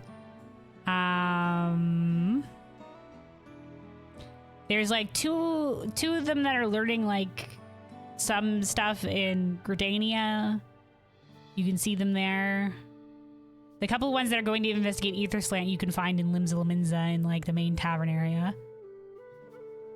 Real, we can't find Real anywhere. He's gone. Real's wherever Real is. I can't remember the other ones, but that's the current state of the B Team Scions.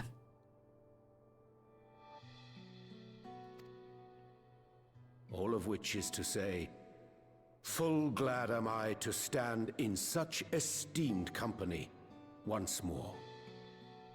And then my boy, whose name is unfortunately escaping me, Armveld. There we go, I remembered him. He's currently like acting as like sort of like diplomat, I guess. Within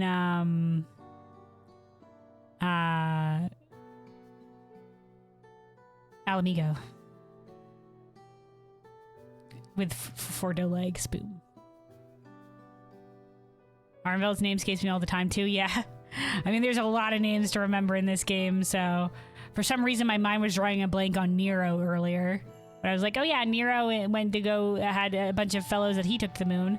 And for some reason I couldn't remember the name, I couldn't remember Nero's name. I was just like, oh shit, the Red Ranger, Sid's boyfriend. I was just like, wow, what was his name again? My mind was drawing a complete blank. Sometimes that just do be how it be.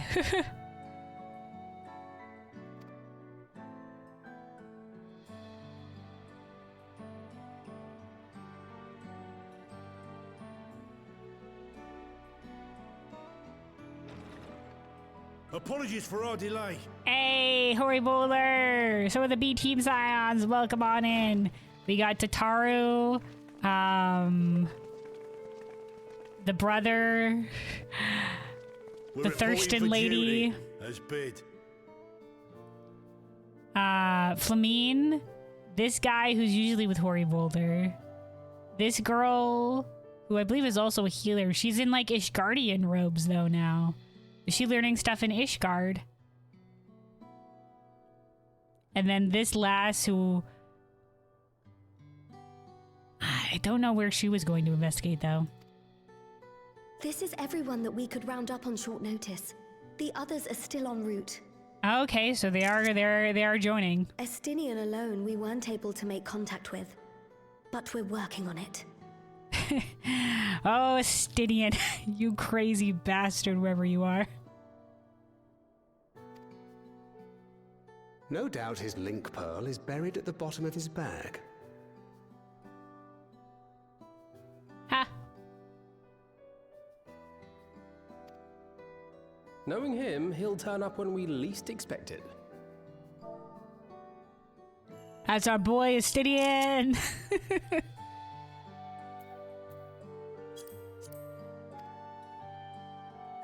Now, as much as I'd like to savor our reunion, Tataru tells us there have been developments. Yeah, guys, so get this. One of the uncertain assassins approached us and was just like, shit's about to get fucky wucky. And we were just like, what? And, you know, so get prepared for fucky wuckiness. Will you apprise us of the details?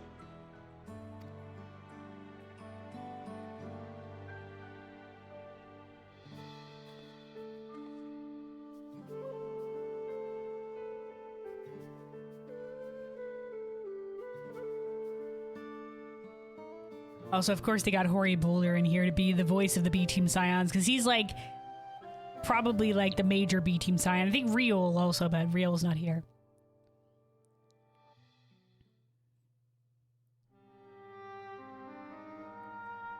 The Winterers and the Solstice.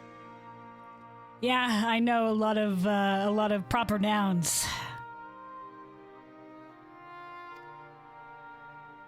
The veracity of Halmarut's claims remains unclear.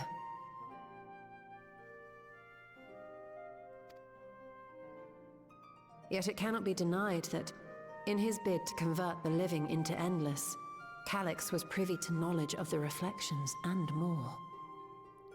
Yeah, so we're not exactly sure if what Halmarud's saying will actually turn out to be true, because where the fuck is she getting this knowledge from anyway? I've seen it in a vision. You know, like, it's my portent. Yes, care to elaborate? How? You just have this power? You're just like, yeah, I'm based on my estimates. So in the meanwhile, to try their partial rejoining, they're gonna be fucking shit up. And the Winterers are formed of others, like him. Who don't give a shit about killing some people. To save some.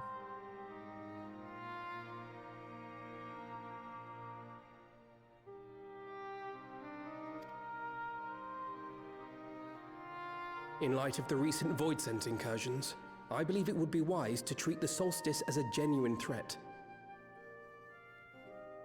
The problem is how to deal with it. Mm-hmm. I mean, this is like, you know, like, I don't know what their plan is. Like, they had the dimensional fusion thing going on, right? So they were able to get, like, part of, like a small bit of the ninth onto the source, I suppose, but that still fucks shit up a little bit. But like, are they planning to do that more? Like, what's this plan of the partial rejoining? Like, how are they gonna feasibly do that? And how will it end up leading to some dying and some not? Very confused. Very confusing. And we don't know much about the underlying mechanics here to really put forward a solution for ourselves. Besides, like, I don't know, get like a Heidelin proxy back in here. The Just source and the light. reflections are home to irreplaceable life. I would protect them To keep all the if I barrier could. between worlds strong, I don't know. This is also a line in the trailer. I would protect them all if I could. Hell yeah. Me too. We must try. We can't resign ourselves to being like, well, I guess some will have to die. Because if we don't try, then we'll never know if we could do it.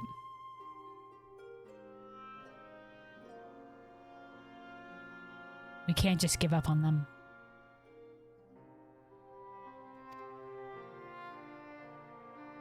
But if doing so means ushering in complete annihilation, Hold fast to what you must. Face your fate without fear. Unite the stars onto one. Said the voice. I mean, we're already on the path, apparently.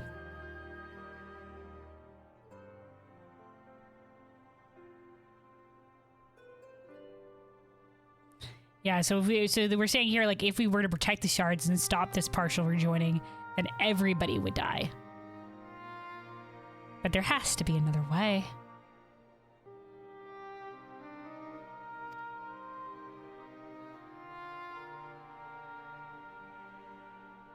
Do we need some seats here, fellows? then what can we possibly do? Alice. Yeah, it seems kind of like, you know, listen, Alice, we've made crazy miraculous shit happen before. It's, you know, by the way, like, did we just, like, completely ignore the scythe? I'm still a little bit, sorry, thinking back to it, I'm just completely shocked that she pulled Xenos' scythe out of fucking nowhere. Did he leave that scythe behind? Did she get that from the edge of the universe? Where the fuck did she get that for him? Did we just leave that on the moon? Here, Loporrits, take this weird, take the scythe. Like, what happened? Wow. All right, anyway, what a crazy move they with that. Okay, any hoodle. Back to the moment.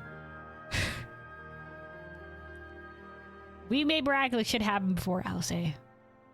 We don't know enough yet. And there's still time. We just have to find one step forward. I wonder, was Heidelin aware of the solstice? Yeah, exactly. Was she? Because she would have known her destruction would lead to something like this. Given that we had no knowledge Living of it Way when said you she was journeyed gonna to look. Elpis, you couldn't have warned Vinar. Yeah. So it is entirely possible she was unaware. But in the course of sustaining the Sundered Star, she may have glimpsed this eventuality. Exactly. Because she was the one that was keeping the shards from rejoining with the light energy. The energy stabilization and whatever have you, so...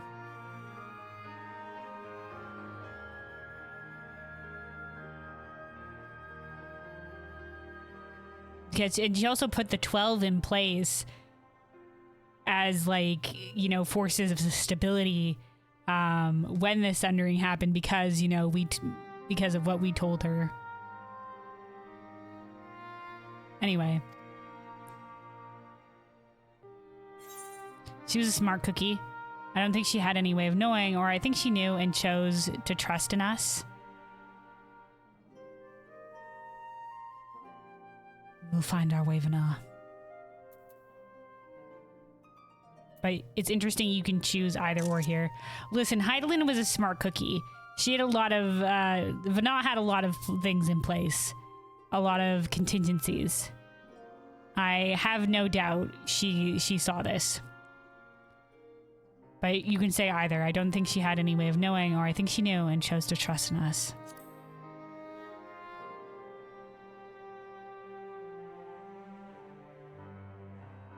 So she believed that we could overcome this trial as well. Or rather, that the choice was ours to make. Whichever it may be, it is we who must find the answer. Answer. Our answer. We who live in the here and now. Hell yeah. Hell yeah. We have been entrusted the future of the star. Perhaps we could take a recess? Oh, I dare say everyone could use a rest. Tea break. Indeed. We have ample food for thought, and it would be good to catch each other up. Scions, reform! A secret threat to the world is upon us once again! Ere I forget, Heron, I believe you should keep the key, Ethos, in your possession. Okay. Key officially has a name now. After all, it seems that is one mystery I am not destined to unravel. It's for me.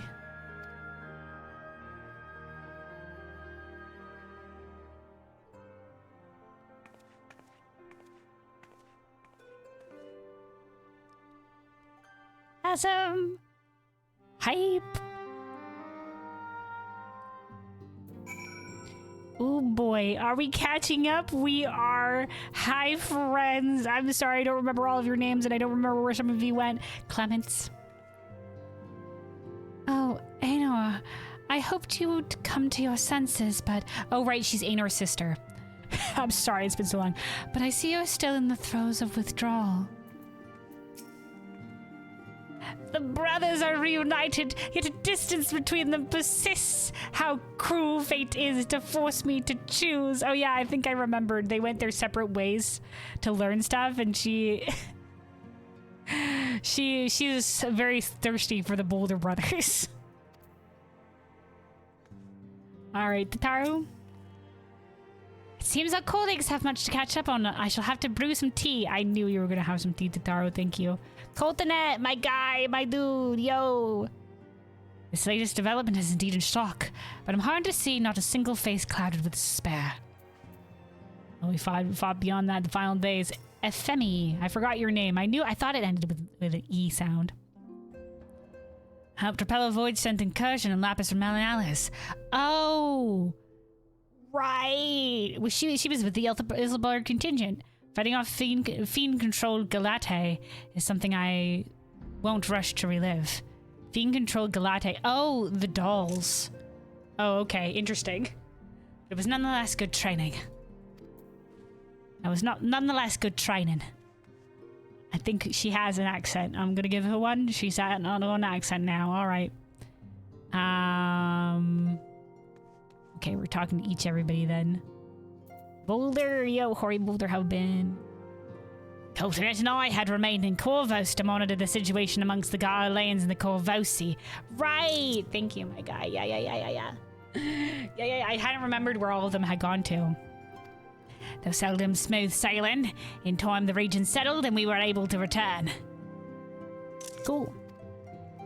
I understand the Garlean community has made great strides in improving relations with other peoples. That's the goal. Hearing that, I feel renewed zeal for resolving the issues in Corvos. Tell me more. Then perhaps you'd like to hear more about the Guardian's accomplishments from me and the twins. It might stoke the fire even hotter. Because there she was the Ilsebarg contingent. Right. Alice? Don't worry about me. I'm sure you've plenty to discuss with all these old faces. I will worry about you, my daughter. I love you. Alright. Alphino. 'Twas by no means an easy decision, but as the solstice is now our paramount concern, Alice and I have opted to formally withdraw from our efforts in Golemold. After all, anything we can do to protect our world will also serve to keep the Garleans safe. Euless and his comrades are already working towards a brighter future of their own accord. Honestly, I'm worried about us. It's so difficult to see the path ahead, but hopefully we can get through this and return to Golemold with our heads held high one day. One day, we make it sound like we're starting on such a long journey. Which we are, I suppose. Indeed. In the meantime, let us prepare a letter for Euless and the community. We mustn't let despair stay our hand. We had time to catch up with Mother and Father back in Charlian. I hope they don't take umbrage at so brief a visit. They only briefly came by. They know you kids are high energy, you're out there doing good in the world. I don't suppose your adventures have taken you to Corvos. No, but I got into a history storybook in Corvos. Well, it still bears the scars of war. It is a beautiful region and well worth a visit. One day. One day. Alright. Ariane? Tataru is ever the considerate facilitator. Grateful am I to refrain from weighty discussions and simply converse with old friends. Thankoid.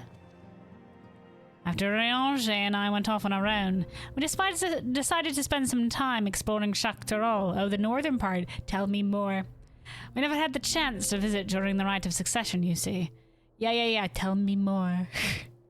Apparently, Ghoul Jaja also went to go unite that lands, but they weren't part of the story. We journeyed east through Loazanihita. Okay. Before heading up the coast to the frigid northern reaches. Yeah. One of the RollQuest people with from the frigid northern reaches, the tank one. Where they revere a storied beast of the sea. Yes, the whale. The excursion only served to reinforce how diverse Tehran really is. Yes. Quite, yes. Loazanihita is on the map, I believe. But we just haven't been there yet. We also met with the Wallachie. Oh, yay, Blue Mage mention. Though we had not the time to study their arts at length, we were privy to several intriguing demonstrations. Hell yeah, that's my goats, the Wallachie. Blue Mage. Would that we could have indulged our curiosity further and traveled to yet more distant lands. I would have loved to join you. But our worst, pragmatism tempered our wanderlust. So as to say, we still have plenty to see of the continent. Me too! Take me with you next time. I should very much like to return, given the chance. I know the Bun Boys also want to go a trip around Tyrol. The Bun Boys being the ones from the botany and mining world quest. Hell yeah, dude, they're gonna be our guy. If we ever have to go to the northern reaches of Tyrol, that's where we're going. I wonder if it's gonna be a bit of both. like, it seems like we are going to the 4th. And I think it would be best if we, like, I think they always do their best work when they're focused on, Forever Cold, sorry. Focused on, they have their focus on one area. But they did say it would be like a 2-part thing. I wonder if we are going to have, we're going somewhere on the source as well. Like I said, I think it would be better if it stayed like focused on the 4th story, but I wonder. The Gathering Bun Boys are so cute together, right? They're so great. I love them. Got the Gathering Bun Boys and the ladies over at the metalworking role quest one too. But the Gathering Bun Boys are adorable. I want to, they're just like, you have an option to be like, maybe I'll journey with you. I'd love it. Let's journey with the Bun Boys. The metalworking Yuri, yes, exactly.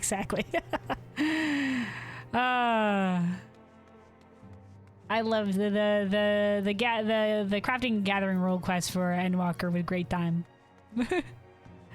Alright, Yustola? Judging by your guys, Clemens, your studies have been productive. Yeah. Did she she went to Ishgard to study astrology, I believe, right?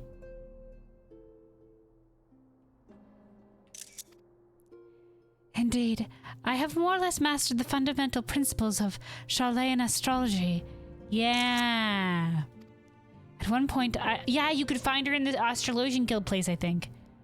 At one point, I considered exploring other healing arts, but decided to persevere with more focused training to better leverage my skill on the battlefield. So gonna try some other healing arts, but stuck with astrology. Yo, B-Team Scions, level up! I don't think I'd be much use on the battlefield these days. I can scarcely hold my bow steady, let alone hit a target. So solely bereft of brotherly ministrations am I. Oh, Aenor. I knew you still required constant supervision. You two haven't changed in the slightest.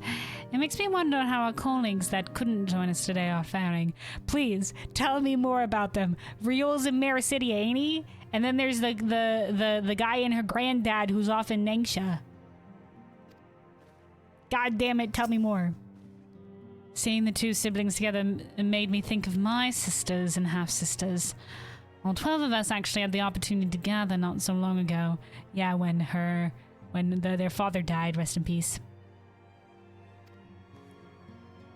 We learned about that a little bit more in the variant dungeon.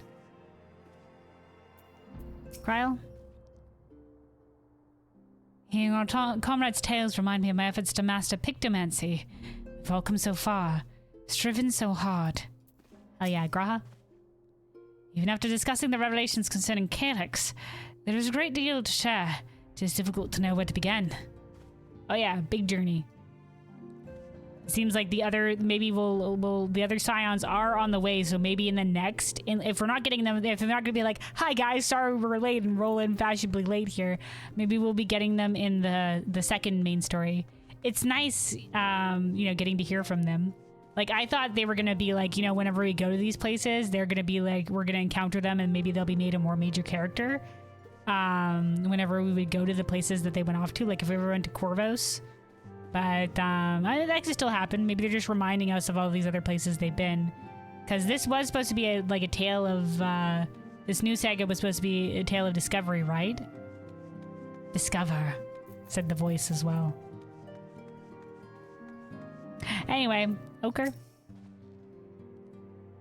Aenor and I were trading in Gridania. Right, yeah, those are the ones you can meet in Gridania. When Void Scent attacked the Twelveswood. Thankfully, we were able to fend them off with the help of the Twin Adders. Man, it's been so long, my voices for these guys are probably very inconsistent. Maybe give them a deeper voice, like, thankfully we were able to fend them off with the help of the Twin Adders. When I heard the invasion had already spread across the star, I realized the gravity of the situation and ordered a confidential report sent to the other Scions.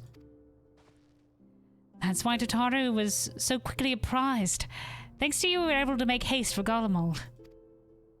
Good job, Ochre. While circumstances and duty may keep us apart, we remain bound by common purpose. Hell yeah, we got our eyes and ears all across the star. The salvation of the star. Our goal. Indeed. May the purpose continue to guide us now that we stand together once again. Hell yeah. I hadn't seen Hori in some time until today. Hopefully he gets a sense of progress I've made since last we met. Hell yeah. Like I think he was studying like conjuring and healing and stuff like that more.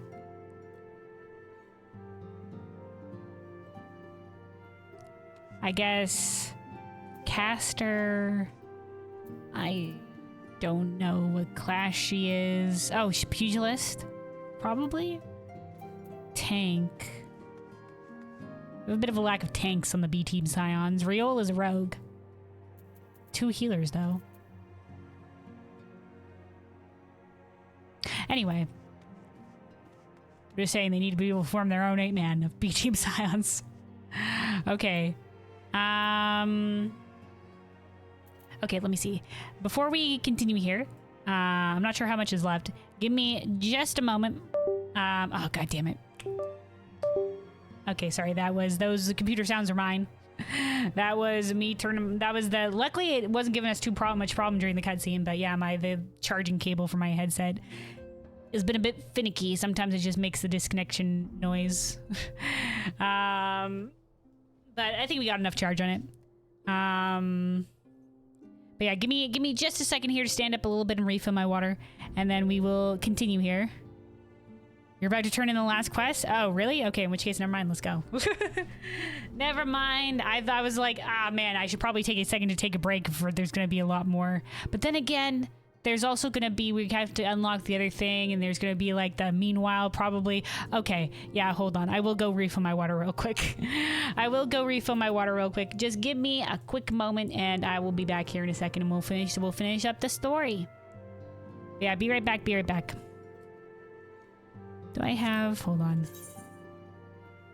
Okay, we're good. All right. I'll return.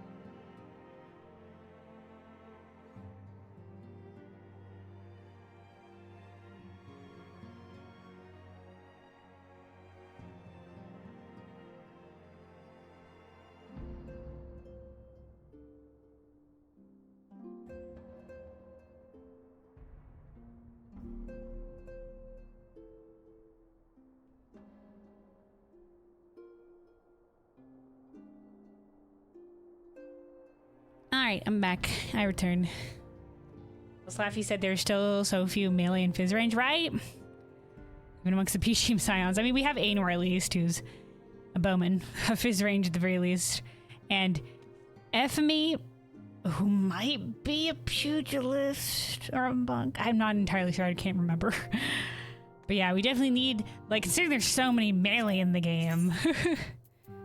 The Scions are lacking. Yes, we got Estinian. Estinian! Spoilers still? Oh yeah, today's all spoilers. Today, all spoilers in terms of we're doing the new main story today.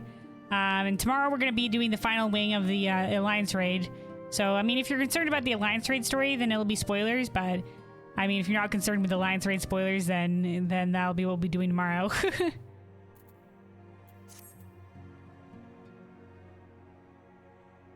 But yeah, this today is all main story, so yeah, unfortunately, spoilers. You don't even know what Alliance Raid is? Okay, so like...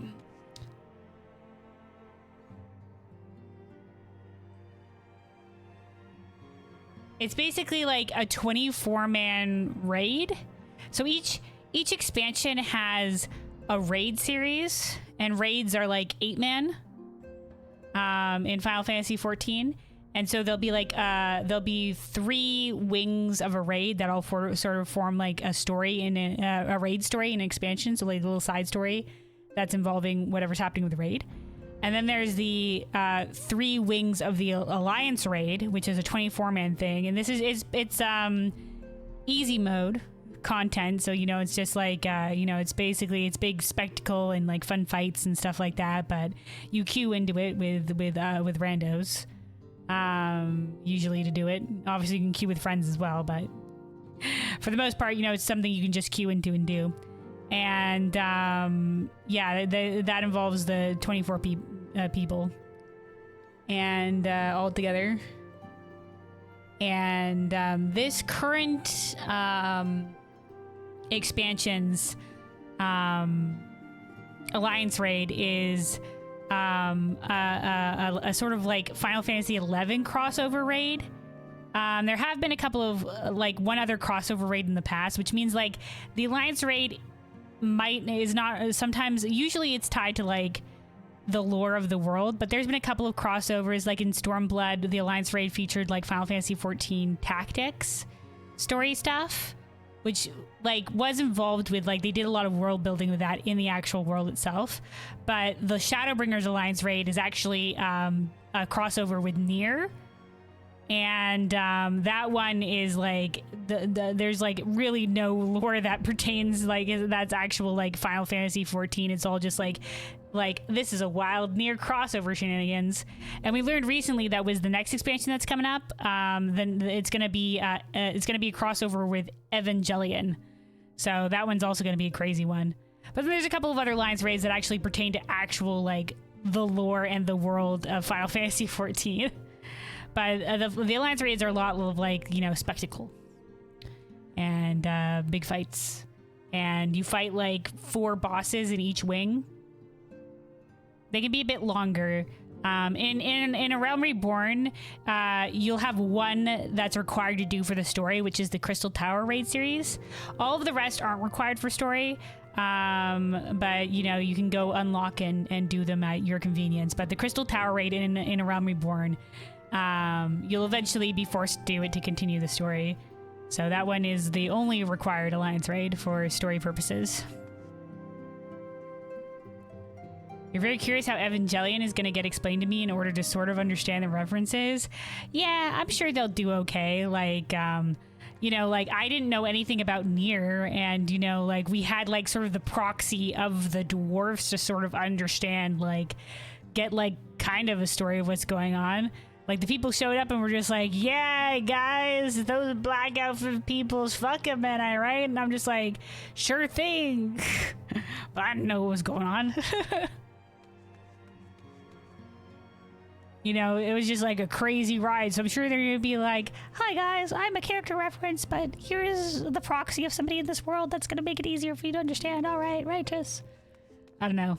We'll have to see how they go about it, but Yeah, the near one, you know, was just sort of like, we were just along for the crazy ride. I'm sure that's going to be how the Evangelion one goes too. Any hoodle. We're going to be continuing now. So let us talk to Tataru. It seems everyone has much more to discuss with one another. Anyway, you're overdue for a proper break. The peace and quiet will help you think. Feel free to make yourself comfortable in Dawn's respite. Oh, that room. We're going over there? Okay.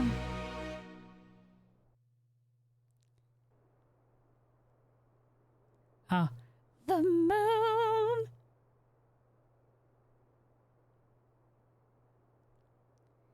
Beneath the gazing stars. Oh, we're not in Dawn's respite anymore. We're outside.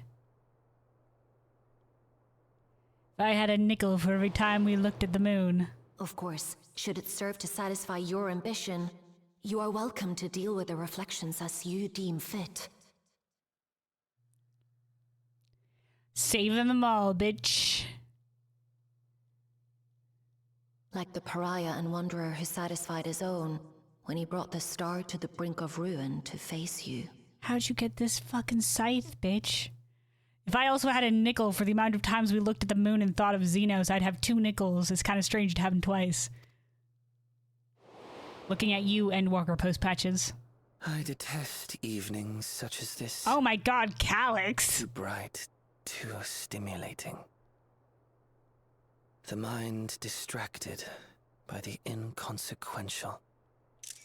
Yo, my guy, my dude, I thought you hated my guts. What are you doing here to talk to me?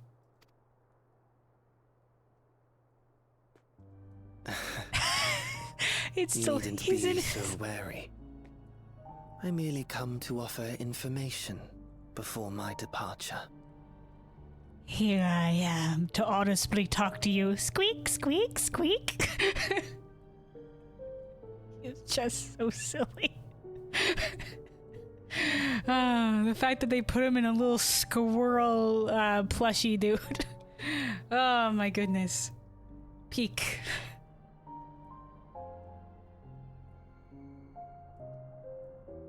All right. Yes, yes. Give me information, please. I don't know if you caught it, but the scythe wasn't the real one. Oh. Did it disappear afterwards? So she only manifested it to be like, here's my subtle reference. It did? Oh, okay, good. Okay. Yeah, I didn't catch that. So I'm like, how the fuck she get this scythe? Okay. Still, what a weird message to send. Like, normally in a situation like that, like, what they would do is that she would say it, and then we would have a flashback to Xenos to let the audience know, hey guys, she's talking about Xenos. But instead they decided to manifest physically the scythe. I mean, it was a pretty cool way to do it, but yeah, I was very confused for a hot second. So thanks for... I'll have to rewatch that cutscene again. I'll have to rewatch the cutscene, because yeah, I think I was too shocked at the time to be like, oh my fucking god. To realize that it did disappear at the end. Okay. That makes sense. She was just doing her crazy shit. Sure. Okay. Anyway. Calyx, information for us?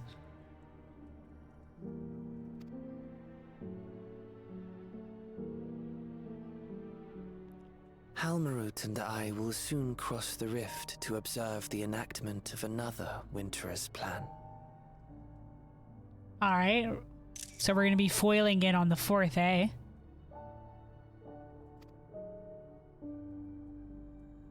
Our destination is the 4th. Yo! Thanks for letting me know, my guy. Why are you giving me this information? You're just like, I just want to see if you can fuck over his date, their date too.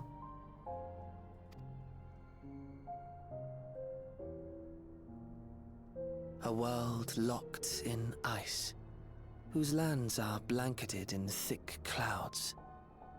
In order to survive, man has fled to the skies, using great magics to establish new civilizations. Cool.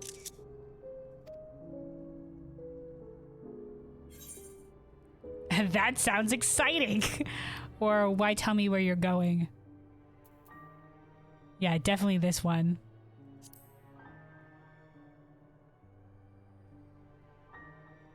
I have my own designs I would see realized. Nothing more. Interesting. Calix's, it seems like all of these Winters are sort of just out for their own ambitions, and they just happen to align with Halmarut. Halmarut's recruiting useful individuals, but they're all out for their own things. Okay. Alright, Calix. Sure. I'm ready to fuck over this other guy's day, and if that, he's just like, yeah, go over and fuck over that guy's day, because it just happens to work out for me too. Believe me or don't, as you like. For all I know, you lack the means to follow us anyway. You know we have the key. I guess he wasn't witness to our really cool shit that went down. Well, to be most people, we just disappeared.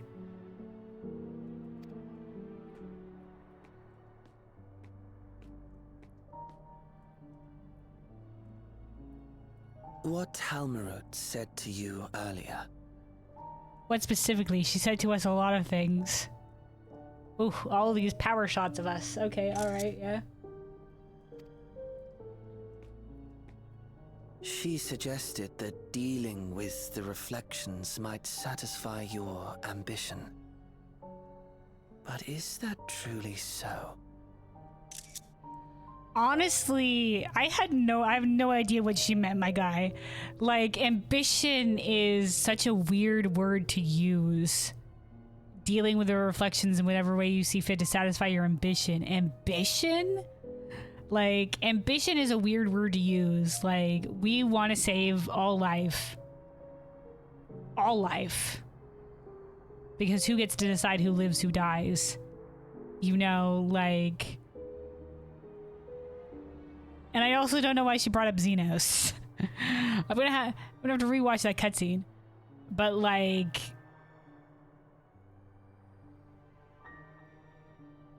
I'm very confused by her. You have seen battles beyond counting. Have defeated even the fear of death. Is there some conclusion that you seek, no matter the cost? No matter the cost.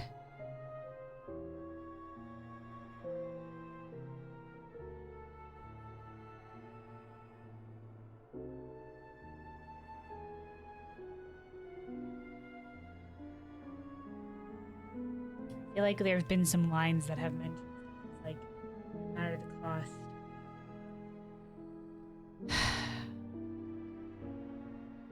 Fear of death being because we fought his primal. Is there some conclusion, Necron? Is there some conclusion that we seek? But it's like we seek salvation for all, but like no matter the cost. Like probably not no matter the cost, but that is our main goal. I guess no matter the cost to me. No matter the effort from us.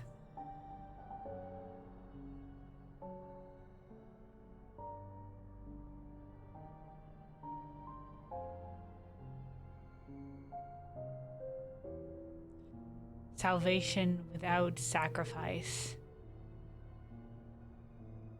The Endless Fiend said that, you know, could you do it, like save everybody without sacrifice? And like she was trying to save people from like death. I mean, like that's not possible. You know, you can't preserve the memories of the dead. That's not part of like, you know, that's just not the way. It's not how things are meant to be.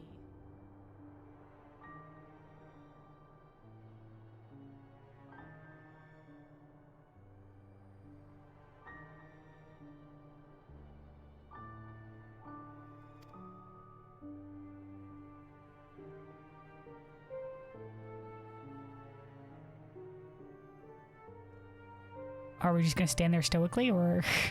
I will share with you a truth. Okay, my guy. I like this new relationship with Calyx where we're just sort of like, you know, he gives us the secret information.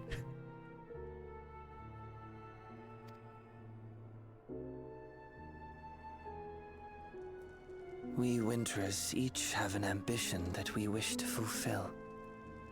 To that end, we may share information with one another, but we do not necessarily share the same beliefs.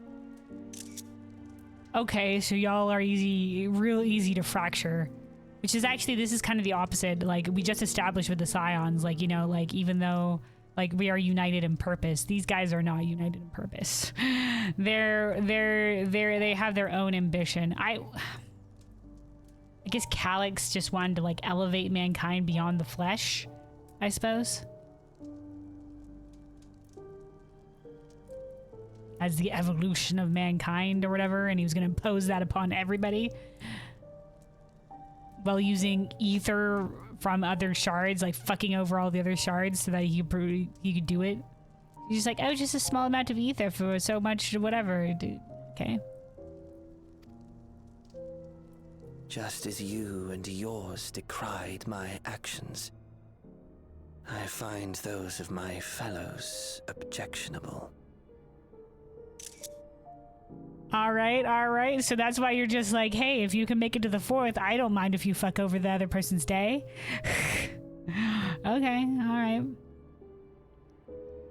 So they don't necessarily agree with each other's methods, but they're sharing information because it benefits them. And Halmarut is trying to use all of them to unite the rejoining shards shit or whatever. What's Pasture up to, I wonder? They're the only ones left that we haven't heard anything from. It is the culmination of our okay, we get a shot of his lives actual that we would face. bring to the world. Fruits born of undying devotion, daring aspiration, and unwavering ideals. Not the first time we ran into people like that, won't be the last.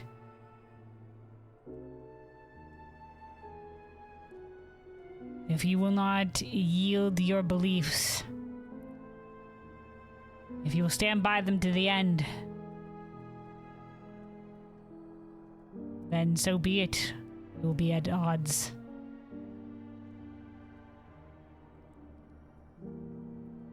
If it clashes with our goal of preserving as much life as possible on all shards. Everyone, if we can. No matter how we are reviled, no matter what we must steal, our actions as in will like be ether from other vindicated shards? by those who abide in the future we create. You say that, but like... Eh?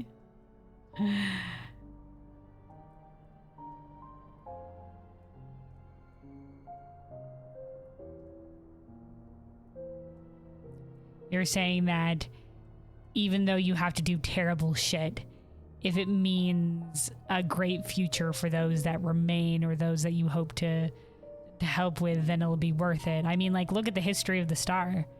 I mean, like, Heidelin chose to sunder the star, and in her choice, that was a choice, a sacrifice that she made for the hope that in the future mankind would be strong enough to defeat the final days. In this case, he's saying that, but the thing is, like, that the difference there is that Calyx is just like, yeah, we should abandon our bodies and become memory, and this is the best way forward for mankind, I've decided. But not everybody agrees with that. You know, like, everybody can agree, like, we need to overcome the final days. Now, the way to that is not, you know, the thingy bob or whatever, but no, not everybody agrees that they just want to abandon their body. So, like, trying to force that on everybody and being like, this is the best way forward is a bullshit, dude. You think so? In your benevolence, you may seek to save everything and everyone. But once all is consequently consigned to oblivion, So he's saying, like, even if we have to do terrible shit, if it means a better future for people, this is like do the ends justify the means? He's saying that the ends will justify his means, and he's telling us that, you know, like, you may be doing good shit now, but if the ends is gonna be complete oblivion for everybody, it won't matter. I mean, this reminds me of Ardbert a little bit, because Ardbert, you know, tried to do his best. They did everything right, he said. But still it came to this. It came to the destruction of their world. That's mostly because he acted in ignorance. So if we can avoid that and still, you know, we must believe. It doesn't matter. We must believe that there is another way. And we will not yield on that which is important to us, which are the lives that exist on these shards. That is something we hold fast to. What you must. That is something we cannot yield. We won't abandon them. We won't say, oh, well, if it's all going to lead to oblivion, we can't do that. No, there must be another way, and that's what we will fight for. That is what we will make, if we must. Make a way. If there is no way forward, we will make one. Your noble deeds will amount to nothing more than folly. For no living soul shall remain to judge them. It also reminds me, once again, coming back to Ardbert, like when we were being drowned by the Fuath, or tried to be drowned by the Fuath, and he met us underneath the lake and was like, hey, wake up, or whatever. He was looking around, and it's just like, this used to be, you know, a city, and there used to be like all these people here and stuff like that. And he was just like, you know, we fought to help these people or whatever, and it's just like, and now everything is just this, so what was it all for? He's like, I hope you find a better answer than me. And we had like a flashback to like Ishgard. And the idea is that, you know, if all of the things we fought for amount to naught, then what was the point? And I like to think that it was that sort of answered when we heard of Grahatia's tale of the Eighth Emerald Calamity. Not the Eighth Shard, sorry. The Eighth Emerald Calamity, and the time past that in his alternative future. Alternative because he changed it. But in that future, he said that the people that wanted to go back in the past, who wanted to change things in the past, they were united because they were inspired by us, the Warrior of Light, and the tales of the Warrior of Light of this hero. That our tale was a torch in the darkness, and that they wanted us to burn bright, to add their own tale, their own part of the saga of this hero, and that they wanted us to burn bright again and live. And it's the sort of idea that even if it all amounted to naught here, that somehow the light of our legacy still like warmed others. Like, even if all we fought for in Eorzea, Ishgard, the stopping of the 1,000 Years of War in Ishgard, the liberation of Girabanya, if it all ended in that 8th Emerald Calamity, there was still purpose to our journey, and that it was inspiration for those who came after.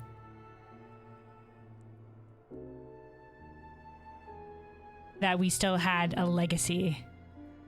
And in this case, he's just like, well, if there's no one at all who judges, if everybody's dead, well, there's still, like, we even saw, like, with the Dynamis and stuff like that, it's just like, well, things might not entirely, and, you know, like, the cycle of death and rebirth and whatever, it's just like, will everything be over?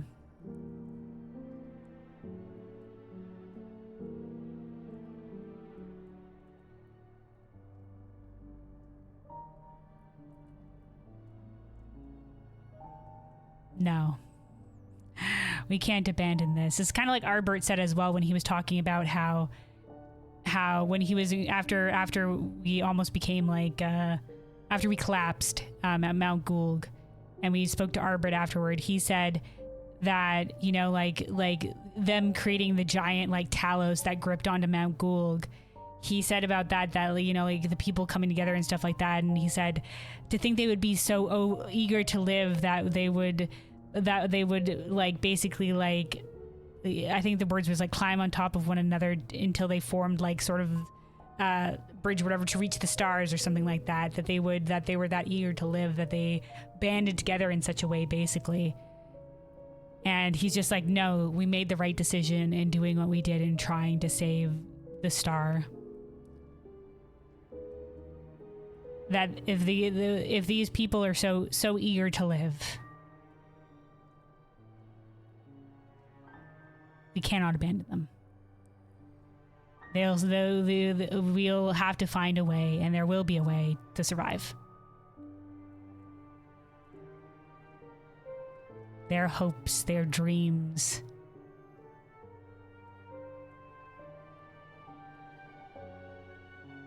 Precious.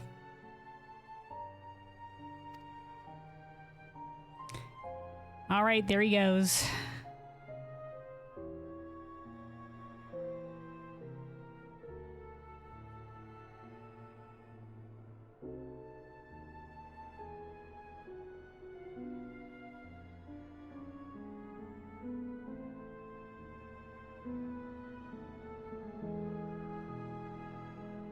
I ain't gonna listen to a fucking sociopathic madman.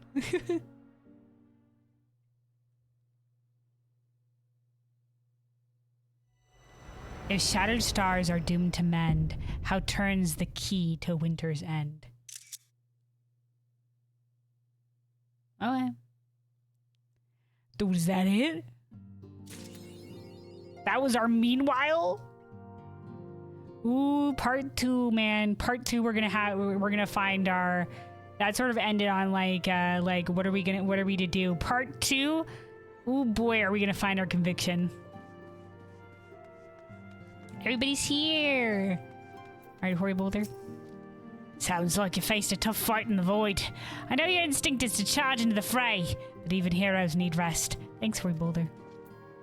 I know your instinct. Alphino, I'll continue to keep abreast of the situation in Garlemald via reports from the Ilsbar contingent. Should another crisis arise, we will not hesitate to provide our support. Graha? I know that a connection persists between the first and... knowing that a connection persists between the 1st and the 13th fills me with joy. Oh yeah, they still managed to get light from there, apparently. Clements? Hey, Noah, at least feign a little interest in your sister. This obsession has gone too far. Anor? Looks like there's a lull in conversation. This is my chance to go ahead and talk to Hoary Boulder. Alright, Ochre. I've been making headway in my training, but I have a long way to go compared to present company. I look forward to learning from the very best again someday. A few tales of Troll reach Corvos even today. I'd like to hear of your adventures next we meet. Oh wow, even a few tales reach Corvos. I guess maybe if they're like... Sometimes they're pretty close to like Thavnir, and if Thavnir gets some news of Thrall from trade or something like that, probably stuff trickles in. Ephemy? Alphino and Alisay saw fit to relinquish their responsibility in Garlemald and concentrate on the fight ahead. I shall likewise be reprising my duties as a scion, wherever they may take me. Hell yeah, Ephemy. Taro. I'll let you know when discussions are set to resume. Until then, please do get some rest. Okay, immediately we'll be coming back to it. Maybe the rest of the B-Team Scions will roll in. Looking at you, Real, and the other people from Ningxia. The ones that went off to Ningxia. Old guy, and who's hopefully not dead. I mean, if there's some disease ravaging that area, hopefully he didn't die. I wonder whose voice it was that named the key Ethos. The more we learn, the more mysteries abound. Yeah, whose voice was it? Azim. You stole him? When you have a moment, I should like to hear more of your trip to the 13th. I'll say. I want to let Euless know you met Zero. I'm sure I wish to hear she's faring well. Is there bonus dialogue from Euless? Thancred? As the word of the mother, Memphilia conveyed the will of the star. Surely she would have known if nature itself ran counter to that will.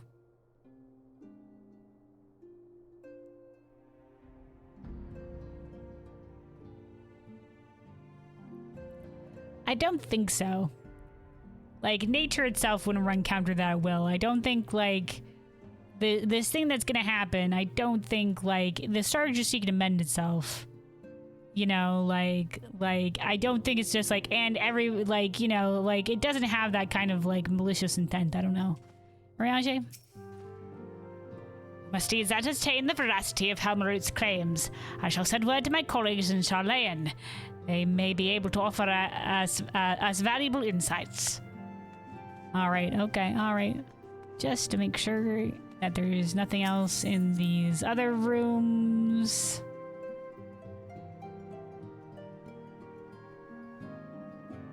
Yep, okay.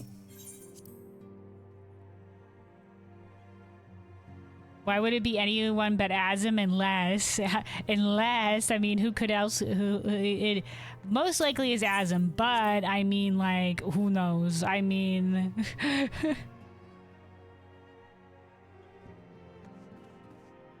okay, yeah, nobody else in here as well, just double checking, just making sure. All right. So the Scions are reunited, but we are still missing some of the ones that are more far-flung. Specifically, the two Rogadins that were investigating Ether Slant. The lass and her, like, granddad or whatever that were into investigating Ningxia. And Real, who's presumably in Mericidia. And maybe others that I forgot. Okay, so our little meanwhile scene was the scene there with Calyx. All right, interesting. Yeah, come the next part of this MSQ, we're probably gonna find our resolve in some way, because that sort of ended in, like, you know, this idea of, like, you know, like, if you try to save everyone, then everything will die. You know, are you gonna take that risk? And we seem doubtful there for a moment, and we shouldn't be.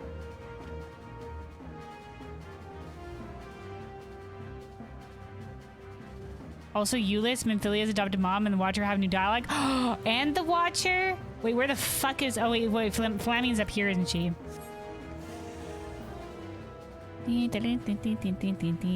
Flammy! These revelations are dire. The flame of hope yet burns bright. We will find a solution. For her sake, if nothing else. Have faith in yourself and follow your path wheresoever it may lead. Thanks, Flamine. Exactly. Have faith in yourself. Dude, Hythladea said the same thing. Like, oh man, when we were on the moon. The moon shade, like him. He also said, like, something along the lines of, like, have faith in yourself.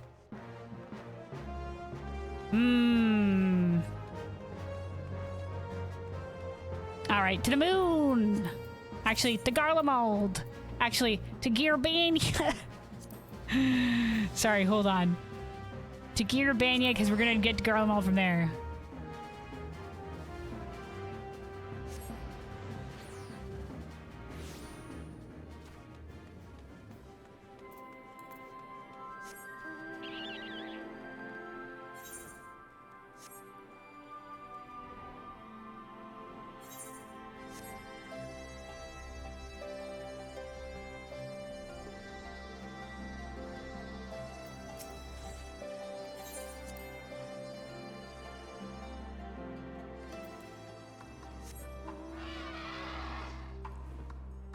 Out of curiosity, I wonder if the Ilsebard contingent folks have anything new to say.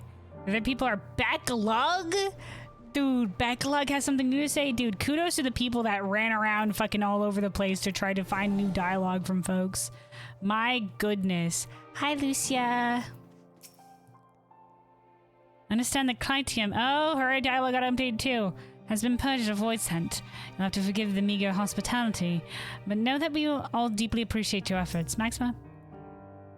Not only was the contingent successful in sealing the fishers on their front, but I also told you help secure the Clytium. We can rest easy. Okay, so just a couple of additional things.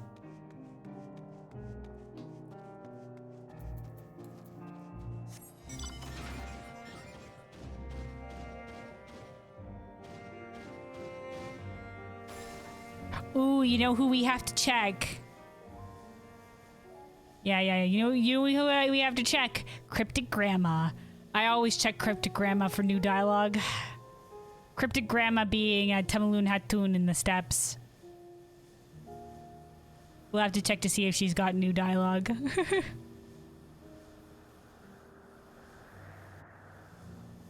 Because sometimes she does. I mean, she's the one that gave us that frickin' for you are a traveler, are you not?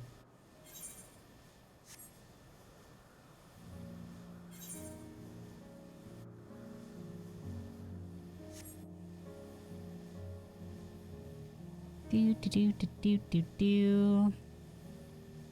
There's the entrance. We could have teleported, but I was already flying.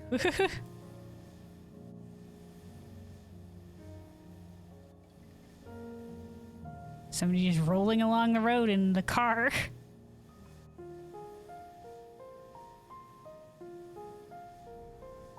Euless! Euless, we gave your girlfriend the dumplings. Worldly Imperial. Who the fuck are you? The use of magic proliferates as the technology spreads to the nations. The demand of ceruleum will likewise increase. If all goes well, some of us may find new opportunities and purpose. Cool. I think there was another area that also had Garleans in it. That was the area that was the more frou-frou, where some of the elite from the Garlemald. Over here, the Senatus. They were off there. Okay, hold on. Euless! So you met with Zero. Honestly, once I gave you the dumplings, I realized it was a silly request. After all, there's no guarantee you'd see her. I'm glad you did, of course. Let's hope the day comes when such traits are commonplace in the void. Yeah. If we can get that connection stable, we're making a soup kitchen for the void.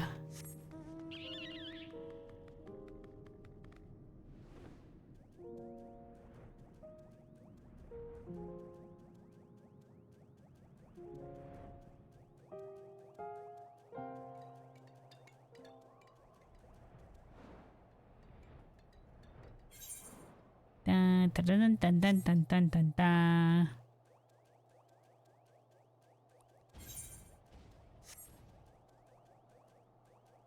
Yeah, we could pop in here to see if there's anything. Like, I think some of the higher ups that we spoke to when they were talking about the reformation of Garlemald, or like, you know, they who were discussing like using the tower to shoot a laser to the moon of ether so that we could open the portal.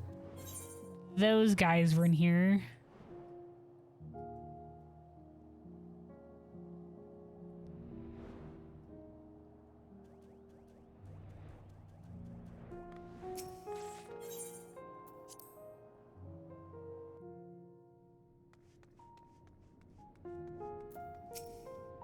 I was usually stationed outside to keep watch for threats, but now that any errant Warmack are dealt with, I've been reassigned to security in the station. To be honest, I couldn't be more relieved. I wasn't sure how much more my body could take standing out there in the cold day after day.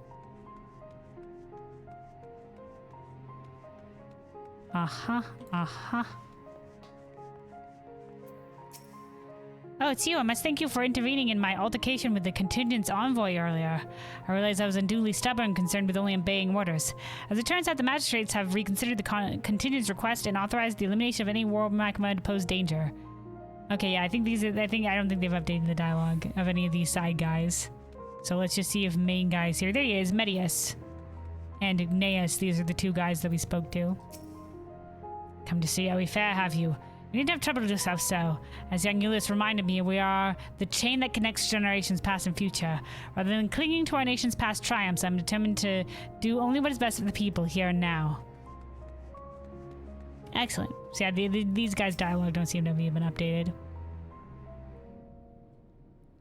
Well, we did not ask for it. Golemald is home to a gateway to the moon. Yeah. We didn't ask for our city to be fucked up to be a gateway for the moon, but I guess we have it here now. It's my belief that this unique facility should be used for peace. For the foreseeable future, we will lease the tower to the Ilsbar contingent, who will occupy it in the capacity of caretakers. Unless you wonder, you are free to use it as you please. The least we can do after all you've done for us. Alright. So yeah, there's no new particular dialogue here. Wee. To the moon. I wonder if Living Way has anything else to say. Because Living Way said that she'd look for anything from Heidelin that might have mentioned any, like, this possibility.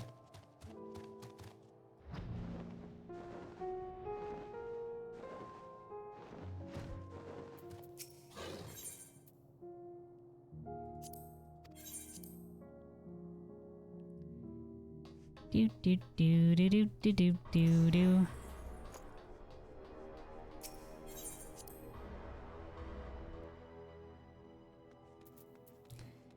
All right, now we're at form of wings.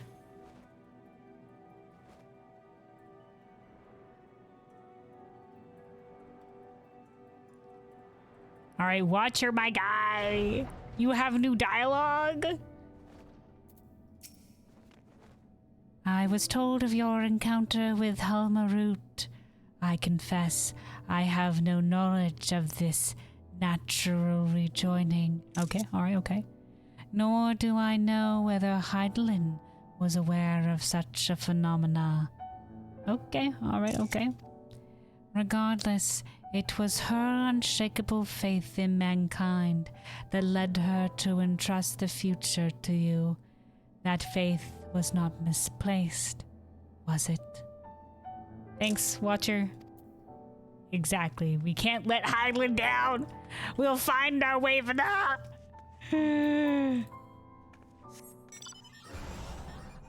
Mount Roulette form of road trip vehicle. Alright. Let's go see if Living Way has anything else to say.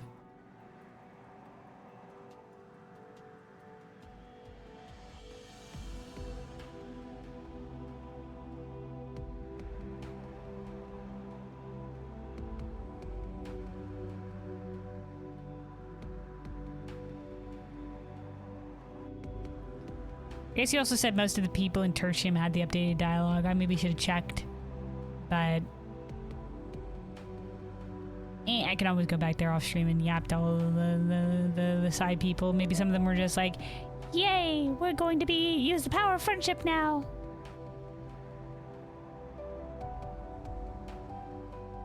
And then, right, we still have to talk to Becklug and check in on Cryptogramma to see if her dialogue is different.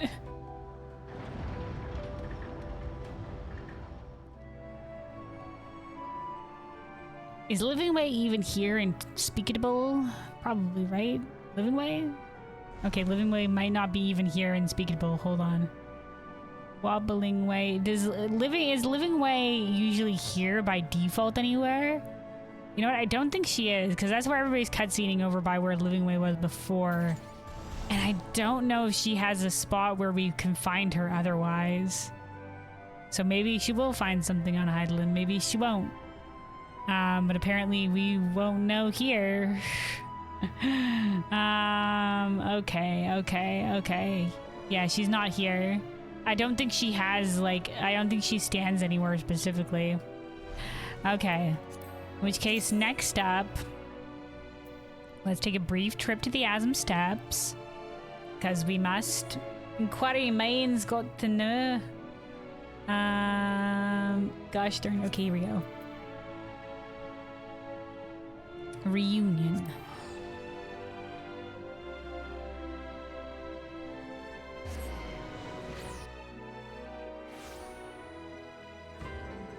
Cryptogramma.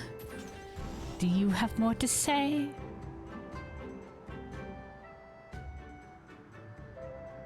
Because like I said, some of her dialogue has been updated in the past. I think last time it was updated was going into Dawntrail or something like that. I don't know. Once again, for those who don't know, this is the lady who when she spoke to us, she said, first of all, the mole like get their guidance from the like the old gods or whatever, as like and sort of like get like visions or portents of them that sort of indicate what they have to do in any sort of aspect of their life. And when she spoke to us, first of all, she calls us the Traveler. And then she also says a singular radiance shimmering, blinding in its, like a jewel of the Dusk Mother, blinding in its brilliance. Stars flicker and flock to you. Before such gathered light, even the secrets of the gods may be laid bare. And then she looks out to her friends and is just like, some are destined to falter or fated to falter and fade. Others, some are destined to rise in grace and glory, others to falter and fade, though not from memory. Both shall be your strength and salvation come the end. Cherish the stars and the light they bring you in the dark, for you are a traveler, are you not? Also, hey Biz, hello, welcome. Canadian marble fox, cute animal to brighten your day. In Discord?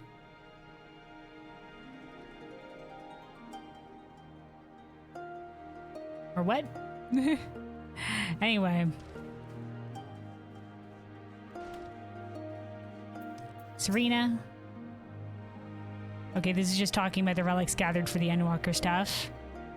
When you the science people on the sky, we each prayed for you in our own way. Perhaps you and your friends have running the final days is what grandmother foresaw in her dream. Right. Foresaw in her dream, because when Serena comes to the Ilsebar contingent with Sadu and Magni, she gives us a portent from Temelin as well that spoke about like some Endwalker stuff. But more importantly, all is right in the world again, and we have you to thank.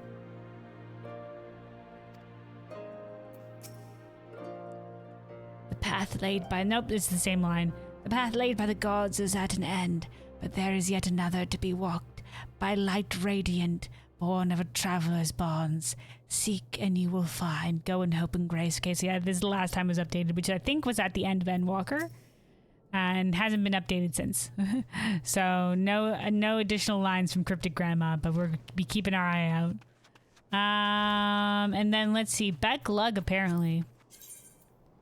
Dun, dun, dun, dun, dun, dun, dun, dun.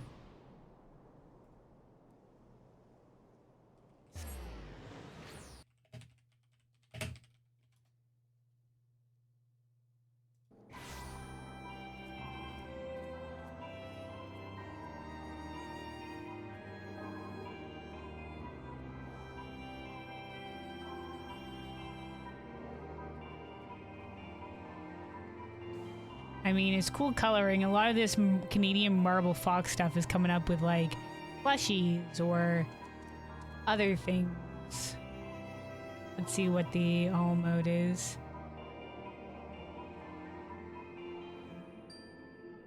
It's color mutation of red foxes. But I'm not coming up with any... I think it's just a color mutation of red fox. Marble foxes aren't naturally occurring species. Instead, they're offspring of red and silver foxes purposely bred by humans. Yeah. Most of the other stuff is just pictures of plushies of an animal. So, alright. Anyway, it's cute though. Color variations do exist naturally in some species. But I don't know if this is whatever the case of whatever's happening here. Anyway, Busy will say you're physically tired. You were a courier for one day and now your legs are made out of pain. Oh. We were sent running around a whole bunch of different places. Well, these glide's over with. Hope you can get some good rest.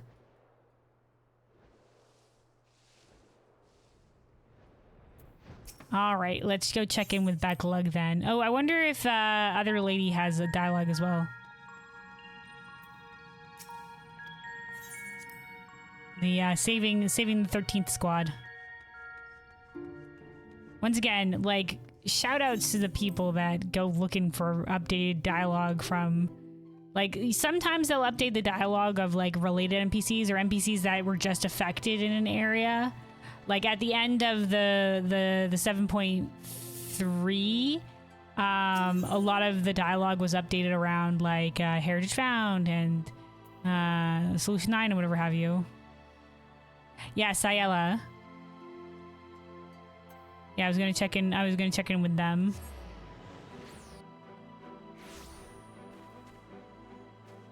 AKA the Saving the First Squad. Did you finish MSQ? Yee, we just finished. Now we're talking to some NPCs that have had their dialogue updated post this, or at least some that have, and some that were just like, did they update their dialogue on this? But yeah.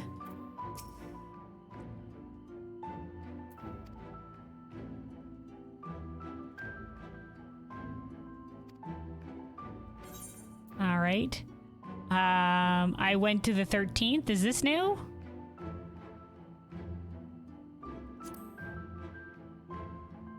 No. This is just involving Golbez and Zero and stuff like that.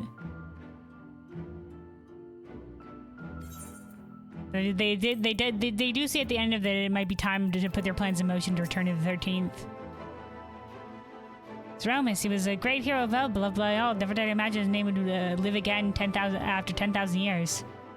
After 10,000 years.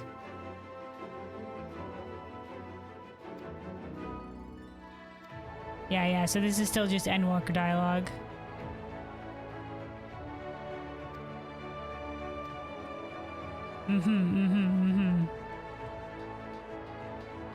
It would be neat if she knew about NUO. Yeah, that would have been pretty cool. Because, you know, NUO sort of was just popped up and be like, hi, I'm the trial fight. And that was about it. But now we have his Memoria crystal.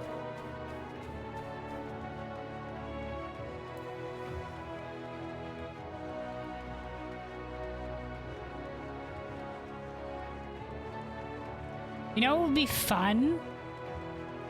If they brought back, I need to check Razadhan. If they brought back, I think it would be super fun if they brought back the eyeball guy in Razadhan that told us the backstory of the four fiends or whatever, to tell us the backstory of NUO.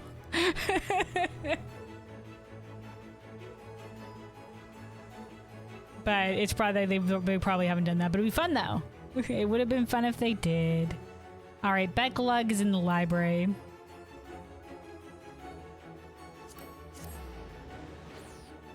And you notice that Eminent Grief Quantum and NUO EX share the same chains of combination debuff, which means you take damage when you move, but you can still attack. I see.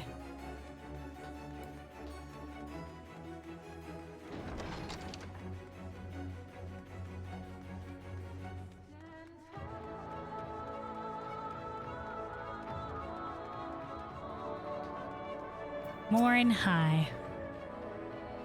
Our work on a tome chronicling events from the time of the flood proceeds slowly but surely. It's perhaps the most ambitious project I've dared to take on, but I consider it my mission to preserve our collective experiences for posterity. Alright. Backlug?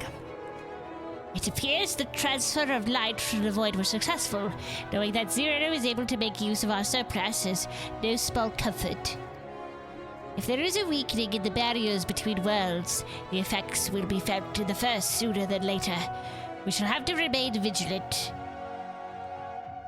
Okay. So that's the upgrade. So, news to Backlug, alright. So that they were still able to make use of the surplus light. And then they'll keep vigilant eye on anything else. Alright, cool. Alright, quickly then. I wonder though. Hold on.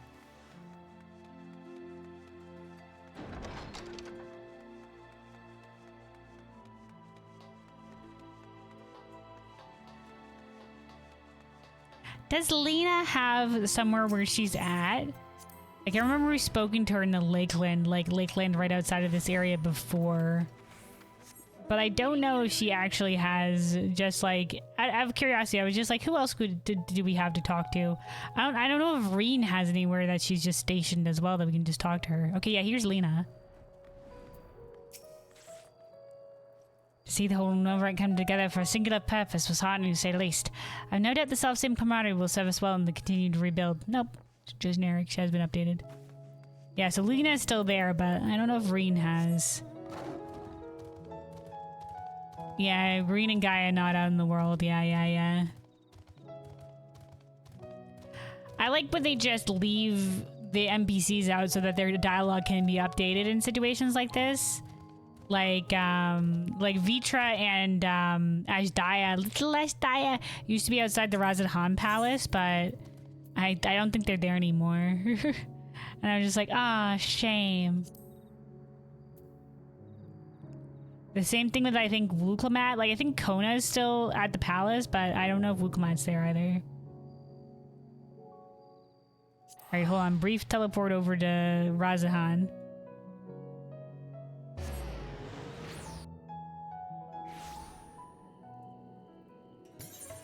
Also, Biz. Yes. Alright, yeah, there's no... Well, I wonder, I guess we could go talk to the guy.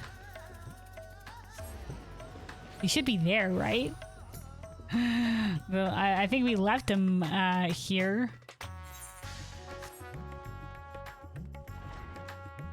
Yeah, here he is. Solenite Void Scent. I'll be my best behavior until I forge the pack. It's nothing short of a dream come true to be in this world, and I'll do whatever required to remain. Alright, unfortunate.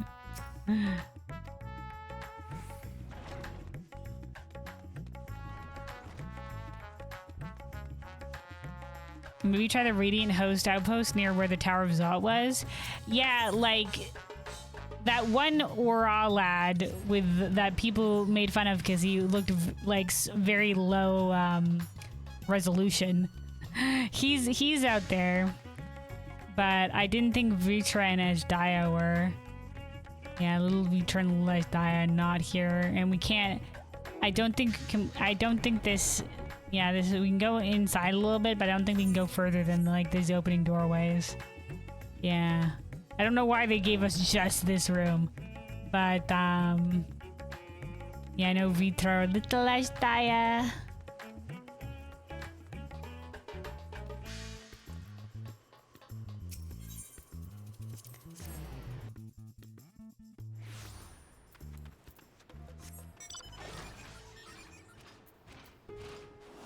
You'd expect something like there were some void sent from the direction of Aldazal's legacy, but we took care of it.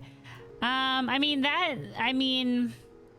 rift's kind of like, oh no, wait, that rift was destroyed, wasn't it? By Red Guy. That's why we had to make a new portal because that one was destroyed. I guess it was like connected to the void, but I guess they fought their own fissure stuff here, perhaps. Because they said the other nations have managed to fend them off. So that particular void was destroyed, yeah, by Rubicante. Yeah, I'm sure they probably encountered some rifts, but yeah, that one in particular is gone. But they did say like there've been void rifts all over the stars, so I'm sure there was. We can see. Oh yeah, here we go. Nabdeen.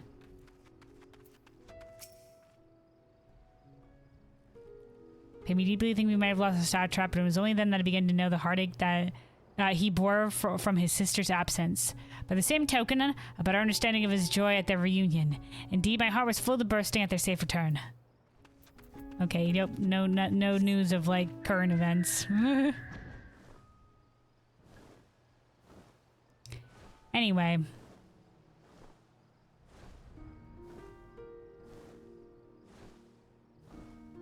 Yeah, we'll have to see. But yeah, no, they're not out here. So no updated dialogue from them. But it is interesting to see that there is some updated dialogue for some NPCs, even the ones that are so far flung as Beck Lug.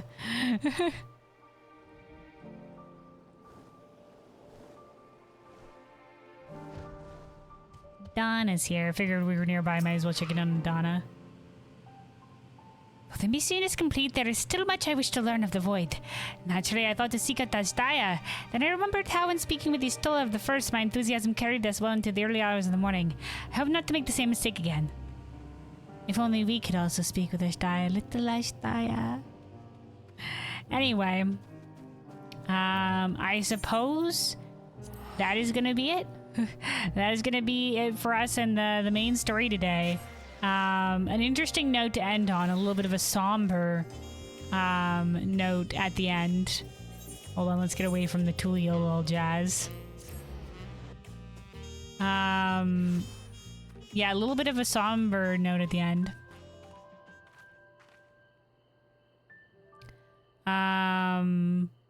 Oh, right, sorry, because you said Luna and I was just like, yeah, and then I started yapping and got into something else. Honkai Star, you can just type your message. Honkai Star Rail tomorrow or next week, you for gore. Tomorrow we're doing the Alliance raid. So we're doing the new patch stuff. Once again, if you're ever curious, when am I streaming each week, or when am I streaming, I do have on my Discord, on the schedule tab on Discord, the weekly schedule. And then also on this Twitch page, in the schedule tab, there's that as well. So you can always check there for like when I'm streaming each week. I try to endeavor to keep both of them updated.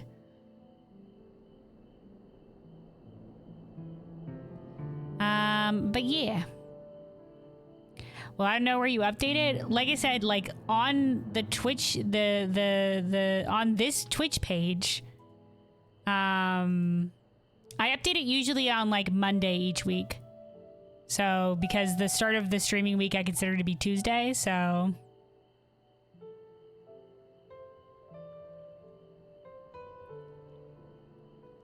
So I usually update it on Mondays.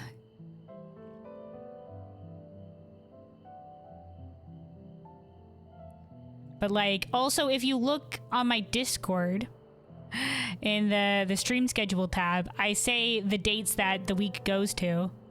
So currently on the weekly schedule, it's April 28th to May 4th. And it has the full schedule for that week, and then I usually update it on the Monday for the next week. But the weekly schedule does have the days that the weekly schedule applies to.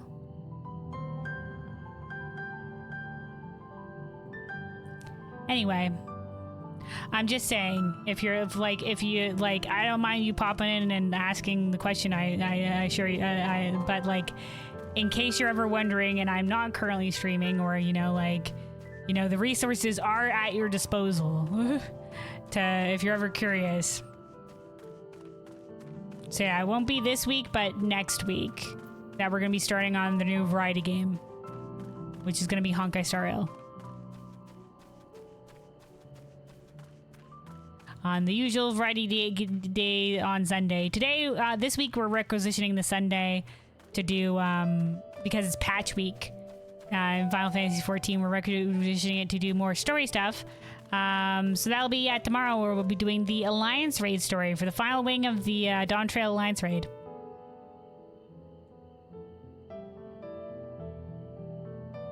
By the way, Honkai Star Rail is now on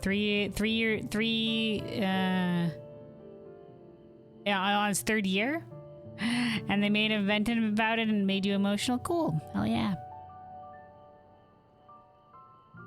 And it's like the Rising event each year. Sometimes has very pretty heartfelt. For Final Fantasy XIV, that's the anniversary event for the Realm Reborn launch. But yeah. So that is going to be it for me. An interesting place where we left off on it. On the main story. Like I said, a bit of a somber note. It's going to be interesting seeing where this goes. Like, obviously we're gonna find conviction to save the shards or whatever, and we'll probably learn more about the key, because we're gonna like we were talking about before, we're gonna, like, if what's happening in the Evercold trailer remains true, we're gonna have to learn how to bring other people with us through this gate that apparently only we can see, which is really cool.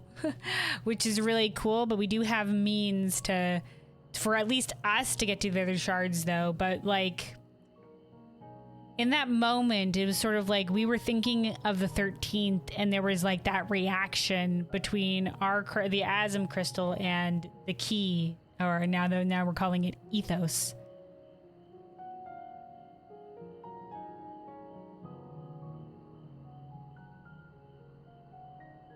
So, like that reactivated based on us thinking of the place, but, like, maybe, like, did we just be like the fourth? Like, we're gonna be figuring out how this key works. I think next time in the main story, and also finding our conviction of the path that we're gonna be walking forward, because they sort of left us off here with being like, you know, like we're not sure of what to do. This time we activated the key by thinking of Zero and Golbez and how they might need help, but how are we going to do that with the fourth? Exactly. Yeah, how exactly are we going to do that? That's the question. Maybe think cold thoughts. I think that'll be answered next time. You know, they'll probably leave us with just we're going to look into how to get to the fourth via the key. Check in next time when Evercold expansion launches. It'll be something like that. We fixed dark with light based on that Graham in Shadowbringers. We can fix cold with lightning. Hold on.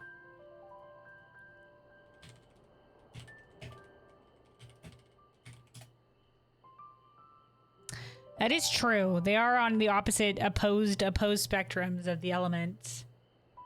So, yeah, probably. I mean, if we're looking to balance things out, they are on opposite sides of the spectrum. Lightning is firmly on the side of activity, and then ice is firmly on the side of stagnation, and they're opposites in terms of umbral and astral, and on opposite sides of the elemental chart. So, yeah, it could work.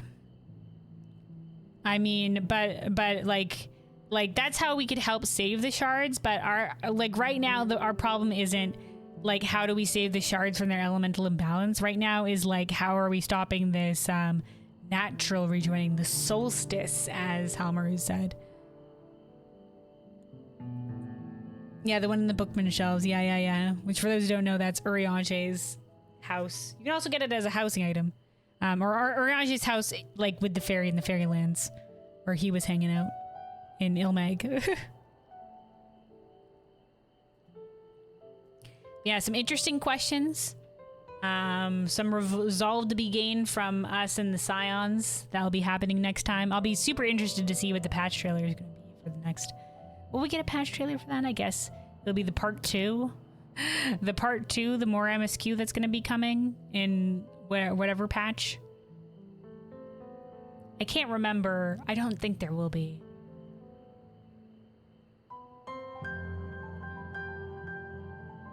So I'm trying to remember what there was for the Endwalker stuff.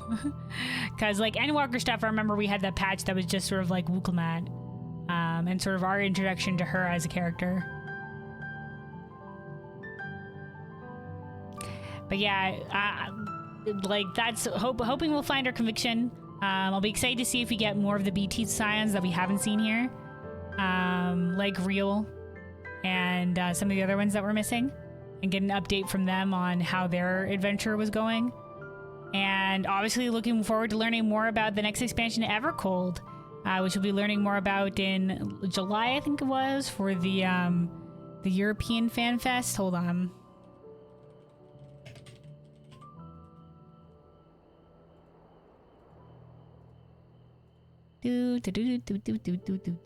Reminding myself. Yeah, in late July, July 25th and July 26th. Very exciting, very exciting. But yeah. But yeah, this was a really fun MSQ. I'm gonna go look back on that cutscene. Oh wait, hold on, that reminded me.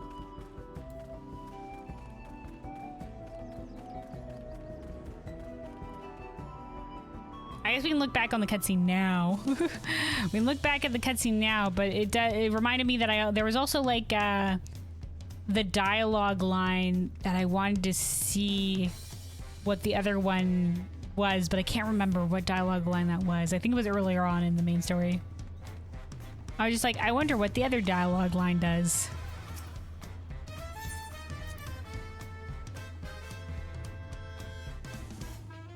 Let me see, let me see, let me see.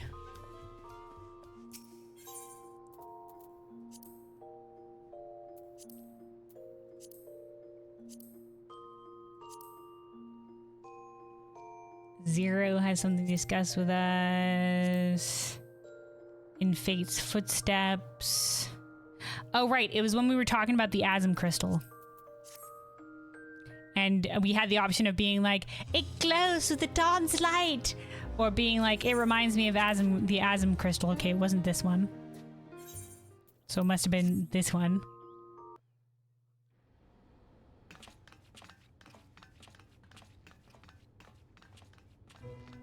Ah. Okay, so we're just reviewing the cutscene here. Complete. A quick. Indeed. I also want to see Stolla's vision of this crystal again. Wildcat. Let's look at this. Hold on. I am, however. Yeah. More reports about the key.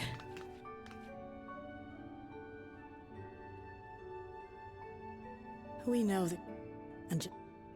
Yeah. The key helped the Malala get through, whatever have you like that. And then she goes on about describing how Preservation tried to control the key. Yeah, the key. Key proof fickle, etc., etc. Reports practically screamed their frustration, describing the experience as being dragged around by a traveler picking roads without rhyme or reason. Serves them right, I say.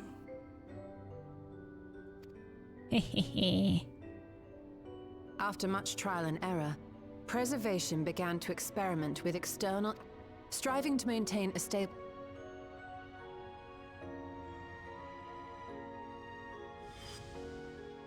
Yeah, the gate. So, their tribulations ultimately afforded, which, of course, thus enable. Yes. Okay, After here. the Endless Fiend took the key unto herself. Oh, no, wait, this is just, no, this is asking about, like, yeah, the Endless Fiend took the key onto herself and then merely used it to facilitate did some, their like, shard exodus. jumping. To think what the key has During now the fight. wrought in different hands. The elf have the best smile. She's so cute. One of the best side characters. Hell yeah, Shell's great. I like her.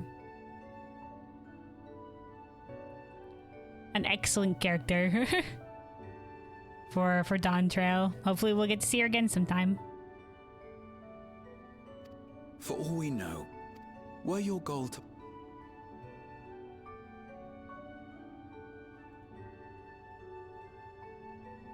I forget, this was a long cutscene.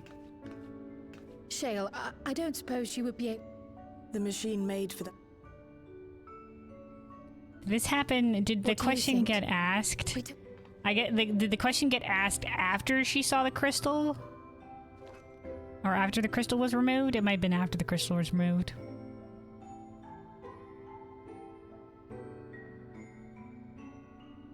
Give me a moment.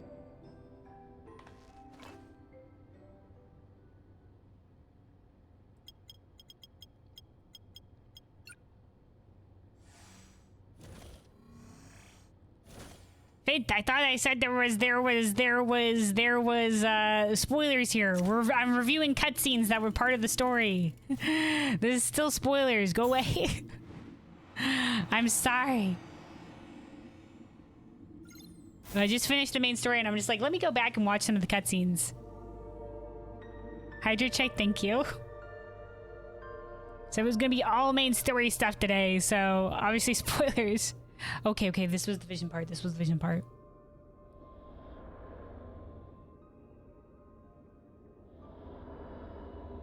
My word.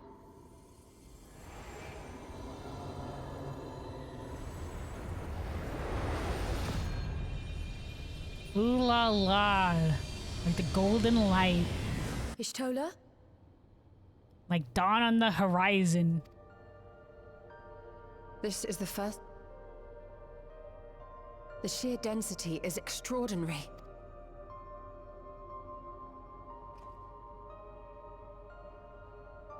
Now that you mention it,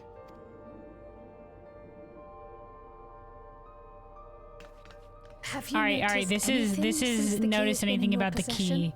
So we originally picked, when we first went through this, we originally picked the it reminded me of Azim's crystal, but the first line was it glowed with the dawn's light. So I want to see what dialogue we get if we pick this. It gleams like the dawn's first light when activated.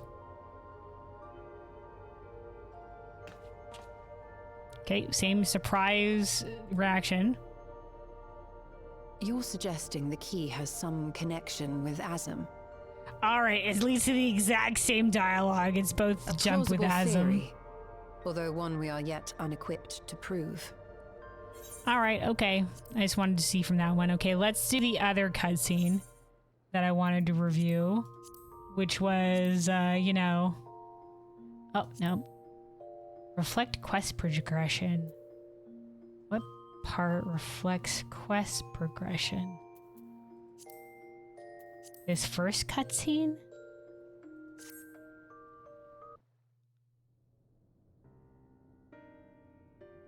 The Ilzabard contingent have contained the threat on their front.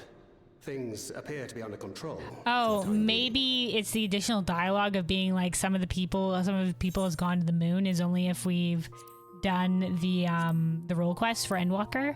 Probably.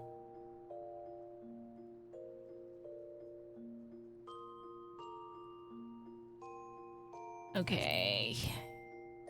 Let's see if it's this one. Oh no, that's Enuo. Okay. Back a couple then.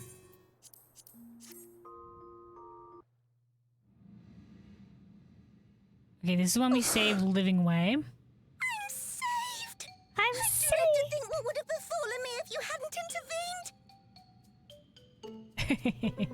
intervened! Oh, I was never... Alright, does this lead directly into the cutscene? If there is... If only we'd prioritized further development of the Void-Sent Slaughterbots. We could have stemmed the tide Because ourselves. Y'shtola comes running in after this, so I just want to see that cutscene again with the voice and the key and whatever have you.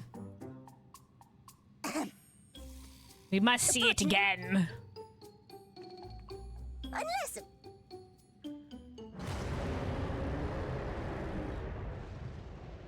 Yeah, there was the rower from the rift. Oh, nope. We're doomed. I forget how Living Way always says something so cheerfully. She's just like, and then all the theater shall die to the final days. There you are. The end of everything on the star. Or everything like that. Yeah, Graha comes along with Y'shtola. I left the data and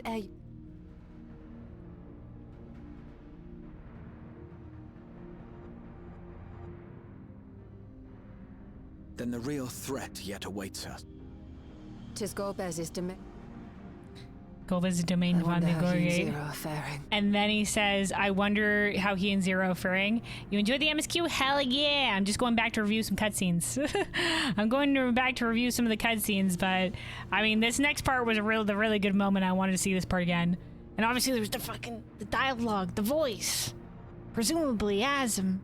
And whatever have you, so, you know, big hype. We kind of left on a very somber note, though, so, you know, hopefully come the next part of the MSQ, you know, the Scions and everybody will find our resolve and the beginnings of our path forward. All right. So it was, I wonder how he and Zero are faring. So we're thinking about Golbez and Zero, and then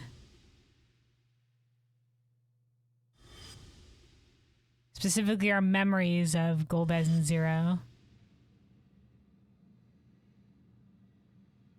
And then we pull out the crystal, which is like the power to bring the stars to your side, and it's glowing. And then the key's glowing. By the 12. I'm so curious how the Winters will feel in its antagonist group. Yeah. Right now it seems like, based on the dialogue from Calyx, they seem like just a loosely collaborating group of assholes.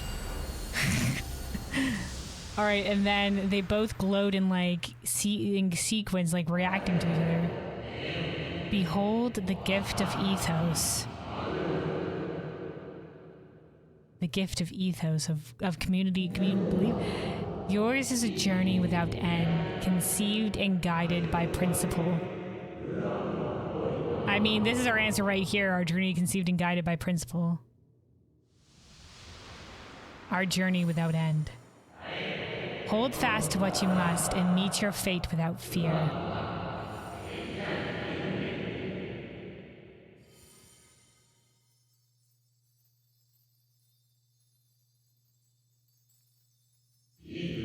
Go forth, discover, unite the stars onto one.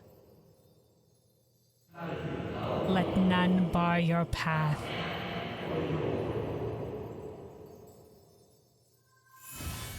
Aye, aye.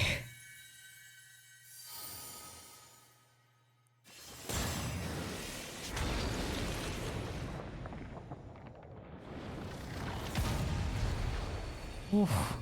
So once again, like these little lines, they're reminiscent of the Asm Crystal stuff we've seen before, but otherwise this is like just new sigil stuff in general.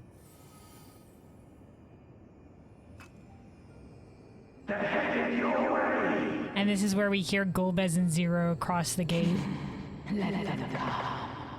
This is the sort of this is probably like what the maybe, but then again we have our own sigil that's working with it.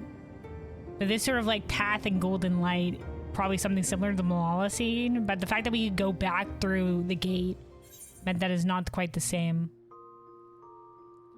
Also Michi said, well, you don't think of them as assholes. They're all trying to save their people in their own way. It's just how many will take a Calyx approach or not. Yeah, like even if like the fact that Calyx has his qualms with their methods and stuff like that, I feel like all of these guys are probably going to be in the same mind of Calyx and Halmarut, and that some people, like, we're okay with sacrificing some people to basically like save some folks, or like we have our own vision of what the future will be. Like Calyx's vision of the future is, oh, like memory is most important and therefore we must abandon our bodies, but like that's not a future that everybody's gonna agree on. And I wonder if they're all is all gonna be similar to that. Like, this is the future that I think is best, that I want to impose upon everybody, you know? It does remind me though, like there's a lot of themes in general in Final Fantasy XIV of like, you know, like Endless Fiend said, like, with your strength, could you do it? Like, could you save everyone without sacrifice?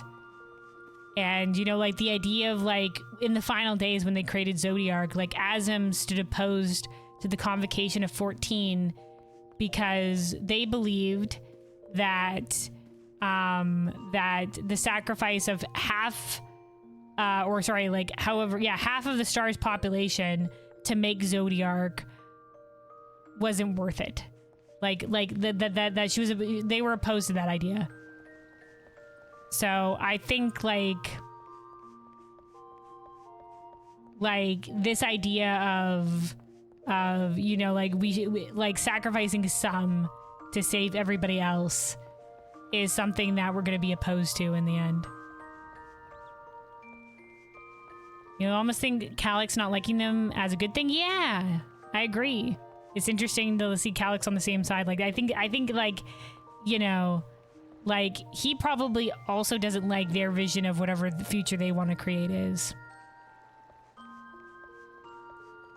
Actually, that's a point to bring up Azim. I think we will learn more about our Azim when solving this problem. I hope so. I hope so. But, I know, we shall see. I also understand they don't want to give up a lot about Azim because, you know, Azim is like you, like your character. So they don't want to lock too many things in like stone. But, you know, like they do give us some things here and there, like about Azim and things like that. So I wouldn't mind more. But I know they'll probably still keep a lot of it vague. But more would definitely be good. I mean, we did get like in Pandemonium, like they mentioned that, you know, like Elizabeth says stuff like, I wonder how much of this they foresaw, and other stuff like that, and like the portent that he gave that the portent that Azim gave Elidibus, that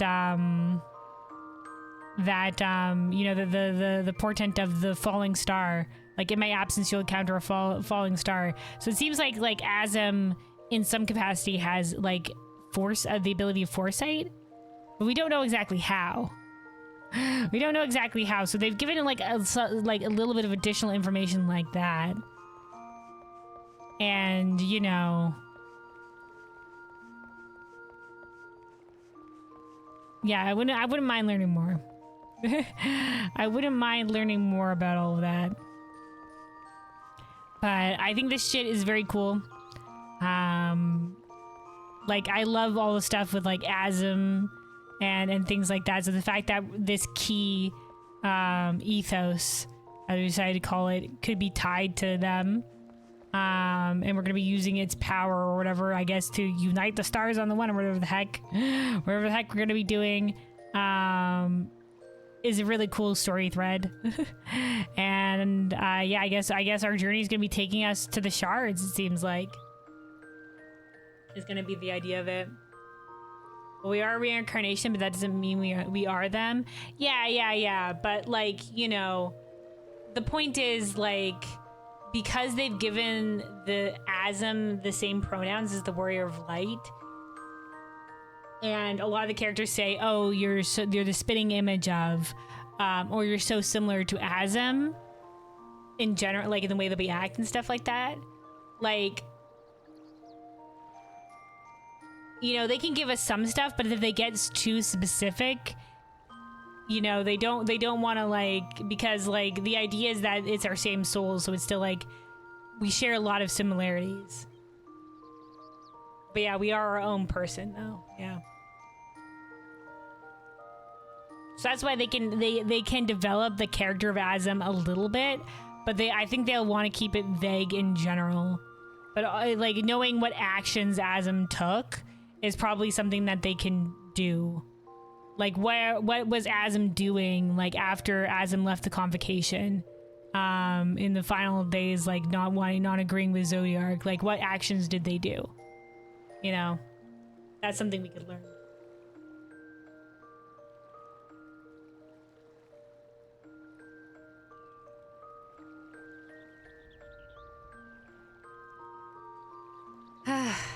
But yeah, very interesting main story. Look forward to learning more. Look forward to learning more in about Evercold in upcoming FanFests, and you know, how we're gonna get there, and more about, you know, the key and everything in the next part of the main story. But yeah, man, I love Final Fantasy XIV. I love the Final Fantasy XIV main story, and it's always very exciting. It's always very exciting. So yeah, we'll see where the journey will take us next time. And then, yeah, once again, also, we are going to be doing the Alliance Raid main story. Or not Alliance Raid main story. We're going to be the Alliance Raid story. God damn it. We're going to be doing the Dawntrail Alliance story, the final wing for the Alliance Raid. This is the other thing that came with the new patch content. Wait! Hold on! I've forgotten. We have to unlock the trial. I forgot. I almost ended the stream without doing this. Alright, Wandering Minstrel. Anyway, the Unmaking Extreme. So what have you brought for me today? Boy howdy, my guy. So this guy popped out of nowhere, right? He was attacking the rift or whatever on the moon that just spontaneously forming. Apparently he rose from the unfathomable oceans or whatnot, and I just went to go kick his ass with Zero, and with Golbez. It was pretty epic. Ah, Enuo, the dread denizen of the depths who sought out the Void Gate, and thence the source. He said he sought to unmake the 13th, but you know, having already endured a deathless eternity in the void, it's not inconceivable they would have been content to merely preside over their realm without end. Yet perhaps our light-filled world presented such a loathsome affront as to beckon Enuo from the dark, intent on rendering all to naught. Of course, we can but speculate upon their true designs, because they have no backstory and we learn nothing about them, and they're really only there to be fought briefly as a trial. For your unforeseen arrival upon the Red Moon laid any such vengeful plans to rest. It is fitting that your companion Zero was there by your side as the killing blow was struck, her name evoking new beginnings as it does.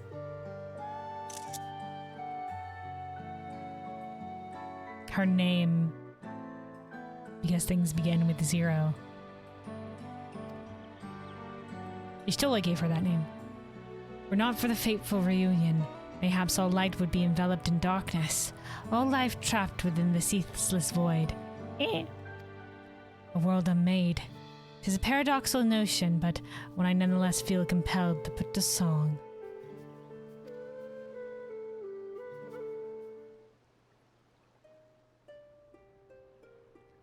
In darkest depths did they abide, cursed to lurk undying. Life and light did they decry, the void's dread power rising. By golden path was ingress made, hell yeah, will and might prevailing, cleaving through the bleak domain, the void's dread power failing.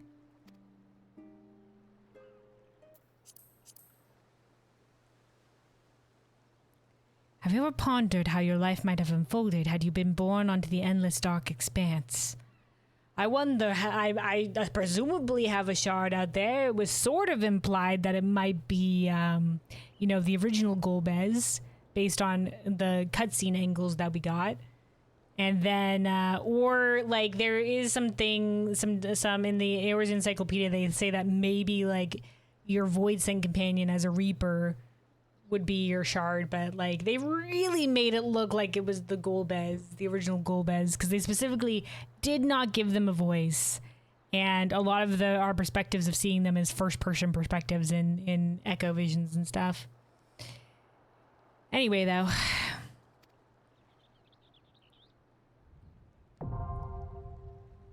all right, the Unmaking Extreme now accessible. Also, sorry for anybody that got caught in the ad. Don't worry. There we go. We have it unlocked. I remembered. I remembered. All right. Now we can safely end the stream.